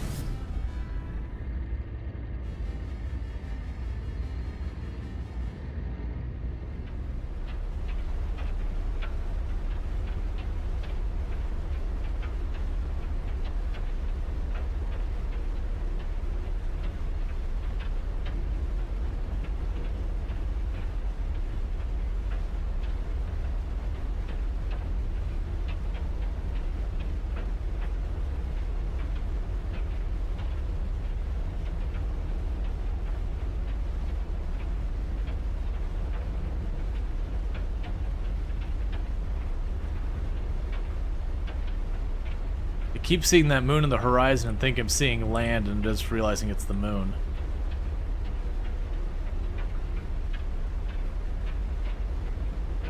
It'd be nice if for once I wasn't trying to find land on a water world during a storm.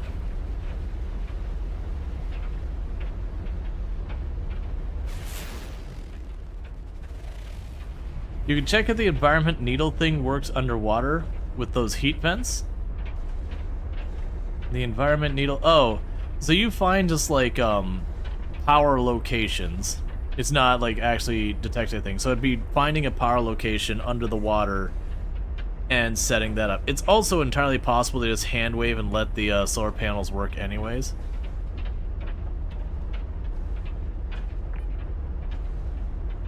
So there's an extreme temperature on this planet. It is a water world with extreme temperatures. Gotta love it. It's got activated quartzite, which means we are in the most unwelcoming of stars in, you know, an extreme system. That's just the only place in the game where you can get activated quartzite. Could you, like, give me anything to work with here? Does it need to be at least shallow water?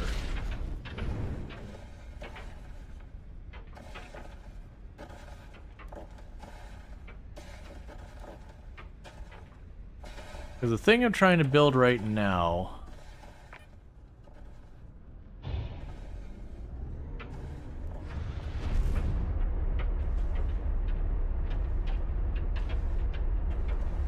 I will also head north. The thing I'm also trying to build right now...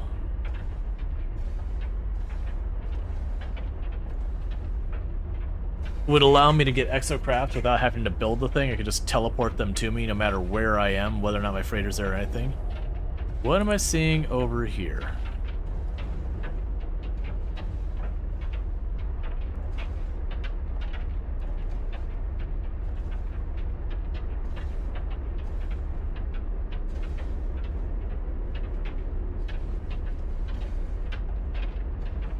Just cloud cover, I guess? In real life, you can use clouds to help you find land.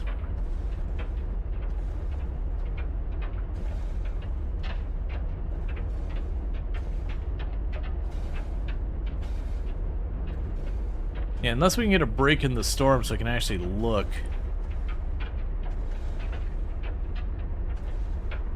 It'd be real hard to do anything.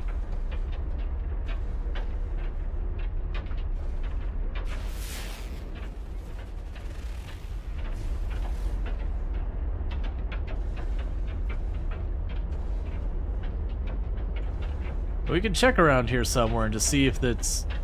Because not all of it's going to be unreasonably deep.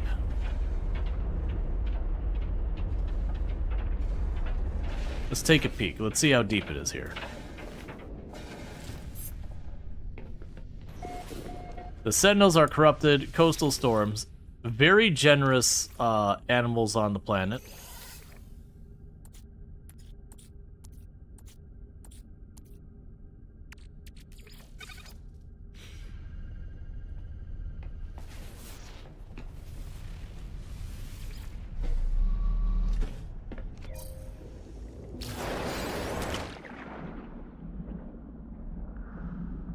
This is the hottest planet we've ever been to.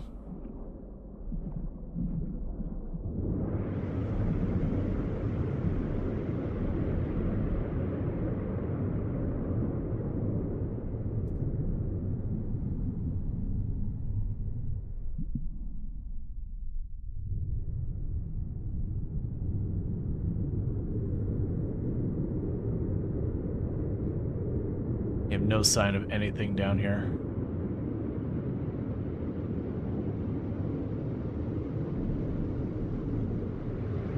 Let's see, you're using the enhanced broadcast and twin, 3 stream qualities, right? You only see 3 of them. Do you do that on separate streaming PC? No, it's the same PC.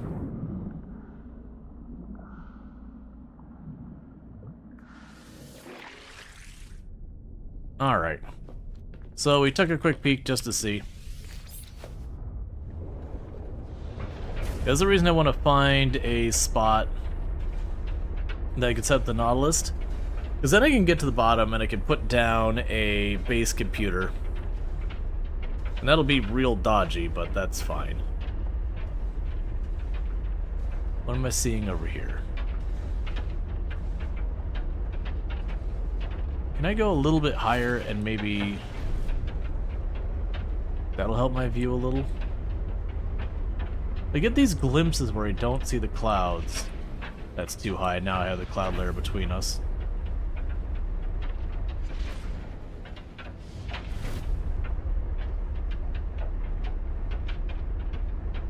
There's this whole firestorm going on, which is making it even harder for me. Because as I mentioned, there is always land on these planets. It's just few and far in between.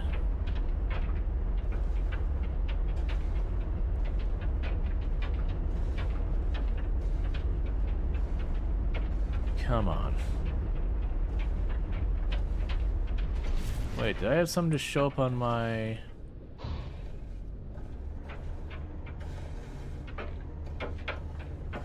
I thought I saw something show up on the radar. Let's hop out again here. Turn the ship back north.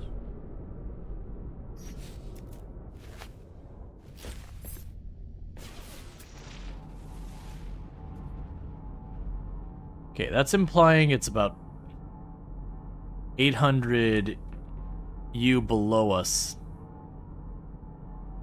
is where the land is. That's 400. So yeah, so we still got pretty significant depths there. It wouldn't be a problem if I could just summon the Nautilus, but I have to build the pad it's on, and I can only put that on the bottom. And so if it's more than 200 U deep, it's really hard for me to do that. Is that land I see? Or is that just more clouds? I can't tell.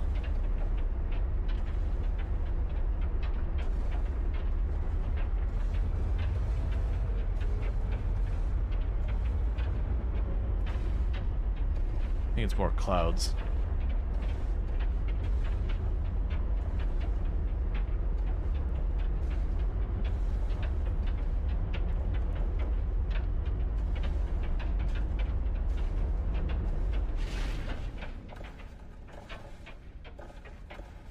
Same plan.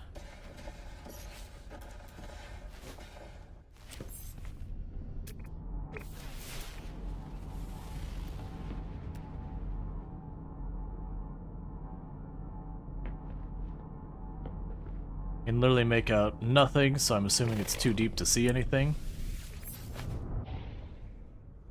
Yeah, that's the annoying thing, is it seems like it's all clear, and then I jump into the cockpit, and I get this mist around me. It's not like I'm running too close to the ground and, like, kicking it up kind of thing.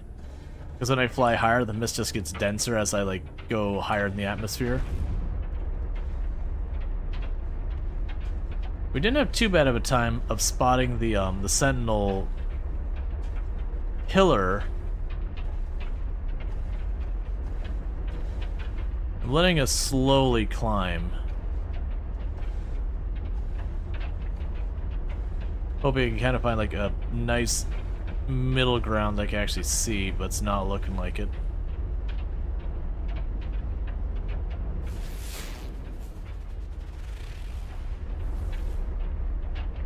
At this stage, I'm high enough that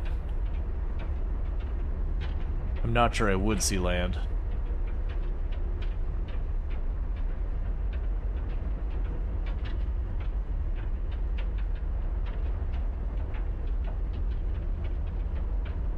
You know, it wouldn't be a bad idea to just pulse and try and come back down. So the problem is there's going to be so little land on these.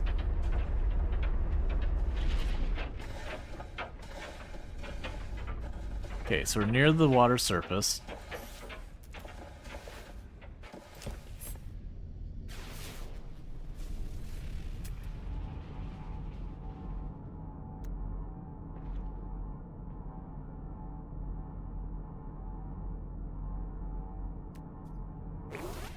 Alright, let's try that. I'm gonna pull up.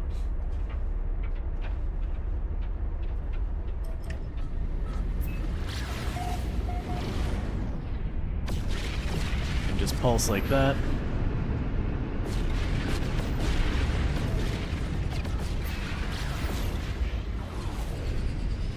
And pop down a completely different part. I thought I saw what might have been land over here. It's always hard to tell because they will, like, kind of cheat with the graphics a little bit from space. It can be really hard to tell what is actually there and what's not.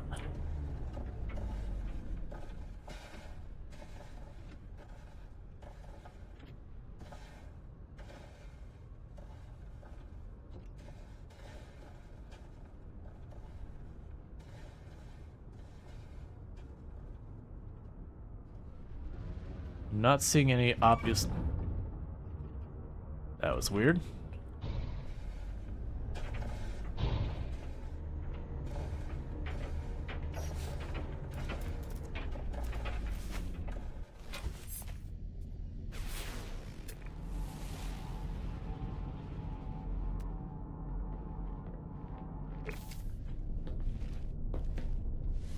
Alright, and thank you for the follow. Welcome to the stream.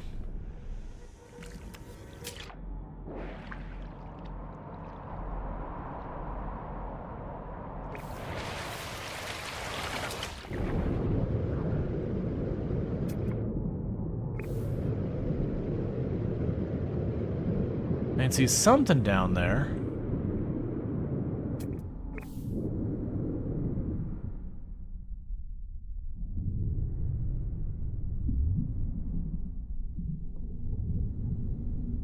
Alright. Oh, it'll actually tell you where the seafloor is. So yeah, so the seafloor here is at 1400 U.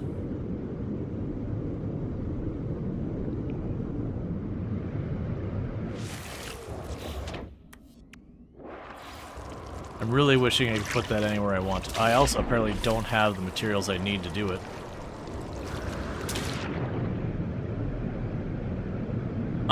We would need to... What a lovely hellhole you've created. Yes. Well, the other one I made a permanent storm system on my other save. So I wanted to do something different than the permanent storm system. And we have, but it's all water world the whole way down.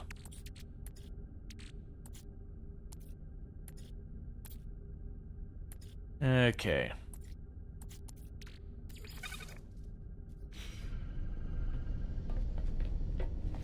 There doesn't happen to be more sulfide crystals in here, right? There is not. Okay, so that means I also need to get someplace that's shallow enough I can actually...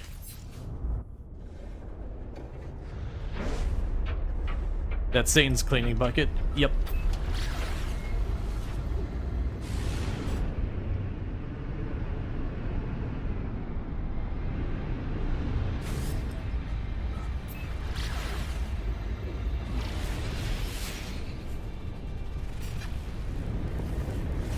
We could also try just going to the other one. If we don't find it here, we'll see what about that other one.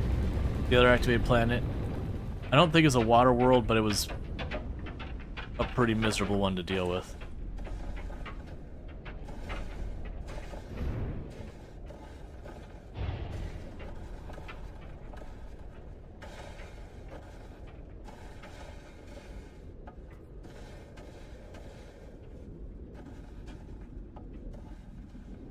My freighter's here? Oh no, it's probably not my freighter, it's probably a freighter.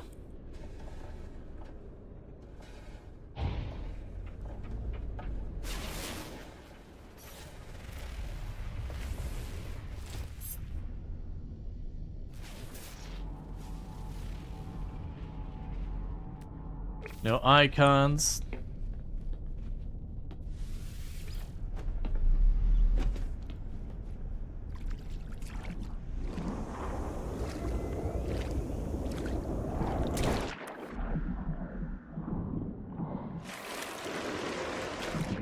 I cannot for life of me see anything that's happening right now. Okay, so still 1,400 feet.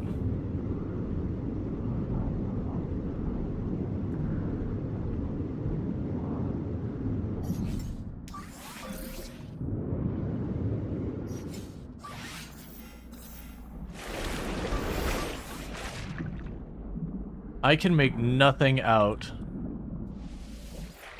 with these ridiculous waves.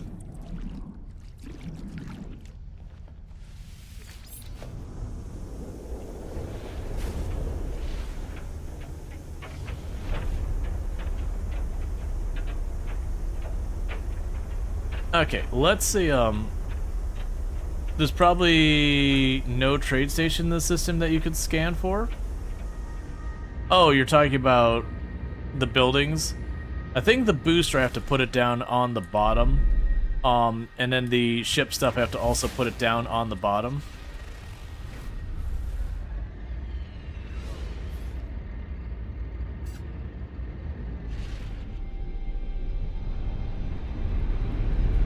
Alright, so let's see. You also have activated, and you're just a toxic planet.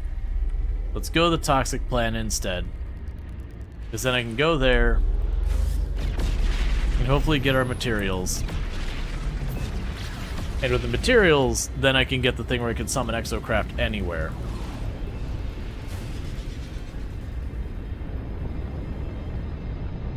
And then that would be good news.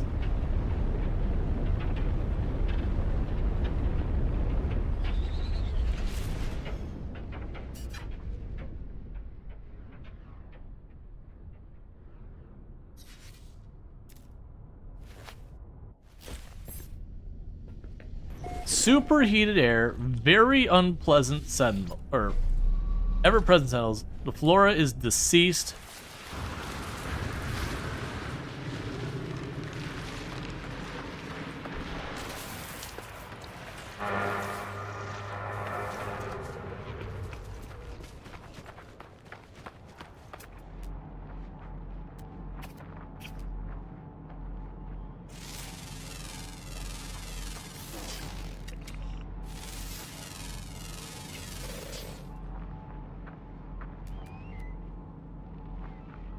We got multiple instances of activated quartzite right there. Right under the Brood's Maw.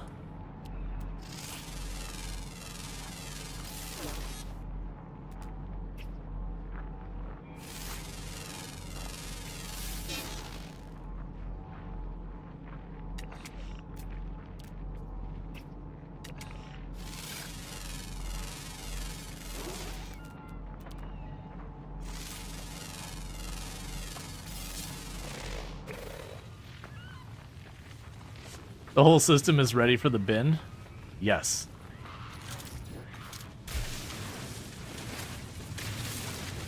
But that's the thing, when you make your own purple stars, the purple stars are usually pretty extreme. But then they give you all sorts of really fancy materials you can't really get anywhere else.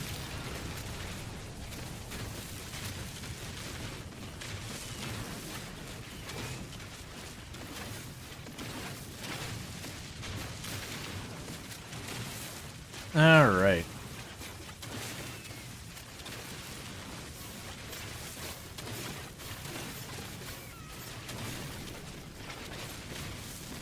At least you can die on your feet. Yep.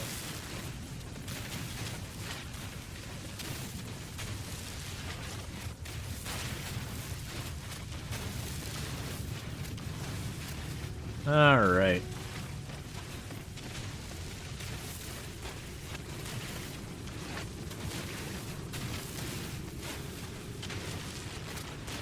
It does make me curious, when you go to those areas where it's like 1400 U deep water, and you go to the bottom, like, can you find the ore things down there to get, like, ridiculous amounts? But also, that'd be hard to deal with because you're still that low, your life support doesn't last very long.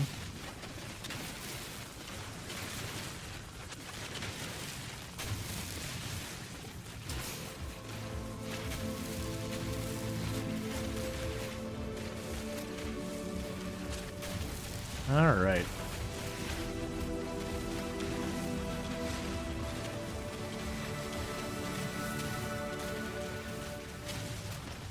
This will give me my activated quartzite. And then the crystallized helium. That is the one I'm less sure of where we get. I'm willing to bet it was... I know I got it before, I'm trying to remember. I think I had to get one of the, like, mining machines or one of those things. Like, I had to detect it and set up a place for it.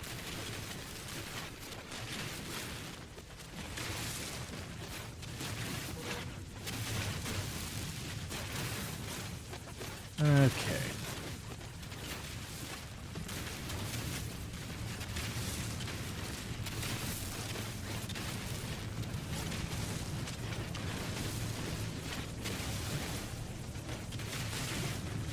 Because, yeah, once we get this set up, it's just, we go to a water world, we just summon down the Nautilus, I don't have to build anything. You know, we go to another world, we just summon out the roamer. I think my only complaint is I do really wish, and maybe it is a thing that I just haven't seen, I do really wish that the Exocraft you could get your, like, multi-tool scanner kind of thing working. So you could scan for stuff without having to, like, get out and run around.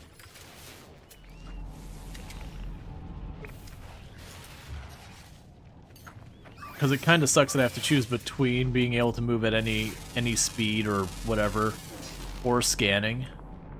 I can't both.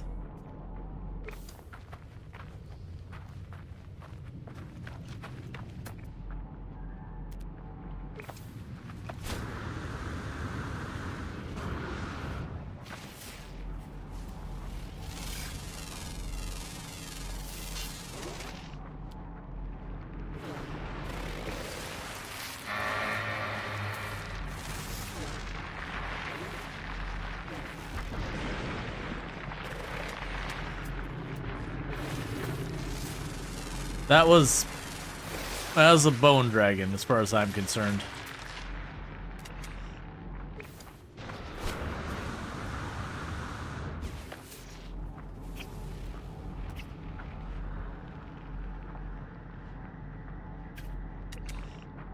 Okay, that's the bone dragon thing.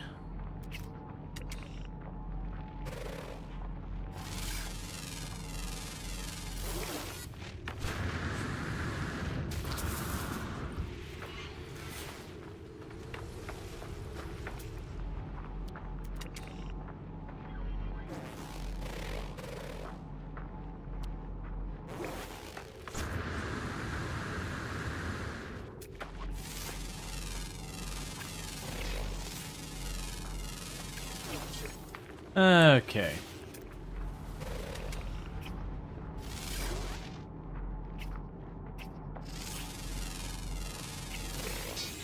And how many more things we have? So we have 2 more things to find, and one of them's underground, so I'm not going to worry about it. We find it, we find it.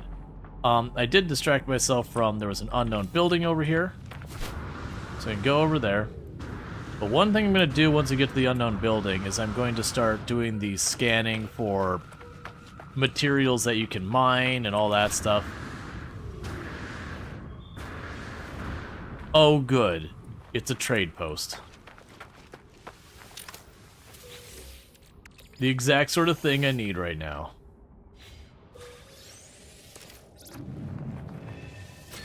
I was kind of hoping it'd give me a respite so I could, you know, figure things out.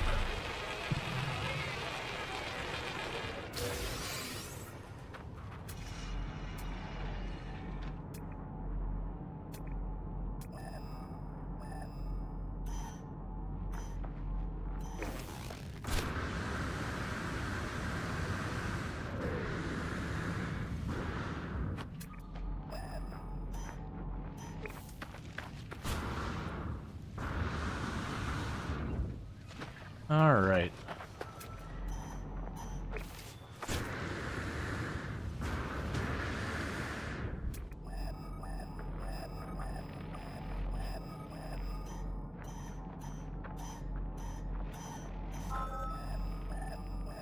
So we have crystallized helium, and I do not remember what we're looking for with that. That's oxygen.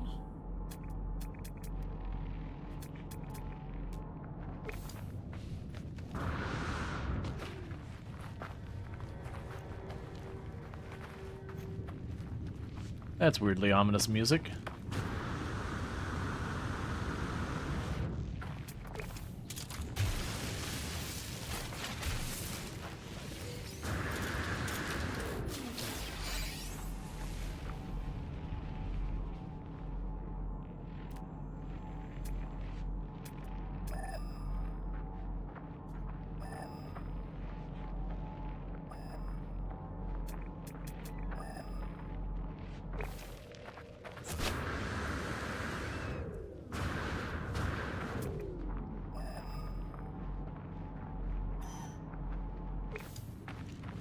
Okay, so it's saying there's no hotspot nearby,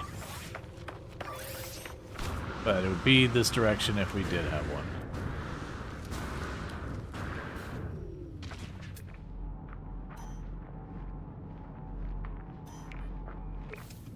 Okay, so I gotta keep on running over here.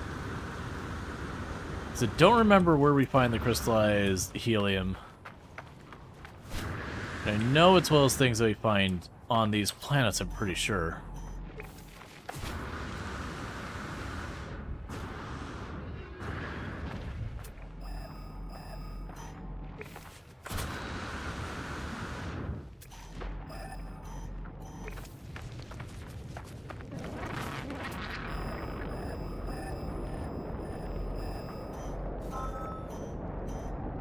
Okay.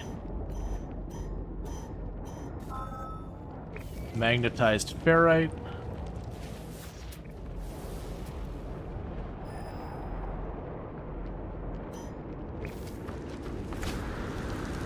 So you can race on over here.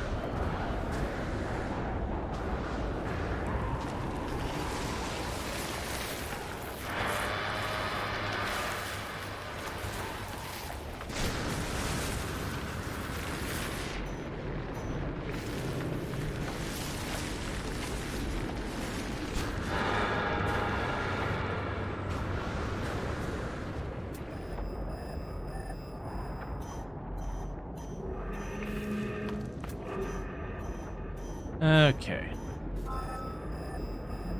It's a lovely planet. Concentrate gas cloud of oxygen.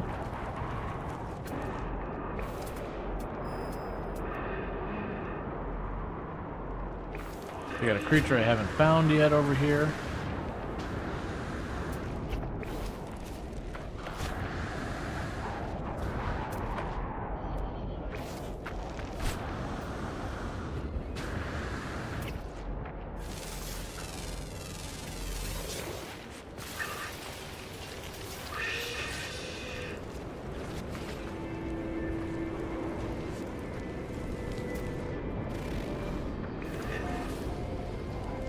Okay.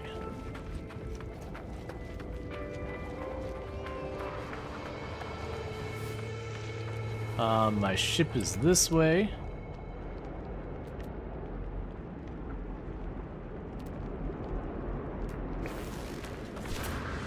Nothing worth mentioning between us. So we did get one of the substances I needed.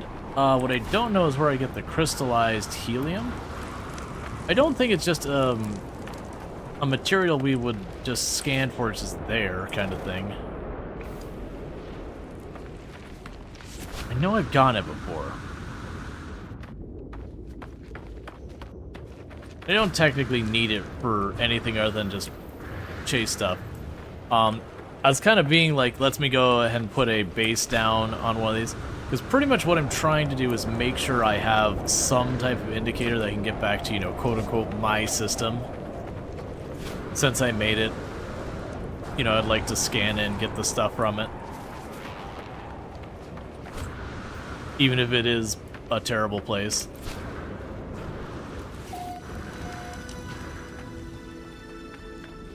So what I could do in the meantime... We got our activated quartz. I'm going to quickly jump up here.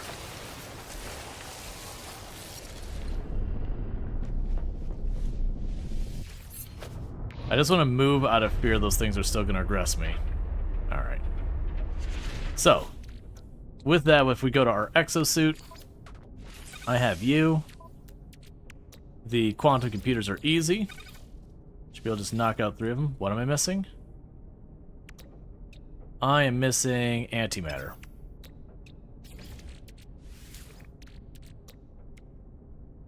Condensed. Okay. One of these situations.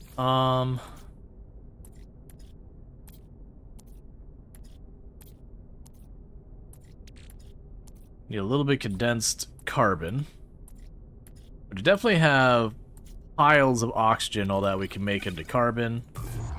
And then we can condense that. The bone dragon was surprisingly when it popped out like a skeletal jack in the box. Yeah, just like, oh, it's just thing.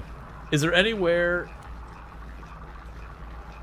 in the US that's not at risk at the point of natural disaster? So you can actually just go ahead and slash out the US and then leave that sentence open, and the answer is still no. Like, every place in the world has some kind of thing they're dealing with. Some certainly have more than others, but between, like, flooding and hurricanes and wildfires and earthquakes and volcanic activity... I mean, volcanic activity basically means you draw a big circle around all of the coast of the Pacific Ocean and go, okay, that's... You can't escape that. That's the Ring of Fire. There is going to be a risk of volcanoes around that entire ring. And then with that, earthquakes and geological activity. And you have the same thing for... there was another area that's really, really bad about that stuff. And when you consider tectonic plates and where they are in the world, like, almost everywhere has, you know, parts of their countries that are on fault lines, which means earthquakes.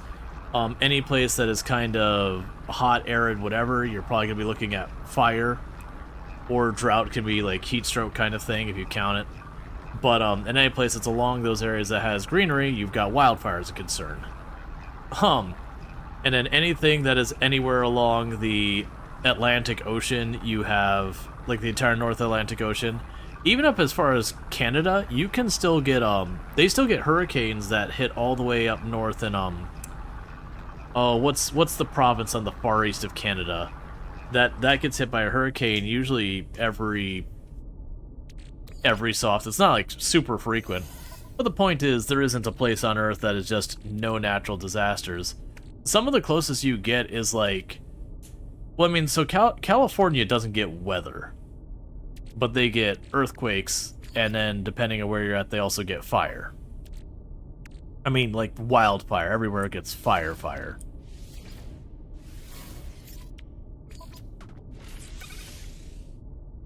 Okay.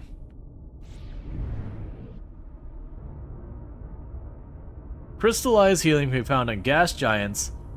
Select locate substance in the catalog. I haven't actually used that.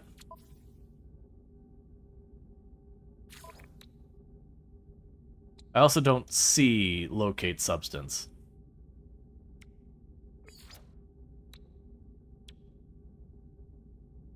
I'm assuming it's there. Crystallized helium.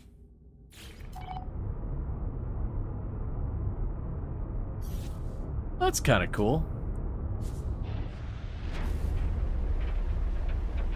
So it's implying with this, the system I've made, it looks like I don't actually have a gas giant here of any kind, because it rolled a dissonant world and all that.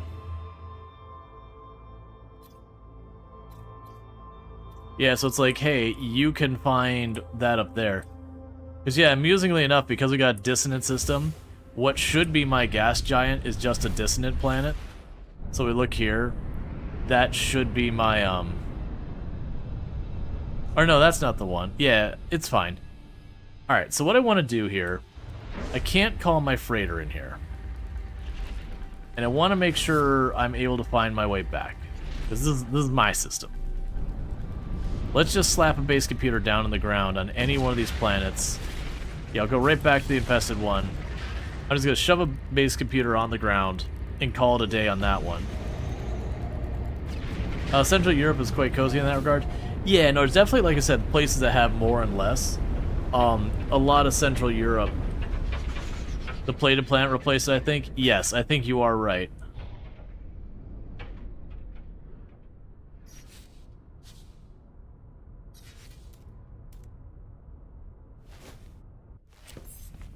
Which I'm fine with.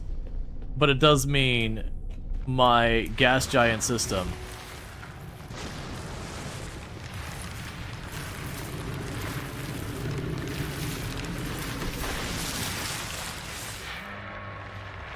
Oh, I'm too close to my ship.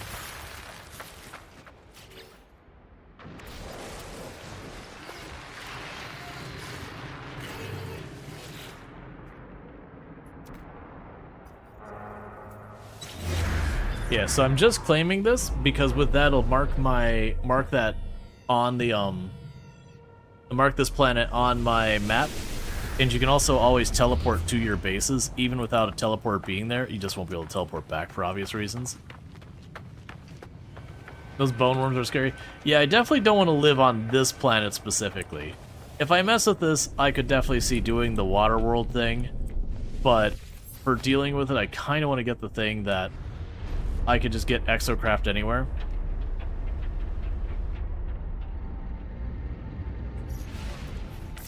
Alright. So let's go get our helium.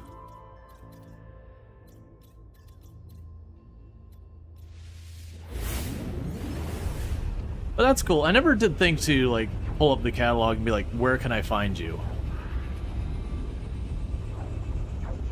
I think it's a useful thing.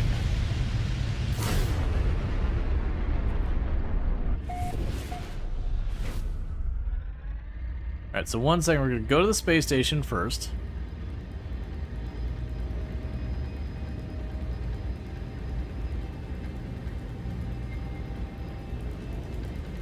They have both round and square ones. You thought several of those nests, because their remains gave... You thought several of those nests because their remain gave nanites? Yeah. Oh, it's a derelict station. That's why it had the question mark. That's fine. I don't really care that much. Okay, so there's the unknown gas giant. So you have crystallized helium, salvageable scrap, and all that stuff.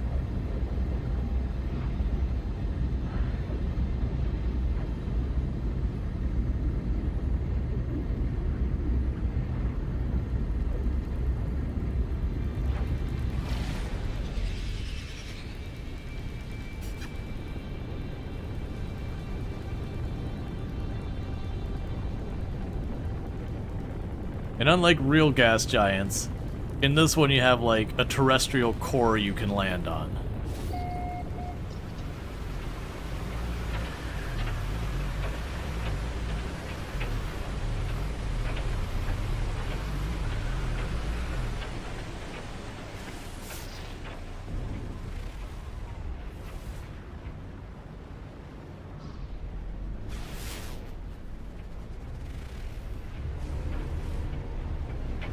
And we're in a storm right now, probably a permanent storm.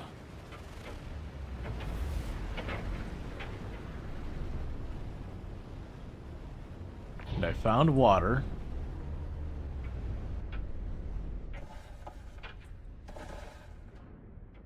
Okay. And the gas giants are pretty awful. Good resources, but pretty awful for actually living on.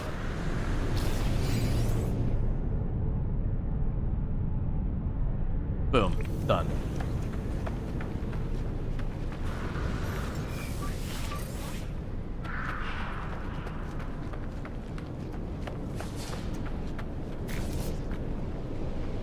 Oh, you're in the ocean? That may or may not work out for me.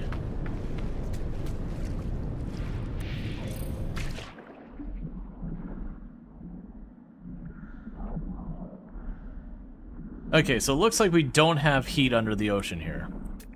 So that's good news.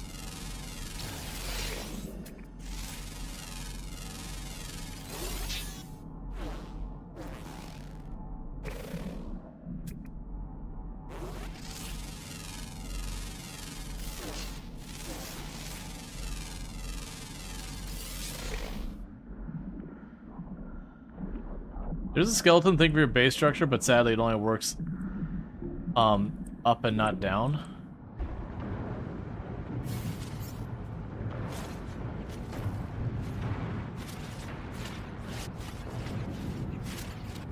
Okay. There's the crystallized helium we were looking for.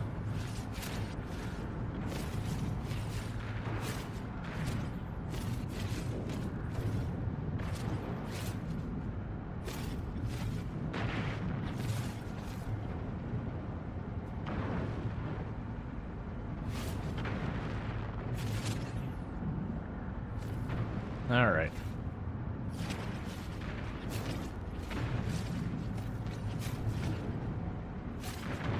It's also in the core of a gas giant, you wouldn't have crystallized helium.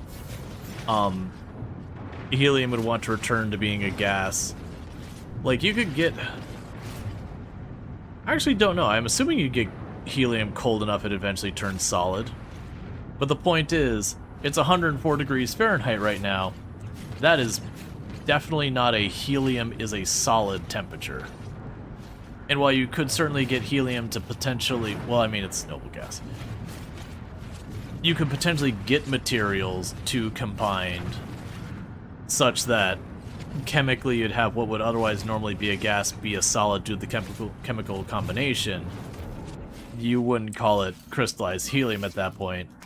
You would have another name for it. You'd be whatever that new material you've created by combining those materials would be what you'd name it. Like silicon dioxide. Was it silicon dioxide was quartz?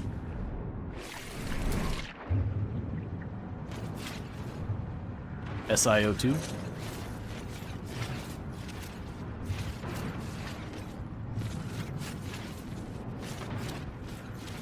But you wouldn't call quartz silicon, you'd call it quartz. You also wouldn't call it oxygen because, again, it's quartz.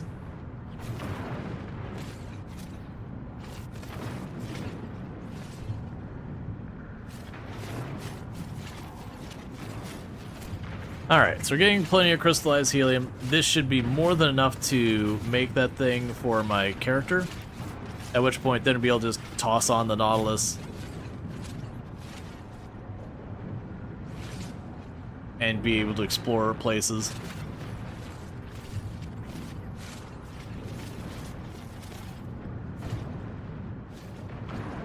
Okay.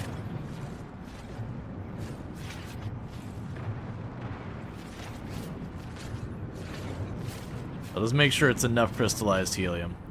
But yeah, so there's a couple technologies that are blocked behind the gas giant stuff.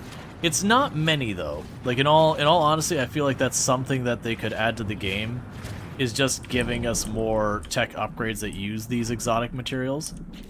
So if we go here, so now what I could do is anytime I could just go right here and be like, hey, summon, Vehicle. Give me the Nautilus. And I have my Nautilus.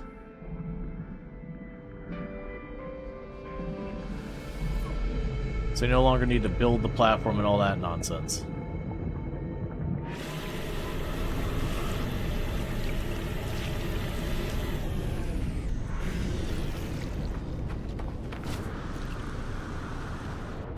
Alright.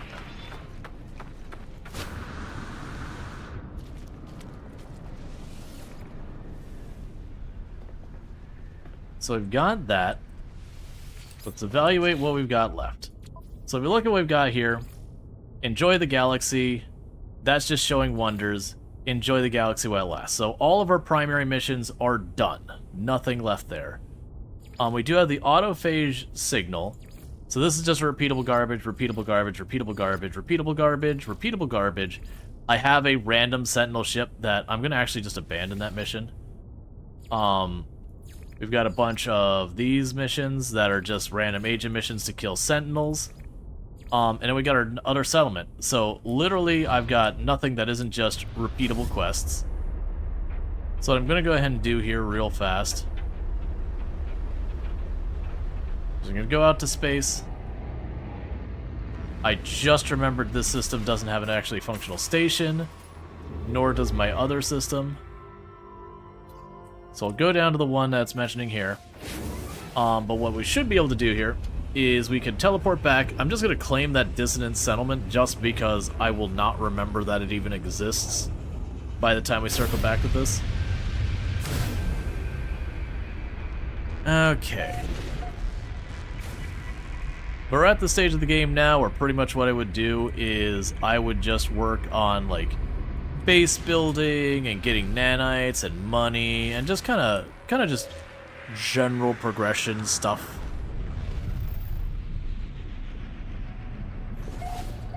So what we'll probably do is I'll probably go and maybe put up a poll on the channel and see what people would like to see me do from here.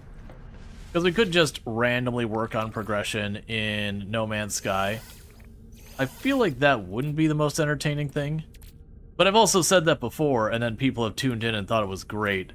So it's really hard to predict on that one. But I also know I've played a lot of No Man's Sky recently. Like, a lot of No Man's Sky recently. So I'm imagining there's a lot of people itching for pretty close to anything that is in No Man's Sky right now.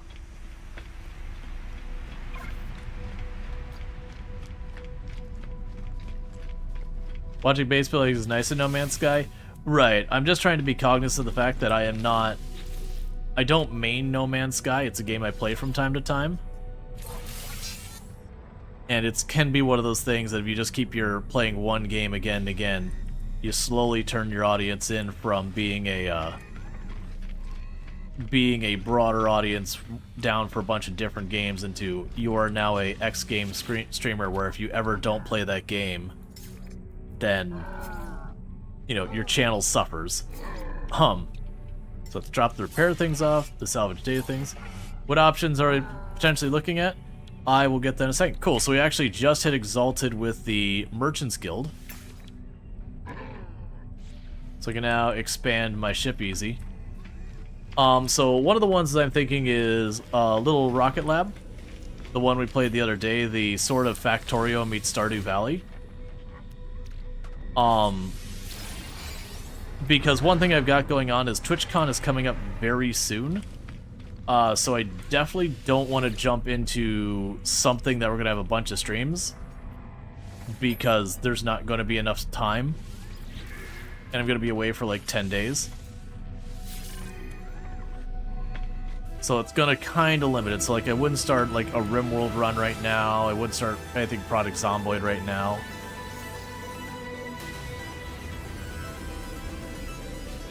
It need to be something that's like a one-off, or we can knock it out in a stream or two. Okay.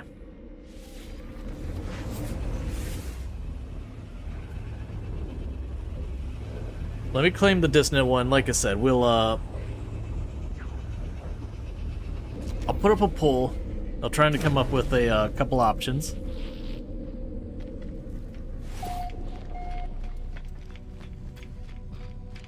And we'll see where we go from there. Because, yeah, it was the 15th that I fly out, I think. Man, is it really just a couple days away? Because I think my last stream is Tuesday. So we've got, you know, Saturday, Sunday, Monday, Tuesday. 4 streams, I believe, until we, until I fly out. It does not feel like it should be that close. Alright, so let's go to this one, which trips out until I get close to it.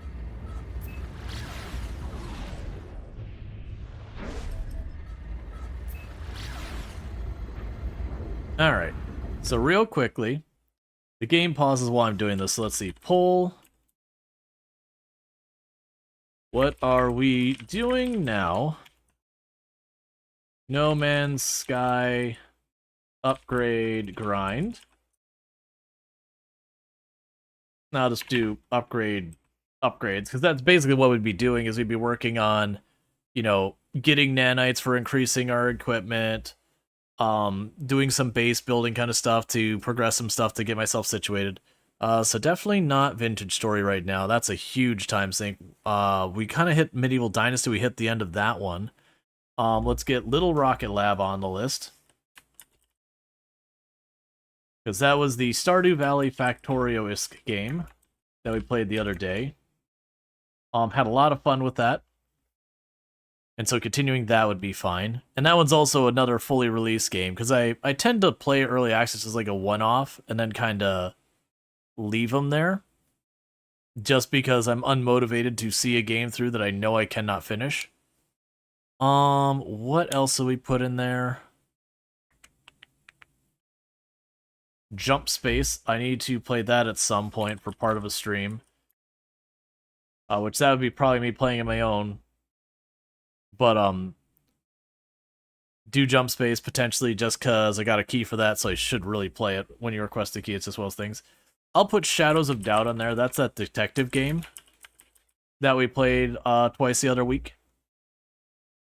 We'd probably just, like, I'd probably just jump into one of the ones I've got going and we'd just do cases. And one more I could toss in there. Something I feel fine just hopping in and not really worrying one way or the other what happens with it. Which if I had Mega Bonk, I'd potentially consider that for that, but I did request, I did request a key and I never heard back, which is fine. But I don't think I'm going to sit down and buy it. Enough games. Looking for one more. So the problem is, like, a lot of the other games, I'd be like, oh, that's the one. A lot of the other games, are big run kind of things, so I wouldn't be able to wrap it up in a couple of streams. And I don't want to leave something hanging for, like, 10 days up in the air. Let's see. Pacific Drive's nice, but I'm going to wait till they have their DLC, which is, like, a month away or something like that.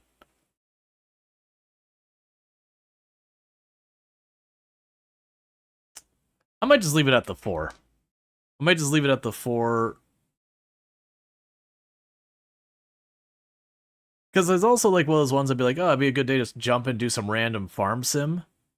But because we did Dare Drop for the last run, yeah, we could put on the list.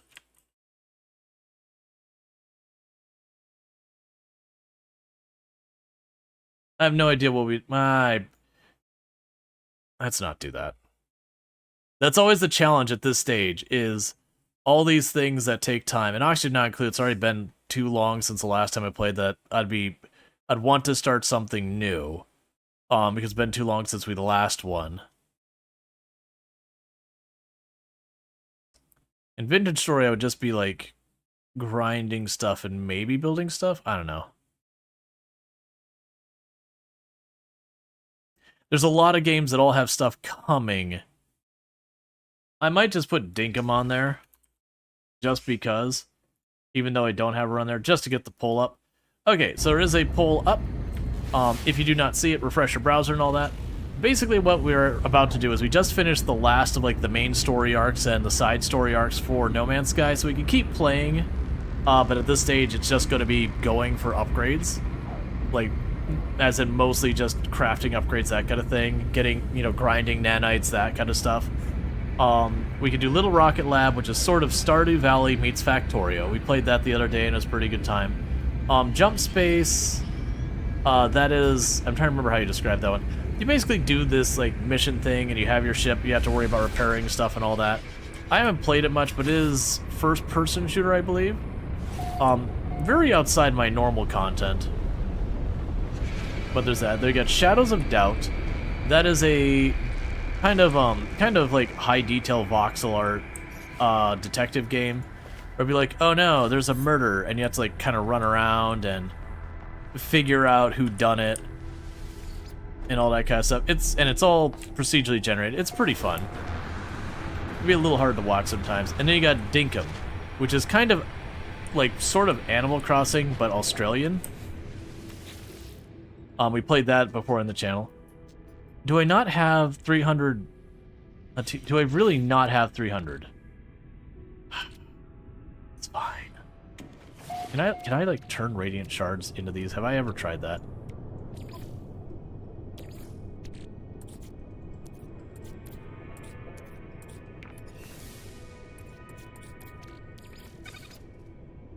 Oh. Oh, those become a lot of nanites. Okay. Well, heck, I might just go to a dissonant planet and just start shredding it. Well, unfortunately, I have to go to a dissonant planet again.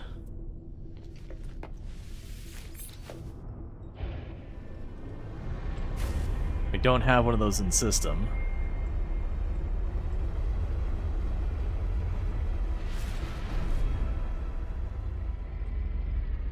Alright. And it is going very, very heavily towards Little Rocket Lab. Outside of a major upset here, that's the direction it's going.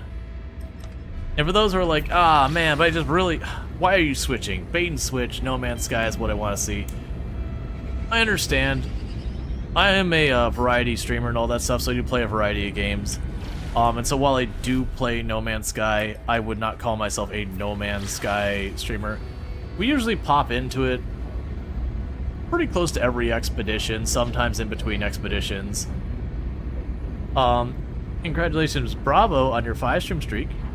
Thank you for watching the last 5 streams. But I do play a lot of like simulation, settlement builders, city builders, all those kind of things, survival crafters. So we did like a bunch of Medieval Dynasty recently.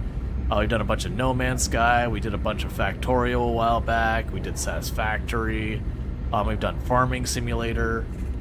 Lots of RimWorld. Lots and lots of RimWorld. RimWorld's the probably the most played game on the channel these days, quite a bit. I'm kind of in a weird place with RimWorld, though, where I just am struggling to come up with something I actually want to do in it. You know, that's something that just happens after, like, thousands of hours. Still love the game, like, I'm not burnt out on it.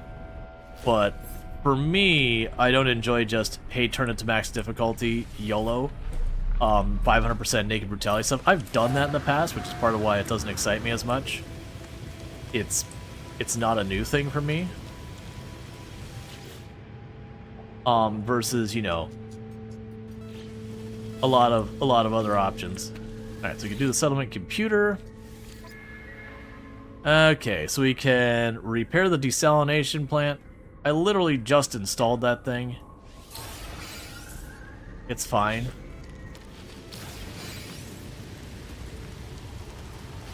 Okay, and I was told if I set my quest to this, it'll mark the building that needs to be dealt with.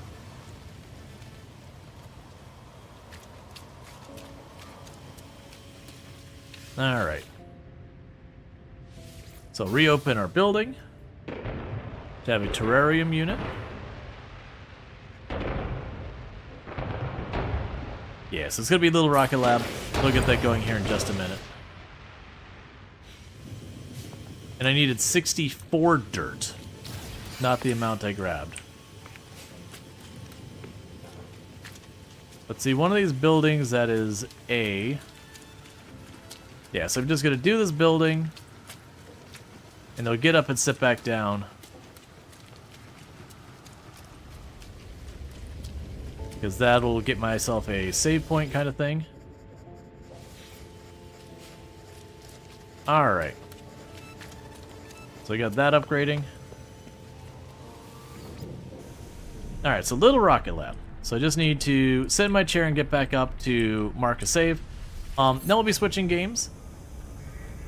Which that works out decently well as well, because that also means it's going to happen as we're hitting an ad break, so it gives me a minute to flip it all over while that's interrupting us anyways. Okay, so with that, I do think that's going to be the conclusion, at least for now, of this permanent death run of No Man's Sky. We finished all the main stories, we finished all the side stories, so that's pretty much said and done. Certainly there's more that can be done. I have a C-class multi-tool, I have a C-class ship, which gives you an idea on how important those things are. You can get away with them on C-classes. Yes, the sky's the limit. We had it almost all the way maxed up. The only thing we didn't max out is we did not max out the stack size so far as the penalty, and we're still at permadeath, which is the second highest, and we did not max out how long it takes to fish. We never did fish. So that was utterly irrelevant. But with that said, what's going to end up happening here is I'm going to go ahead and close the game. If you're watching over on YouTube, the stream will be going down for a minute for you over there as I switch games. For everyone over in Twitch, it'll keep staying up. So give me a moment, I'm going to turn on some music, just to have some music going for a minute while I get everything